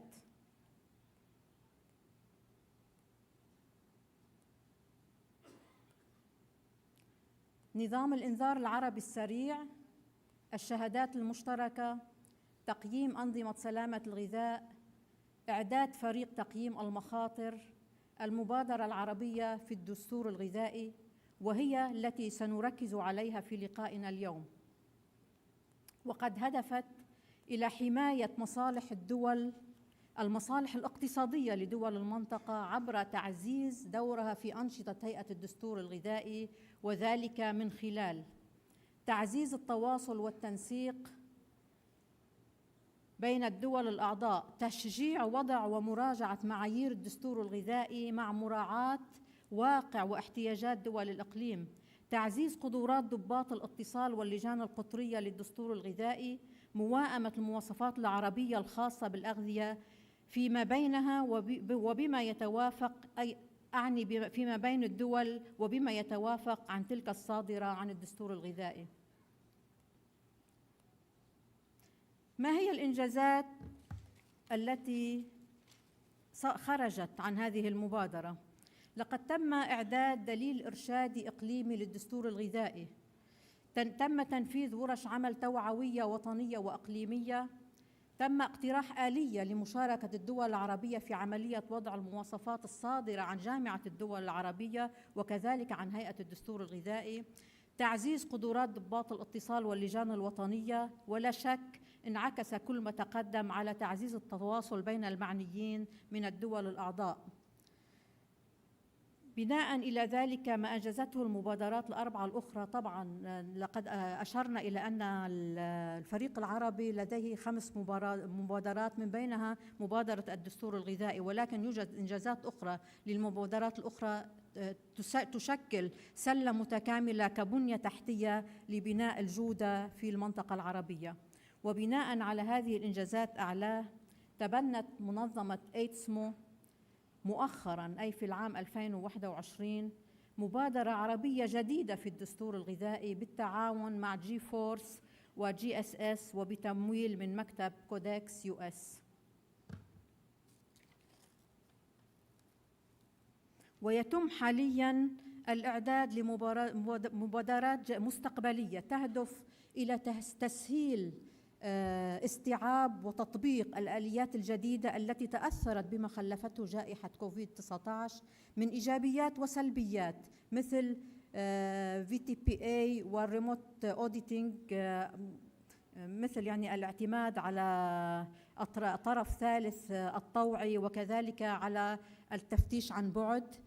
ونحن اليوم بوجودنا هنا في مملكة السعودية أتمنى أن تكون هذه الإنجازات والتي هي ملك لجامعة الدول العربية حالياً، ونتوقع أن يكون دور أساسي للمملكة العربية السعودية في تفعيلها ووضعها قيد التنفيذ، خاصة أن المملكة السعودية حالياً تتولى دور منسق لجنة إقليم الشرق الأدنى. شكراً لكم ولإصغائكم. شكرا المهندسة مريم. وحقيقة يعني ربطت بين المشاركات الدولية وكذلك المبادرات العربية المتعددة، وبمشيئة الله أن يكون المشاركات الخليجية والمبادرات الخليجية بنفس الزخم وبنفس الانطلاقة لوضع معايير مميزة. حقيقة ننتقل إلى الأسئلة والنقاش، وأحيي المنظمين لهذا المؤتمر استخدامهم آلية طرح الأسئلة عن طريق التي تأتي بالتقنية، وذلك الحقيقة يعني أثرى المشاركة، وكل شخص الحقيقة أرسل سؤاله خلال العروض. وصلني أكثر من 23 سؤال واستفسار، بعضها باللغة العربية وبعضها باللغة الإنجليزية. بعضها قد يكون لا يعني الوضوح في السؤال قد لا يكون واضح جدا. سأنتقل بينها بين المتحدثين للإجابة على أكبر قدر ممكن من هذه الأسئلة، وسنستمر باستقبال أسئلتكم حتى ينتهي الوقت المحدد وهو 2:15 في البداية يمكن أول سؤال كان وسأقرأ بنفس اللغة التي هو فيها باللغة الإنجليزية. will there be a cooperation between CIMIC and IHAF? Yeah, was there any coordination or will be a coordination between CIMIC and IHAF? CIMIC is a standards body, as I heard. IHAF is for the halal accreditation issues. For the coordination or cooperation should be in the same level, but still when under CIMIC, as I showed the pyramid. In the future, we are going to launch a designated structure for the halal accreditation mutual recognition. That level, we can discuss this issue. Okay, thank you. يمكن نذهب لسؤال آخر للدكتورة ريم. كان في أسئلة كثيرة حقيقة للدكتورة ريم، لكن يمكن الأسئلة المهمة والأساسية: كيف تم التنسيق مع الوزارات المعنية بسلامة الغذاء بعد أن تم تأسيس الهيئة دون تكرار العمل في الهيئة والوزارات؟ سؤال جدا مهم، وبالفعل هذه كان من أكبر التحديات اللي واجهت الهيئة العامة للغذاء والتغذية. هناك دولة الكويت اللجنة العليا لسلامة الغذاء، كانت هذه اللجنة قائمة حتى قبل إنشاء الهيئة العامة للغذاء، ولكن كانت تبعيتها لدى بلدية الكويت وممثلة في بعض الجهات اللي لها علاقة بالغذاء. مع إنشاء هيئة الغذاء عن طريق قرارات المنظمة من مجلس الوزراء الموقر، عن طريق القوانين المنظمة لأعمال الهيئة، وبالقانون طبعا سقط هذا الاختصاص من الجهات السابقة، استطعنا مع بعض التحديات أن احنا ننقل هذا الاختصاص. أضفنا جهات أخرى لدى لعضوية اللجنة العليا لسلامة الأغذية، وحرصنا كل الحرص بالتنسيق ما بين الإدارة القانونية في الهيئة العامة للغذاء والتغذية والإدارات القانونية في الجهات الأخرى اللي منضمة تحت عضوية اللجنة العليا لسلامة الغذاء، لضمان عدم تكرار الأعمال. وفعلا هذا يعني مو بالسهولة اللي أنا قاعدة أتكلم فيها، واجهتنا بعض التحديات، ولكن بفضل من الله وبتعاون الجهات استطعنا أن احنا نتخطى هذه المرحلة. شكرا دكتورة ريم. I will go to a question to Ms. Sandrine. Are you with us? Can you hear us? You hear me? Yeah. Can you hear us? Perfectly, yes. Yes. Okay, I have a question, more technical question, I think. The question says, do I need to implement ISO 22117 instead of ISO 17043? Okay, I think the question comes from somebody who works in a microbiology laboratory. In fact, the ISO 22117 is really adapted to a food microbiology laboratory. So it's better to implement this one, and knowing that this one is really consistent with the other, the ISO 17043, because ISO 17033 is a generic PT standard, and this one is really for food microbiology. So yes, it's better to apply this one, and really it's consistent with a generic ISO standard. So this laboratory, if it it is used to ISO 17043, it will not cause any difficulties at all to implement this one on food microbiology. Thank you so much. I have a question for Engineer Mariam. I have it in English, so I will say it in English, if that's okay. Yes. What's the mechanism of GSO to participate and sit on board for the IG's ad hoc committee of codex? أنا ممكن جاوب بالعربي؟ تفضلي. طبيعي بهيئة الدستور الغذائي في آلية مكتوبة للمشاركة. فأولاً أي جهة بالأول هو حكومات، الأعضاء الأساسيين هم الحكومات، ولكن المنظمات الأخرى يمكنها أن تكون عضو بصفة مراقب، والأعضاء تتاح لهم إلى حد ما كل حقوق العضو، الأعضاء المراقبين تتاح لهم كل حقوق العضو الأساسي لجهة المشاركة بالأعمال. فيمكن لهيئة التقييس أعتقد أنها عضو مراقب في هيئة الدستور الغذائي. هيئة التقييس الخليجي أعتقد هي عضو مراقب. هي مراقب؟ نعم مراقب، ممتاز. ويمكنها عندما تتشكل لجنة جديدة أو مجموعة عمل أن تقول بأنها مستعدة للمشاركة في أعمال هذه وتتسجل. ولكن أظن أن جميع الأعضاء من الدول يجب أن يتم ذلك من خلال نقطة الاتصال الوطنية. فتسجيل ليس هذا العمل ليس صعبا، ولكن يجب الاطلاع على الآلية فقط. على الآلية طبعا. بالفعل هيئة التقييس الخليجي تشارك، وسبق أني التقيت بعض المرشحين أو الممثلين في بعض اجتماعات الكودكس، والحقيقة أيضا هناك أعمال كثيرة في اللجنة في الشرق الأدنى التي يعني يمكن في الفترة الحالية ترأسها المملكة العربية السعودية، في تحفيز الدول المتعددة لإيجاد لجان وطنية، وكذلك كيفية آلية المشاركة بالمشاركة الجميع. حقيقة هم من يساعد في ذلك. طيب، لدينا نعود سؤال يمكن للدكتورة ريم. كان في سؤال، هل تراقب الهيئة تراقب وتفتش أغذية الرياضيين؟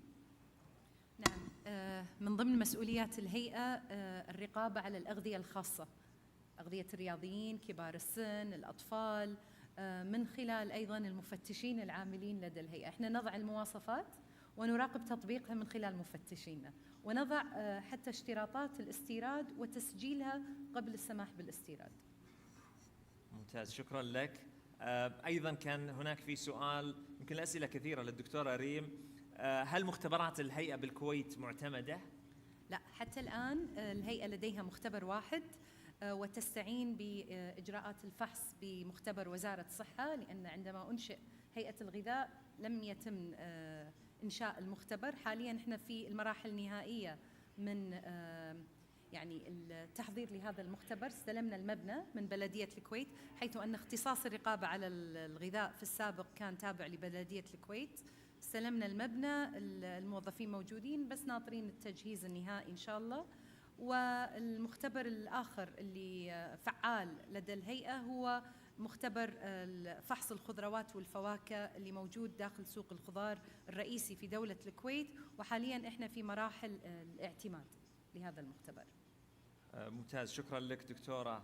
ولا تزال الأسئلة كثيرة، ويبدو لي بعض الأسئلة قد تكون من بعض المشاركين من بعض الشركات في ذلك، لكن سؤال: كيف يمكن التغلب على التحديات لرفض الأغذية بالمنافذ الحدودية والاعتماد على إجراءات تحسن الرقابة قبل الوصول إلى المنافذ الحدودية؟ طبعا هذا أكيد راح يكون من خلال الاتفاقيات الثنائية بين الدول، دولة الكويت والدول المصدرة، وكذلك اعتماد مبدأ الفحص المبني على درجة الخطورة. فإحنا جايين إن شاء الله من خلال تحديث اللوائح التي تعمل من خلالها الهيئة العامة للغذاء. جيد. في سؤال مس ساندرين. I think you already answered the questions. So السؤال: ما هي المواصفة المرجعية لحدود اختبارات المايكرو للأغذية؟ I think you already answered the question.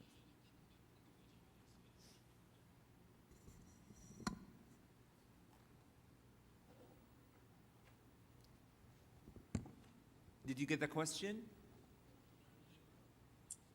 Myself, no. No? I didn't Okay. get the So the question, I will translate it from Arabic. Yeah, great. Thank you. So what is the standard, the ISO standard, I think, that it is a reference for the microbiological limits for food? In fact, for food microbiology core standards, it's the description of methods of analysis or the description of good laboratory practices in your lab, but we do not settle limits. At the international level, you've got the MR in Codex. At European level, you've got the European criteria in EU regulation. It's EU regulation 2073. And here you can find the MR, the limits for microorganisms for Europe, and at international level it's in Codex. But in ISO we do not settle limits. We offer methods of analysis to be compliant with the limits, the microbiological criteria in regulation, European or international. So no ISO standards on limits. Okay, thank you. A question to Mr. Hassan. I don't know if you be able to answer the question, but how to fulfill halal standard when a food company produce halal and also non-halal products, the same company? It's clear. Our main problem is one of this type of questions, because problem is here, starting here. We have to fully separate two type products. If you are mixing, you cannot say the other is halal. Our standards says the line or other issue should be fully separated and cannot be any counter touch or something like this can be done. The guarantee company should be making a guarantee for this one. Otherwise, all products being accepted as a non-halal. Okay, and I have personally two questions. So one, now you mentioned about the standard that's developed for halal. So how we are about the whole number of standards that we want to implement? Because until we have good number of standards, everyone implement, then we can have our halal unified between Islamic country. That's question number one. Second one is how you related all the standard that we are putting with CIMIC with laboratory. And are we doing also laboratory proficiency testing with that? How we are in the Islamic countries regarding this laboratory? Are we advanced? Do we need to do something for that? Thank you. The OIC standards or CIMIC standards are developed by the contribution of all countries. In our committees, we have from Saudi Arabia, Emirates, Egypt, Malaysia, Indonesia, everybody's there. They are discussing the standards, the result of the work of them. There is a consensus. We are looking like the ISO model we are working. Till now, for all issues, there is agreement. But still, some countries, some like Gulf area, they have their own standards. But in quality, all standards same. Only the political country approaches here, like Malaysia, you see only religious authority recognized, authorized for this issue, but step by step they will have to back to the, otherwise we cannot do trade. We insist our national approach. Tomorrow, each country will start their national ones. We have to back to international ones, because OIC authorized mandate CIMIC only for these issues, OIC for all countries. For the second question, all standards has to have looked the testing parts, test methods. Now in the committees we have new working group to look in which test can be done. we have a standard for professional tests for the general management of laboratories Islamic perspective. Plus, for the test methods, our new experts are working on this issue, especially for halal food issues and cosmetic issues. We have two main groups. We have at least now we have 4 working groups from the several experts from the several countries. They are studying how this issue can be standardized and new standards for the market for the test laboratories. Yeah. In the next, I think in next year we have maybe more than 10 standards for the test methods, halal issues. Excellent, thank you so much. But do you think that we need more laboratory and more laboratory testing in terms of halal in Islamic countries? No new laboratories. The current laboratory will be used for these issues. We have a lot of laboratories now in all countries. Just this laboratory will be accredited according to Islamic perspective. Excellent. A short visit. Yeah. Thank you so much. I get a question. I will say it in Arabic, but I think it's important for you to get the question otherwise in English. Otherwise, I will translate it also. So السؤال لي يقول كيف يتم توحيد مواصفات ومتطلبات حلال في ظل الاختلافات الفقهية. How we can standardize halal according to that we have a different Islamic opinion. فالإجابة فيه هو اليوم نحن نضع المعايير لحلال من خلال لدينا منظمة التعاون الإسلامي، ومنظمة التعاون الإسلامي لديها جزء منها هو السمك وهو يضع المعايير، وأيضا هناك مجمع الفقه الإسلامي، ومجمع الفقه الإسلامي يرجع ويعود إلى منظمة التعاون الإسلامي، ومجمع الفقه الإسلامي يشارك فيه المسلمين من جميع الدول الإسلامية باختلاف الاختلافات الفقهية، ويتخذون قرارات مشتركة. فهذا هو الإجابة على في هذا الجانب، وأنا حريص إنه Mr. Ihsan you get the answer also. If you have any comments on that. I agree with you because OIC officially mandate Islamic Academy to work with CIMIC and solve this problem issue. These are not problematic issues. There's no big difference between the mazhabs. It's not a problem for the food. We are talking about food. We are talking about products, and we are eating same things. It's not religious issues. That food feeding your life for your life. If you look in a small group or deviations in the group, you can. It's a big problem. Sometimes some groups, some people are bring this issue as a fitna. We no need to the water is for this mazhab, water is for this mazhab. It's very dangerous issues. And Fiqh Academy is clear position these issues. All standards are approved in the Fiqh Academy, and then we are publishing. There is no any big deviation or separation between these mazhabs. Only some traders or some commercial people are doing these issues. In reality, there is nothing. Thank you. And from my experience, I don't think we have any issue with that. From my interaction, always the small differences, they go and agree about it. So we already have agreed upon many decisions in that matter, and that will also sort out through the CIMIC, because they will put the standard. They will look at the discussion between the Islamic countries. So I don't think this will be an issue. لدي سؤال يمكن للدكتورة ريم. أعتقد أنه قد يكون يحتاج إلى بس يعني توضيح للسائل. هو ذكر أنه الدكتورة ذكرتي بأن المنتجات الصالحة وغير المطابقة يتم إعادة تصديرها وتلافها، فكان السؤال نرجو توضيح المقصود بالصالحة وغير مطابقة، فكيف يعني تكون غير مطابقة ولكنها يعني صالحة، فيمكن بس.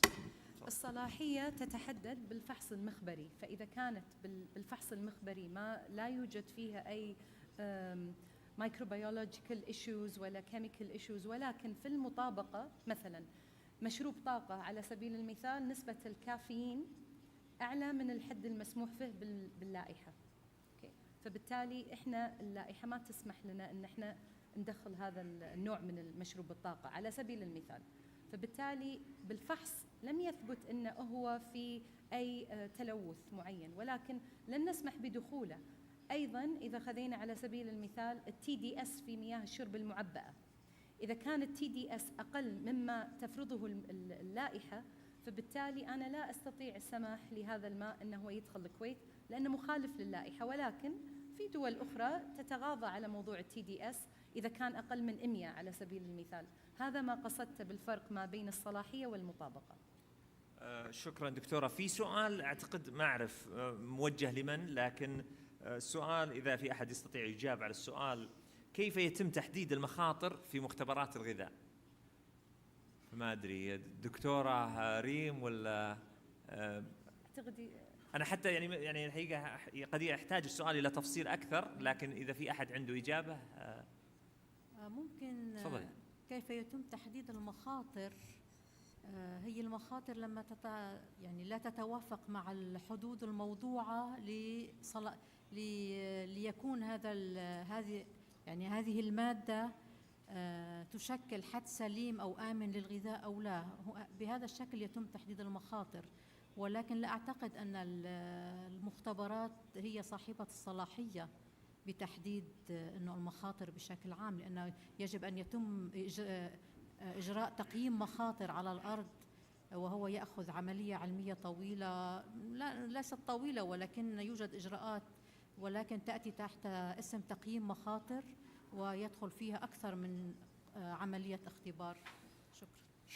شكرا لك.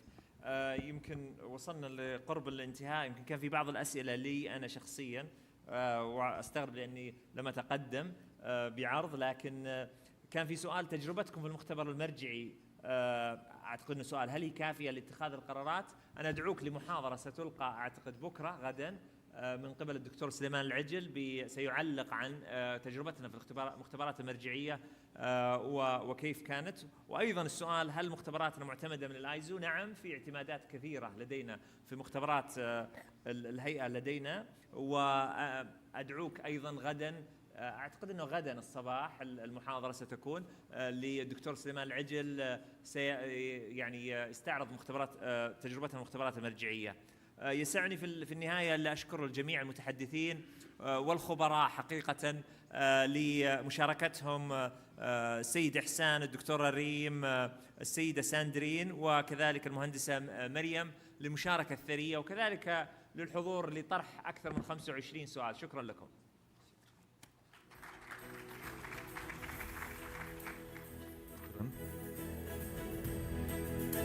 شكرا معالي الأستاذ الدكتور هشام الجضي، الرئيس التنفيذي لهيئة الغذاء والدواء بالمملكة العربية السعودية، ونشكر المتحدثين المتواجدين في الجلسة الثالثة التي كانت في محور التشريعات المنظمة للأغذية واختباراتها. نستأذنك معالي الدكتور بتكريم المتحدثين معك. السيد أحمد إحسان أوفيت، أمين عام معهد المواصفات والمقاييس الدول الإسلامية.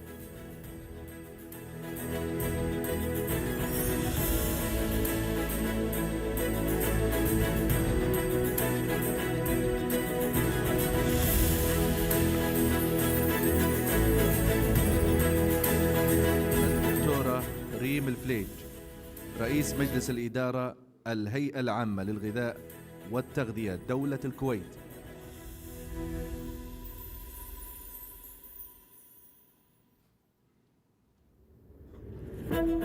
السيدة سنادرين أسبيلاك، رئيس لجنة منظمة التقييس الدولية للمنتجات الغذائية. سوف يتم إرسال هذا التكريم إليها إلى فرنسا. المهندسة مريم عيد، الخبيرة في تكنولوجيا التصنيع الغذائي، نائب رئيس الدستور الغذائي الكودكس، سابقا الفريق العربي المتخصص لسلامة الغذاء. الآن يتفضل سعادة رئيس هيئة التقييس بتسليم درع تذكاري وتكريم لسعادة معالي الدكتور هشام الجرعي الرئيس التنفيذي للهيئة العامة للغذاء والدواء بالمملكة العربية السعودية.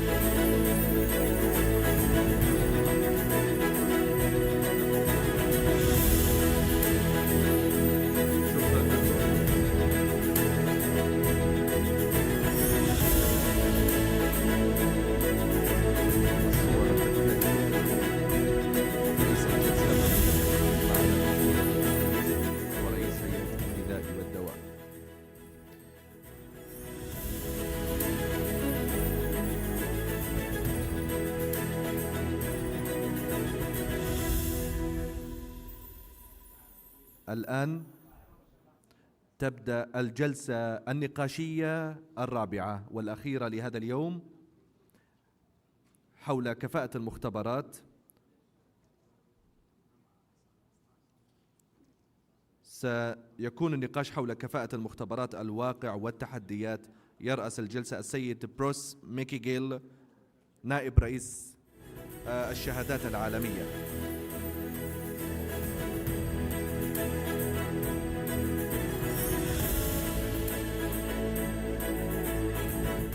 الأستاذ عبد الرحمن العسكر مركز الاعتماد السعودي.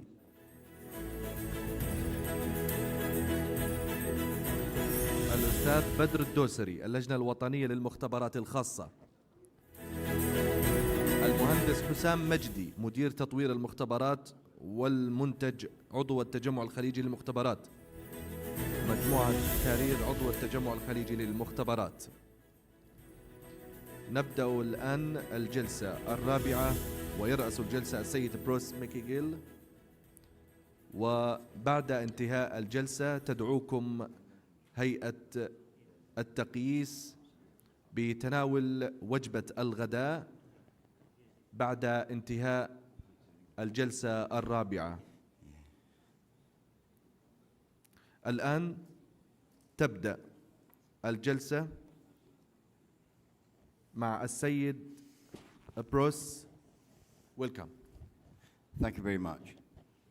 Ladies and honored guests, ladies and gentlemen, welcome to the fourth session of today. And before I move any further, I would just like to also thank my honored experts, guests, panelists along with me. And the session is primarily on laboratory proficiency and the challenges we face. Before we go into a whole bunch of topics all around this subject matter, I think it's only fair to give an understanding of our backgrounds. I understand the host there just introduced essentially myself. I don't intend to read everyone's bio out. My colleagues here are quite capable of speaking for themselves. However, what I would like to do is to understand and share, for them to share also their experience in regards to laboratory efficiency or proficiency, the opportunities and the necessity for maintaining quality and integrity. And so what I essentially like to do is open up the first topic, conversation. I will wish very much for you to share what challenges or perhaps necessities you see as we move forward, and if necessary, as we've all globally just come out of a global pandemic, then let's say the first operational year, and from an operational perspective, the reality of the challenges we face in day-to-day operations. I can say, before I pass the first question and let my colleagues introduce themselves, I can say that we have quite a mix of expertise sat here. And just from your bios, I can see we've got an operations director for a laboratory, from HVAC. We've got from a food nutrition background, and from a quality assurance or quality management side in respect to the Saudi accreditation authorities.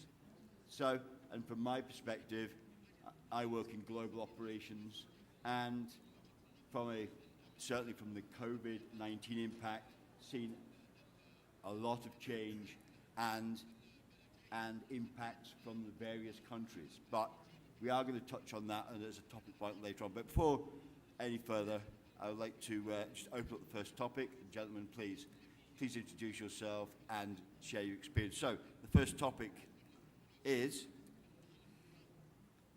the importance of laboratories as part of a quality framework infrastructure, QI, and the necessity for a framework and the mechanisms that support in regards to maintaining quality integrity of the services offered.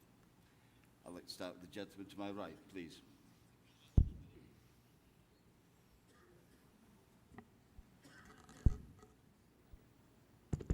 السلام عليكم. أخوكم عبد الرحمن العسكر، مدير عام الجودة في المركز السعودي للاعتماد. دعوني في البداية أعطي نبذة بسيطة عن البنية التحتية للجودة وأهمية المختبرات بالنسبة للبنية التحتية للجودة. البنية التحتية دائما هي عبارة عن أنظمة وتشريعات تعتمد على 4 ركائز أساسية، منها المواصفات ممثلة في الجهات التي تصدر المواصفات واللوائح الفنية، وكذلك المعايرة والقياس وممثلة في مراكز القياس والمعايرة في الدول، وجهات تقويم المطابقة والتي من ضمنها المختبرات، وكذلك الركيزة الرابعة هي الاعتماد، والتي بدورها تقوم باعتماد جهات تقويم المطابقة بناء على مواصفات دولية معتمدة للتحقق من كفاءة هذه الجهات لإصدار نتائج بناء على مواصفات محددة، وكذلك باستخدام أجهزة ذات كفاءة عالية ومعايرة ومقاسة. طبعا مراكز الاعتماد بشكل عام ومن ضمنها المركز السعودي للاعتماد يقدم خدمات اعتماد لجميع المجالات، من ضمنها المختبرات وجهات التفتيش والجهات المانحة للشهادات. بالنسبة للمختبرات يتم اعتمادها طبقا لمواصفتين بناء على المجال، وهي مختبرات الفحص ومختبرات المعايرة يتم اعتمادها طبقا لمتطلبات المواصفة القياسية الدولية 1725، وكذلك المختبرات الطبية يتم اعتمادها طبقا للمواصفة القياسية 15189. أما بالنسبة لجهات التفتيش فيتم اعتمادها طبقا للمواصفة الدولية 1720، وكذلك الجهات المانحة للشهادات يتم اعتمادها بناء على المجال المحدد، وهي الجهات المانحة لشهادات نظم الإدارة يتم اعتمادها طبقا للمواصفة القياسية الدولية 1721، وكذلك الجهات المانحة لشهادات المنتجات والخدمات والعمليات طبقا للمواصفة الدولية 1765، وكذلك الجهات المانحة لكفاءة الأفراد طبقا للمواصفة القياسية الدولية 1724.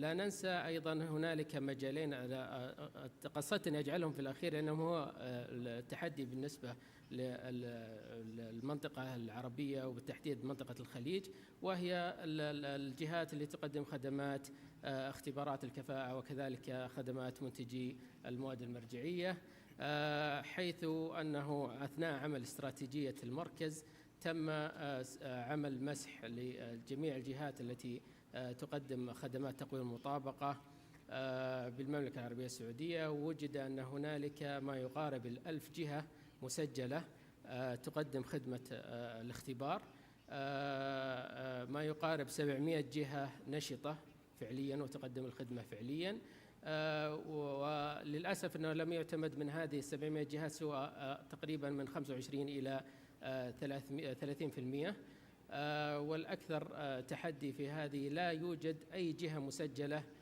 تقدم خدمة اختبارات الكفاءة واختبارات وجهات منتجي المواد المرجعية. لذلك أكرر مبادرة معالي الدكتور هشام الجضعي المدير الرئيس التنفيذي للهيئة العامة للغذاء والدواء بأن تقوم الجهات الحكومية وشبه الحكومية التي تملك مختبرات مرجعية أو مختبرات بشكل عام بتبني تقديم هذه الخدمات لما تملكه من مختبرات ذات كفاءة عالية وأشخاص ذو كفاءة عالية وأجهزة. شكرا لكم. And sir, please. If you allow me, Mr. Bros, I will speak in Arabic. So, السلام عليكم. طبعا المختبرات الخاصة بالتعاون مع الجهات التشريعية تعتبر الآن هي الخط الأول للوصول بإذن الواحد أحد إلى أهداف تحقيق الرؤية باستدامة الأمن الغذائي 2030. ما راح أقدر أزيد عن كلام الأستاذ عبد الرحمن العسكر، خصوصا هم من الجهات التشريعية والجهات المانحة للاعتماد. المختبرات الخاصة كل ما زادت كفاءتها بإذن الله سوف تزيد كفاءة الأمن الغذائي في المملكة العربية السعودية، وبالتعاون مع الجهات التشريعية سنصل إن شاء الله إلى هدفنا حلول 2030 بإذن الواحد أحد.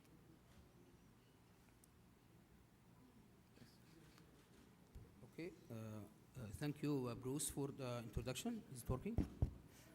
Okay. السلام عليكم. في البداية نحب نشكر هيئة التقييس والهيئة السعودية للمواصفات والمقاييس على الاستضافة. طبعا إضافة على كلام الأستاذ عبد الرحمن والأستاذ بدر، أنا أمثل معكم مهندس حسام مجدي من مصنع الجفالي كارير للمكيفات. احنا عندنا نعتبر نمثل القطاع الخاص أو المختبرات الخاصة. طبعا موضوع الاعتماد من الأشياء اللي ساعدتنا كثير في التنافسية مع المنتجات المحلية والمنتجات من الخارج.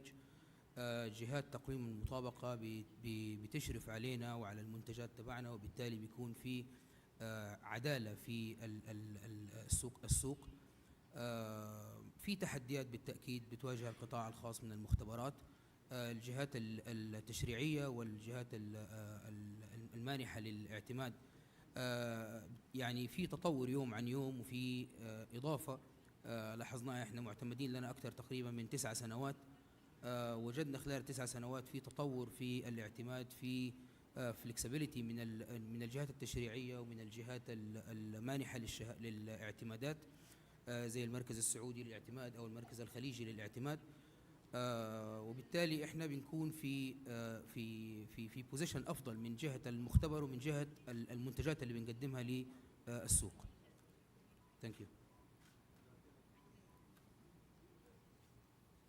Thank you very much. I picked up on one point, Mr. Abdurrahman. Please pronounce if I expressed your name correctly. My apologies if I didn't. But I picked up on one major point where you identified essentially, if I use the English term, an unlevel playing field, because if I heard correctly, that there is private laboratories conducting testing requirements who are not accredited to specifically ISO IEC 17025, providing services to the market. And therefore, from my perspective, in regards to, let's say you made reference to in regards to one of the 4 pillars of any regulatory compliance assessment system is accreditation. It's the fundamental basis for quality and integrity of the results that's produced from any testing activity. So that would indicate, if I heard that correctly, so in your opinion, from the appointed authority for standards for accreditation within the country, in your opinion, what would be the challenge? Well, what is the challenge to get these number of companies up to a base level of quality integrity? What would be, in your opinion, the way forward?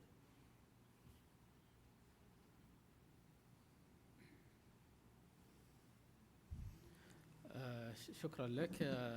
بالطبع هناك عدة جهات تقوم بالتبني، من ضمنها لجنة المختبرات الخاصة التابعة لاتحاد الغرف التجارية بالمملكة. تقوم بهذا التجمع يقوم بتوحيد الجهود في ظل دعم المختبرات الخاصة بالمملكة. أيضا هناك الجهات التي تقوم بتعيين هذه المختبرات للمساهمة في تحقيق تقويم المطابقة. أيضا بالنسبة للتحديات أنا أعيد أذكر أن التحدي في الجهات المقدمة لخدمة اختبارات الكفاءة في المنطقة الخليج بشكل عام بشكل خاص والمنطقة العربية بشكل عام. هناك هذا يعتبر أكبر تحدي بالنسبة للمختبرات التي تقدم الخدمات في أي مجال آخر، سواء بالاختبارات الكيميائية أو الاختبارات الكهربائية أو الغذائية بشكل عام، وللتحقق من سلامة المنتجات. تعاني من المشاركة في برامج التحقق من كفاءة المنتجات لعدم تواجدها قريبة من المنطقة، فيضطرون إلى المشاركة بجهات دولية، مما يكلف عليهم مبالغ بشكل كبير جدا، وهذه من أحد التحديات اللي تواجه المختبرات بشكل عام. Thank you very much. Thank you. If we take it to another level, and I'd like to bring this particularly the theme of much of the other presenters today is about the food industry, and we understand, and certainly in the conditions now we're seeing the global impacts globally on food exporting, food production.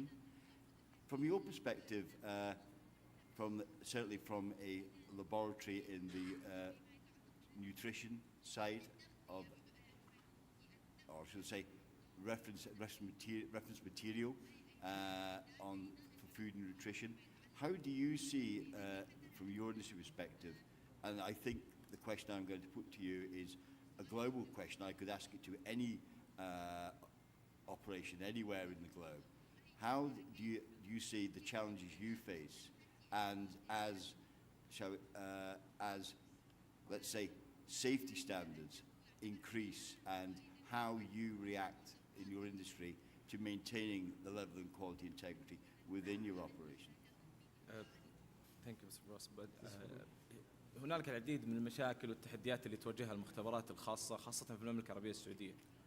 بس أنا بذكر أهمها اللي هي طبعا مثل ما ذكرها سيد بروس، اللي هي العمليات اللوجستية، صعوبة توفير المواد الكيميائية، المواد الاستهلاكية، والحصول عليها خاصة بعد جائحة كورونا وتكلفتها العالية جدا خلال الفترة الحالية.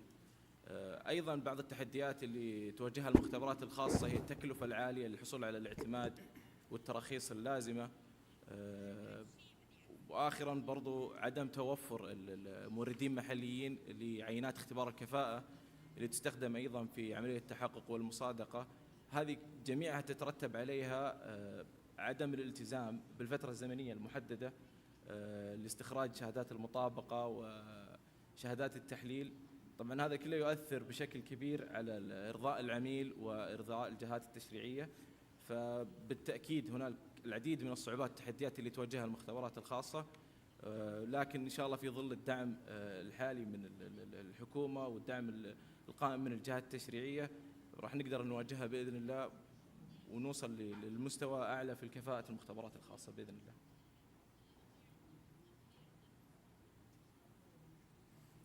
Thank you, sir. And if we move on to the next part of the topic of a conversation, and that is how do we maintain our capability, particularly when the challenge then as market technology changes or change in art, and how we react as an industry, as conformity assessment bodies, regardless of what industry sector we are serving. The same challenges are there, particularly when new technology, new art. I can give an example. Certainly, I operate more so in the European Union. In the next, I would estimate 5 years, there's going to be a global impact in an industry sector more to my competency, and that is for essentially any type of machine, electrical device that uses the network for software, whether it be intrinsic to safety. And what I'm referring to is the 3 pieces of legislation that's going to be implemented in Europe, certainly in the next 5 years, and that's to do with, and that is the Cyber Resilience Act, the Cyber Security Act, and only released last week something they're going to call the Artificial Intelligence Regulation. Essentially, anything that uses software in the cloud or embedded is going to be mandatory through a third-party conformity assessment for high-risk areas. Now, that alone faces a challenge. So when you consider the types of challenges our industry, the testing, inspection, and certification industry would face in upskilling, I'd be interested to hear how you are going to approach such challenges. But not only that, the same challenge can be thrown out to the regulatory authorities and, even more so, the accreditation authorities in each of the countries, because without the baseline accreditation, the scope of competency under the accreditation, our operations as conformity assessment bodies will not be able to deliver the services. So I'd like to put that question to yourself, Mr.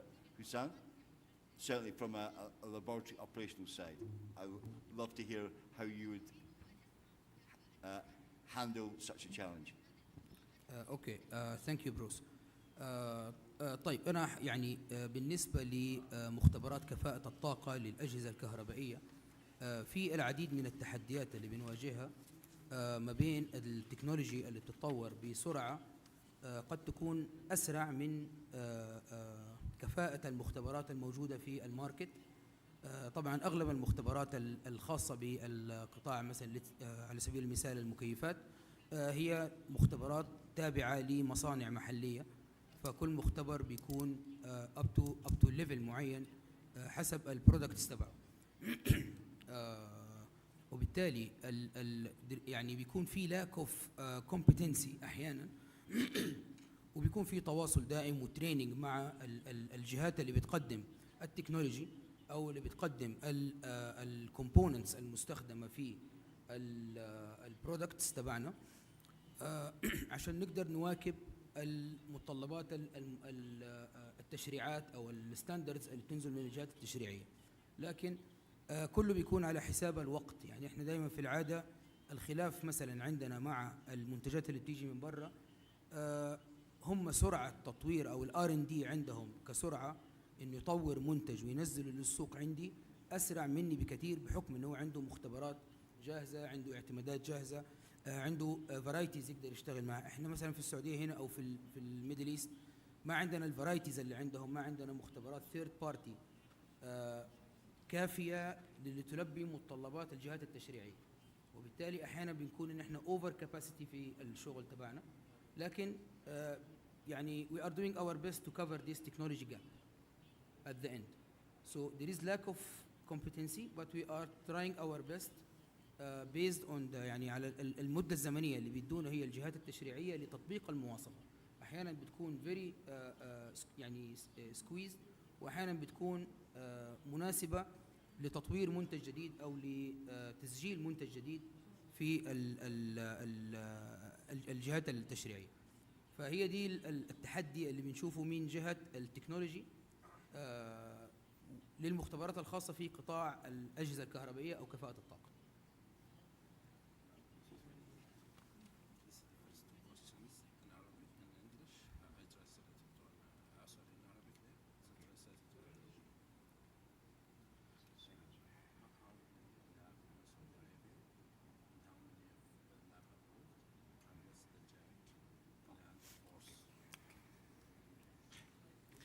Sorry about that, ladies and gentlemen.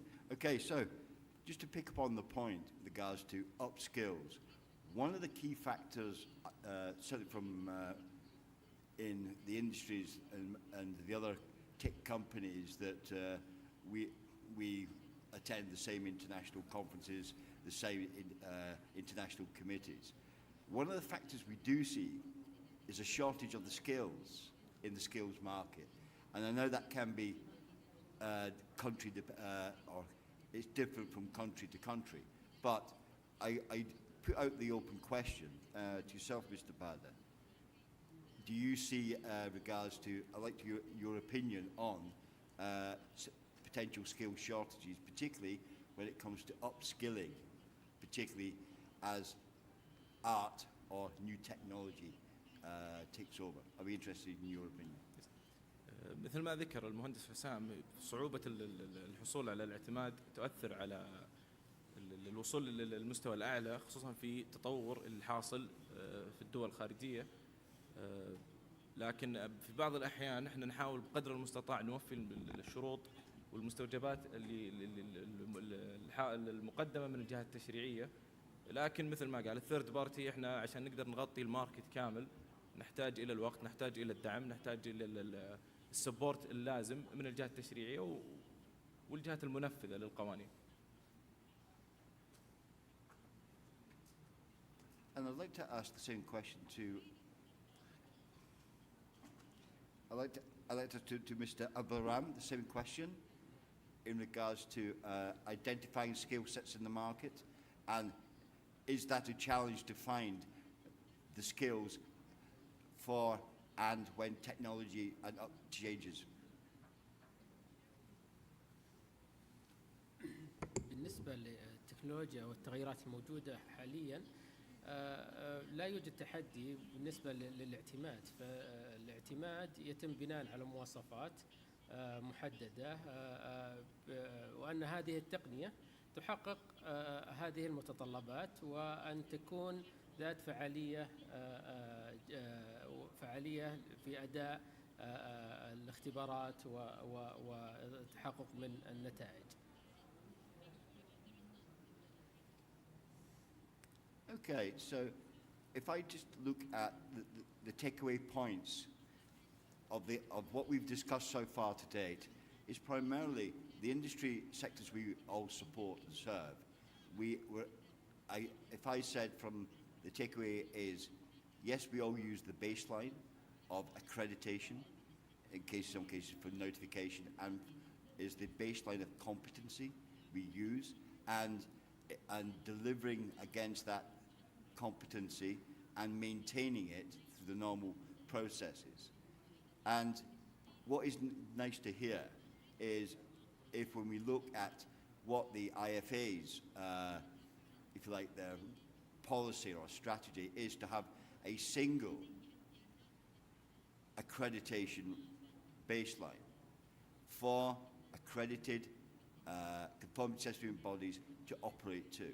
And so from a key perspective, although I work in perhaps a different sector, different part of the world, I hear the same message, where accreditation is integral to the supporting of results and maintaining a quality infrastructure that produces essentially quality data. I'd like to go into the subject now. I mentioned it perhaps right at the introduction, and that is we've just came out of the COVID-19.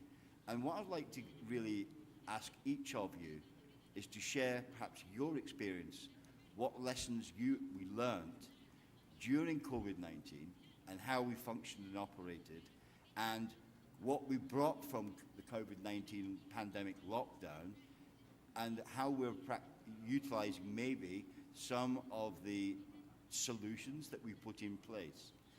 If I give an example, certainly in my company, and essentially we decided that we could not conduct verification, validation, inspection across the whole of our business line, whether it be for system certification, product certification, conducting inspection activity across a number of industry sectors.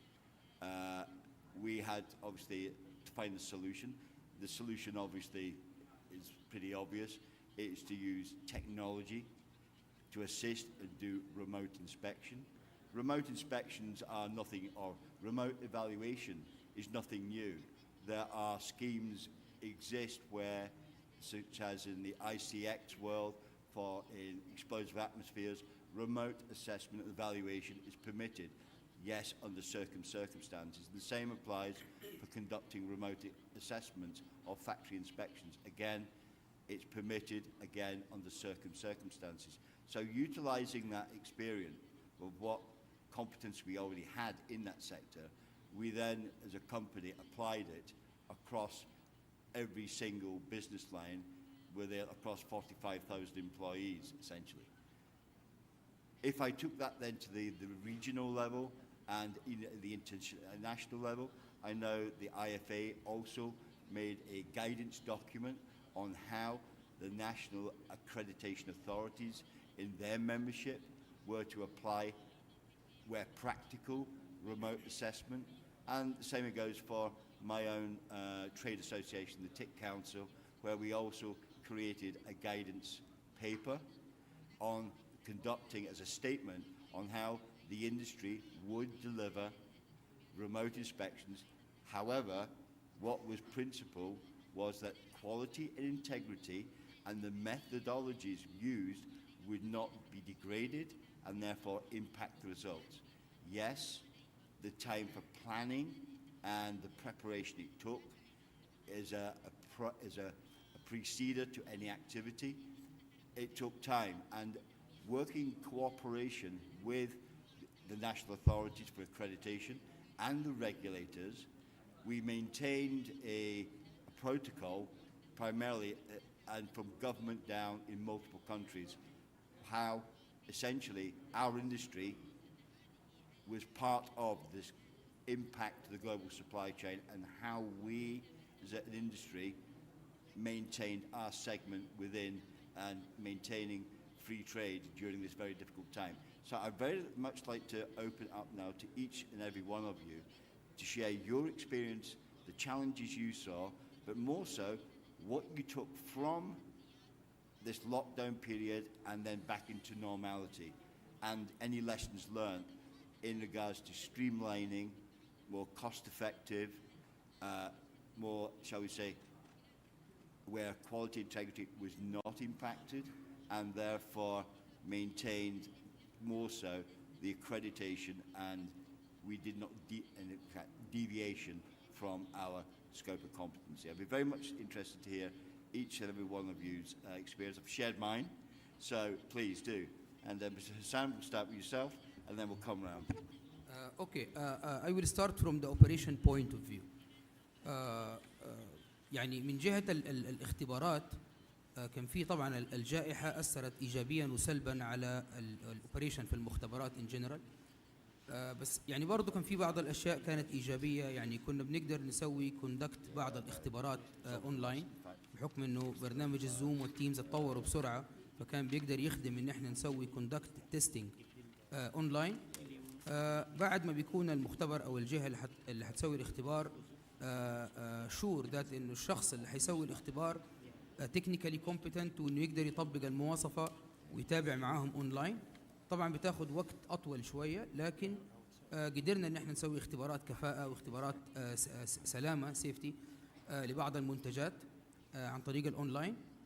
برضو قدرنا إن احنا نسوي أسسمنت للاعتماد أو intermediate assessment أونلاين، وده كان برضو كان بحكم إنه كان في restriction في اللوجيستكس والسفر وكده كان صعب إنه هو يصير. بعض الإيجابيات برضو من جهات التشريعية إنه كان في بعض الريدكشن في الفيز تبع الشهادات. كان في طبعا بحكم انه الاكريديتيشن والتستنج اونلاين، فكان اللوجيستكس تبع الناس اللي هتيجي المصنع وكده ما هي موجوده، فكان الكوست حقها برضو يكون افضل شويه للمصنع كتكلفه.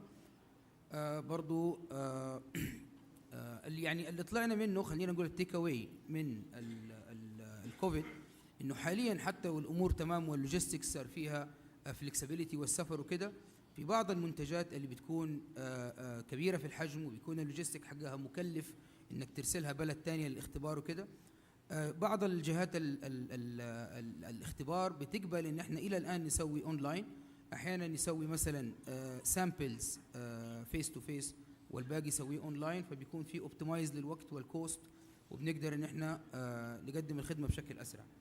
فطبعا الجائحه اثرت اكيد على الكل، لكن في بعض الاشياء اللي خدمتنا في الموضوع. من جهه الجهات التشريعيه كان في اكستنشن لبعض الشهادات عشان تخدمنا يكون مده الاختبار اقل، كان في اكستنشن للفاليديتي تبع التست ريبورت فاليديتي، فده برضه كان بيسهل ان احنا نقدر نسوي ريجستريشن من غير ما نسوي تيستنج، وان احنا نضطر ان احنا نرسل اليونت لمختبرات ثيرد بارتي او مختبرات برا البلد.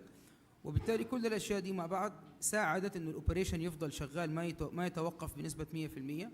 طبعا وقت اللوك داون والاشياء دي واجهنا بعض المشاكل، انه ارسلنا يونت للخارج وصار لوك داون في بعض الدول في الخارج فتاخرت النتائج، لكن كيس تو كيس يعني. لكن جنرالي اتوقع انه البوست كوفيد تعلمنا بعض الامور من الكوفيد، وبالتالي صار يعني نعتبره هايبريد بين الاوبريشن بوست كوفيد اند بري كوفيد let's say.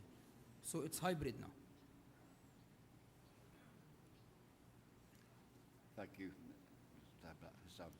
Mr. Bader, please. طبعا جائحة كورونا علمتنا كثير من الدروس، واهم درس علمتنا يعني الاستثمار الحقيقي هو الاستثمار في الناس، في الموظفين، هم اللي طبعا رضوا انه يخاطروا في حياتهم، يخاطروا لاجل الوظيفة، لاجل استدامة الامن الغذائي في البلد. والشيء الاهم اللي تعلمنا انه تقييم المخاطر، وزادت اهميته بعد جائحة كورونا، انه كل ما كان عندك في الشركة تقييم مخاطر، نظام تقييم مخاطر قوي جدا، راح تدعم انه تواجه اي مخاطر قد تواجهك. ممكن تكون المخاطر اللي تواجهك جديدة عليك، لكن كل ما زادت قوة تقييم المخاطر زادت قوة الدعم ونظام الإدارة عندك ونظام الجودة في الشركة للوصول إلى أعلى مستوى كفاءة، خصوصا في المختبرات.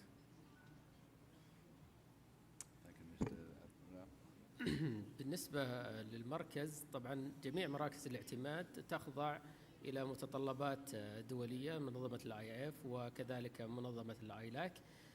فبصدور الدليل في ديسمبر 2020 من المنظمة الدولية الآيلاك والIF باعتماد التقييم عن بعد، لذلك انطلق المركز في عمليات التقييم عن بعد، وكان على مرحلتين أو على جزئيتين: تقييم مزدوج حضوري وعن بعد بالاستعانة بمقيمين من خارج المملكة، وكان ذلك عن طريق تقييم عن بعد، وبوجود ممثل للمركز في الجهة، وأيضا تم التقييم بشكل كامل تقييم عن بعد. والحمد لله كانت هنالك نتائج فاعلة وحققت النتائج المطلوبة.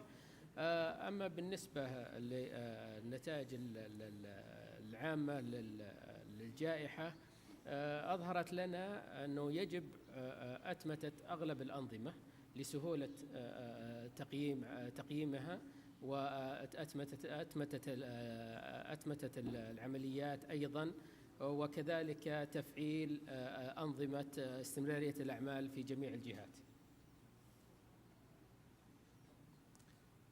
Thank you, Mr. Aram.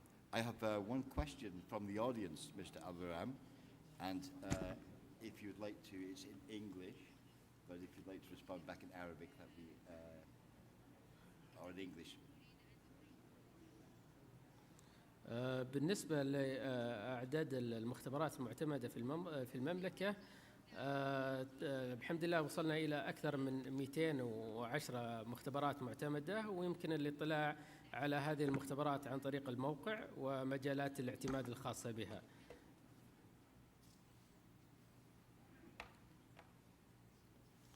Thank you, sir. Ladies and gentlemen, I don't have any questions online. I can't really tell because the battery's gone. So apologies to any of our guests who have came online and put through a question. What I can say is thank you to my fellow panelists for sharing their experience. And what I think I've certainly take away from myself is principally the baseline for any quality integrity of an accredited conformity assessment body has to be the baseline accreditation standards. And to pick up on the point, one of the pillars of a regulatory conformity assessment system, that being accreditation, and from the various industry sectors represented here, how we looked and delivered upon this baseline solution. So, ladies and gentlemen, thank you very much, and it was a pleasure. Thank you.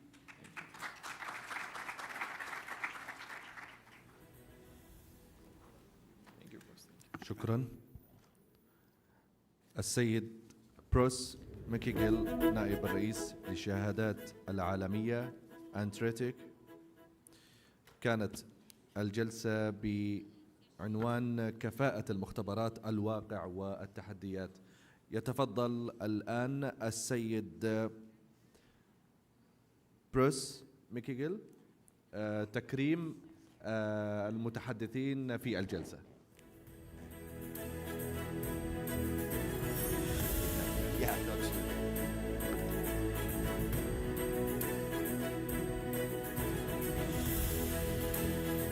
الأستاذ عبد الرحمن العسكر مدير عام الجودة.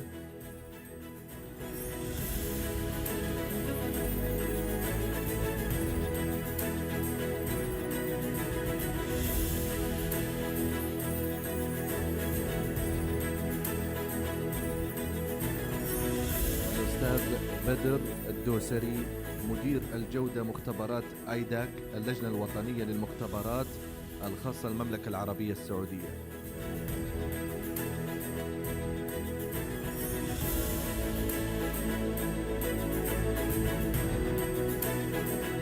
المهندس حسام مجدي مدير تطوير المختبرات والمنتج عضو التجمع الخليجي للمختبرات مجموعة كارير عضو التجمع الخليجي للمختبرات.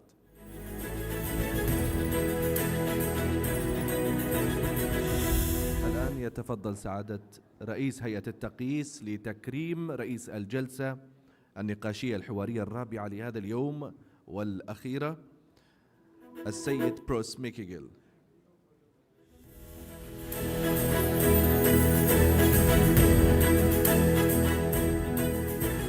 الرئيس ومتحدثين الجلسة لأخذ الصور التذكارية.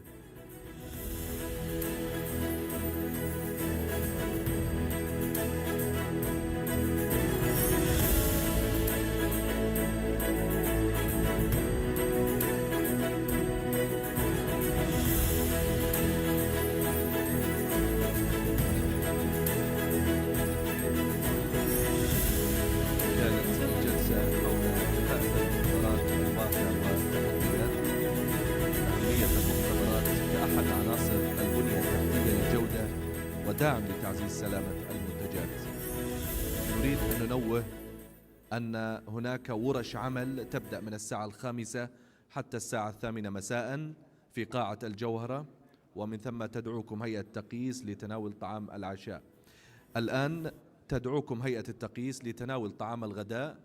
تفضلوا مشكورين، والسلام عليكم ورحمة الله وبركاته.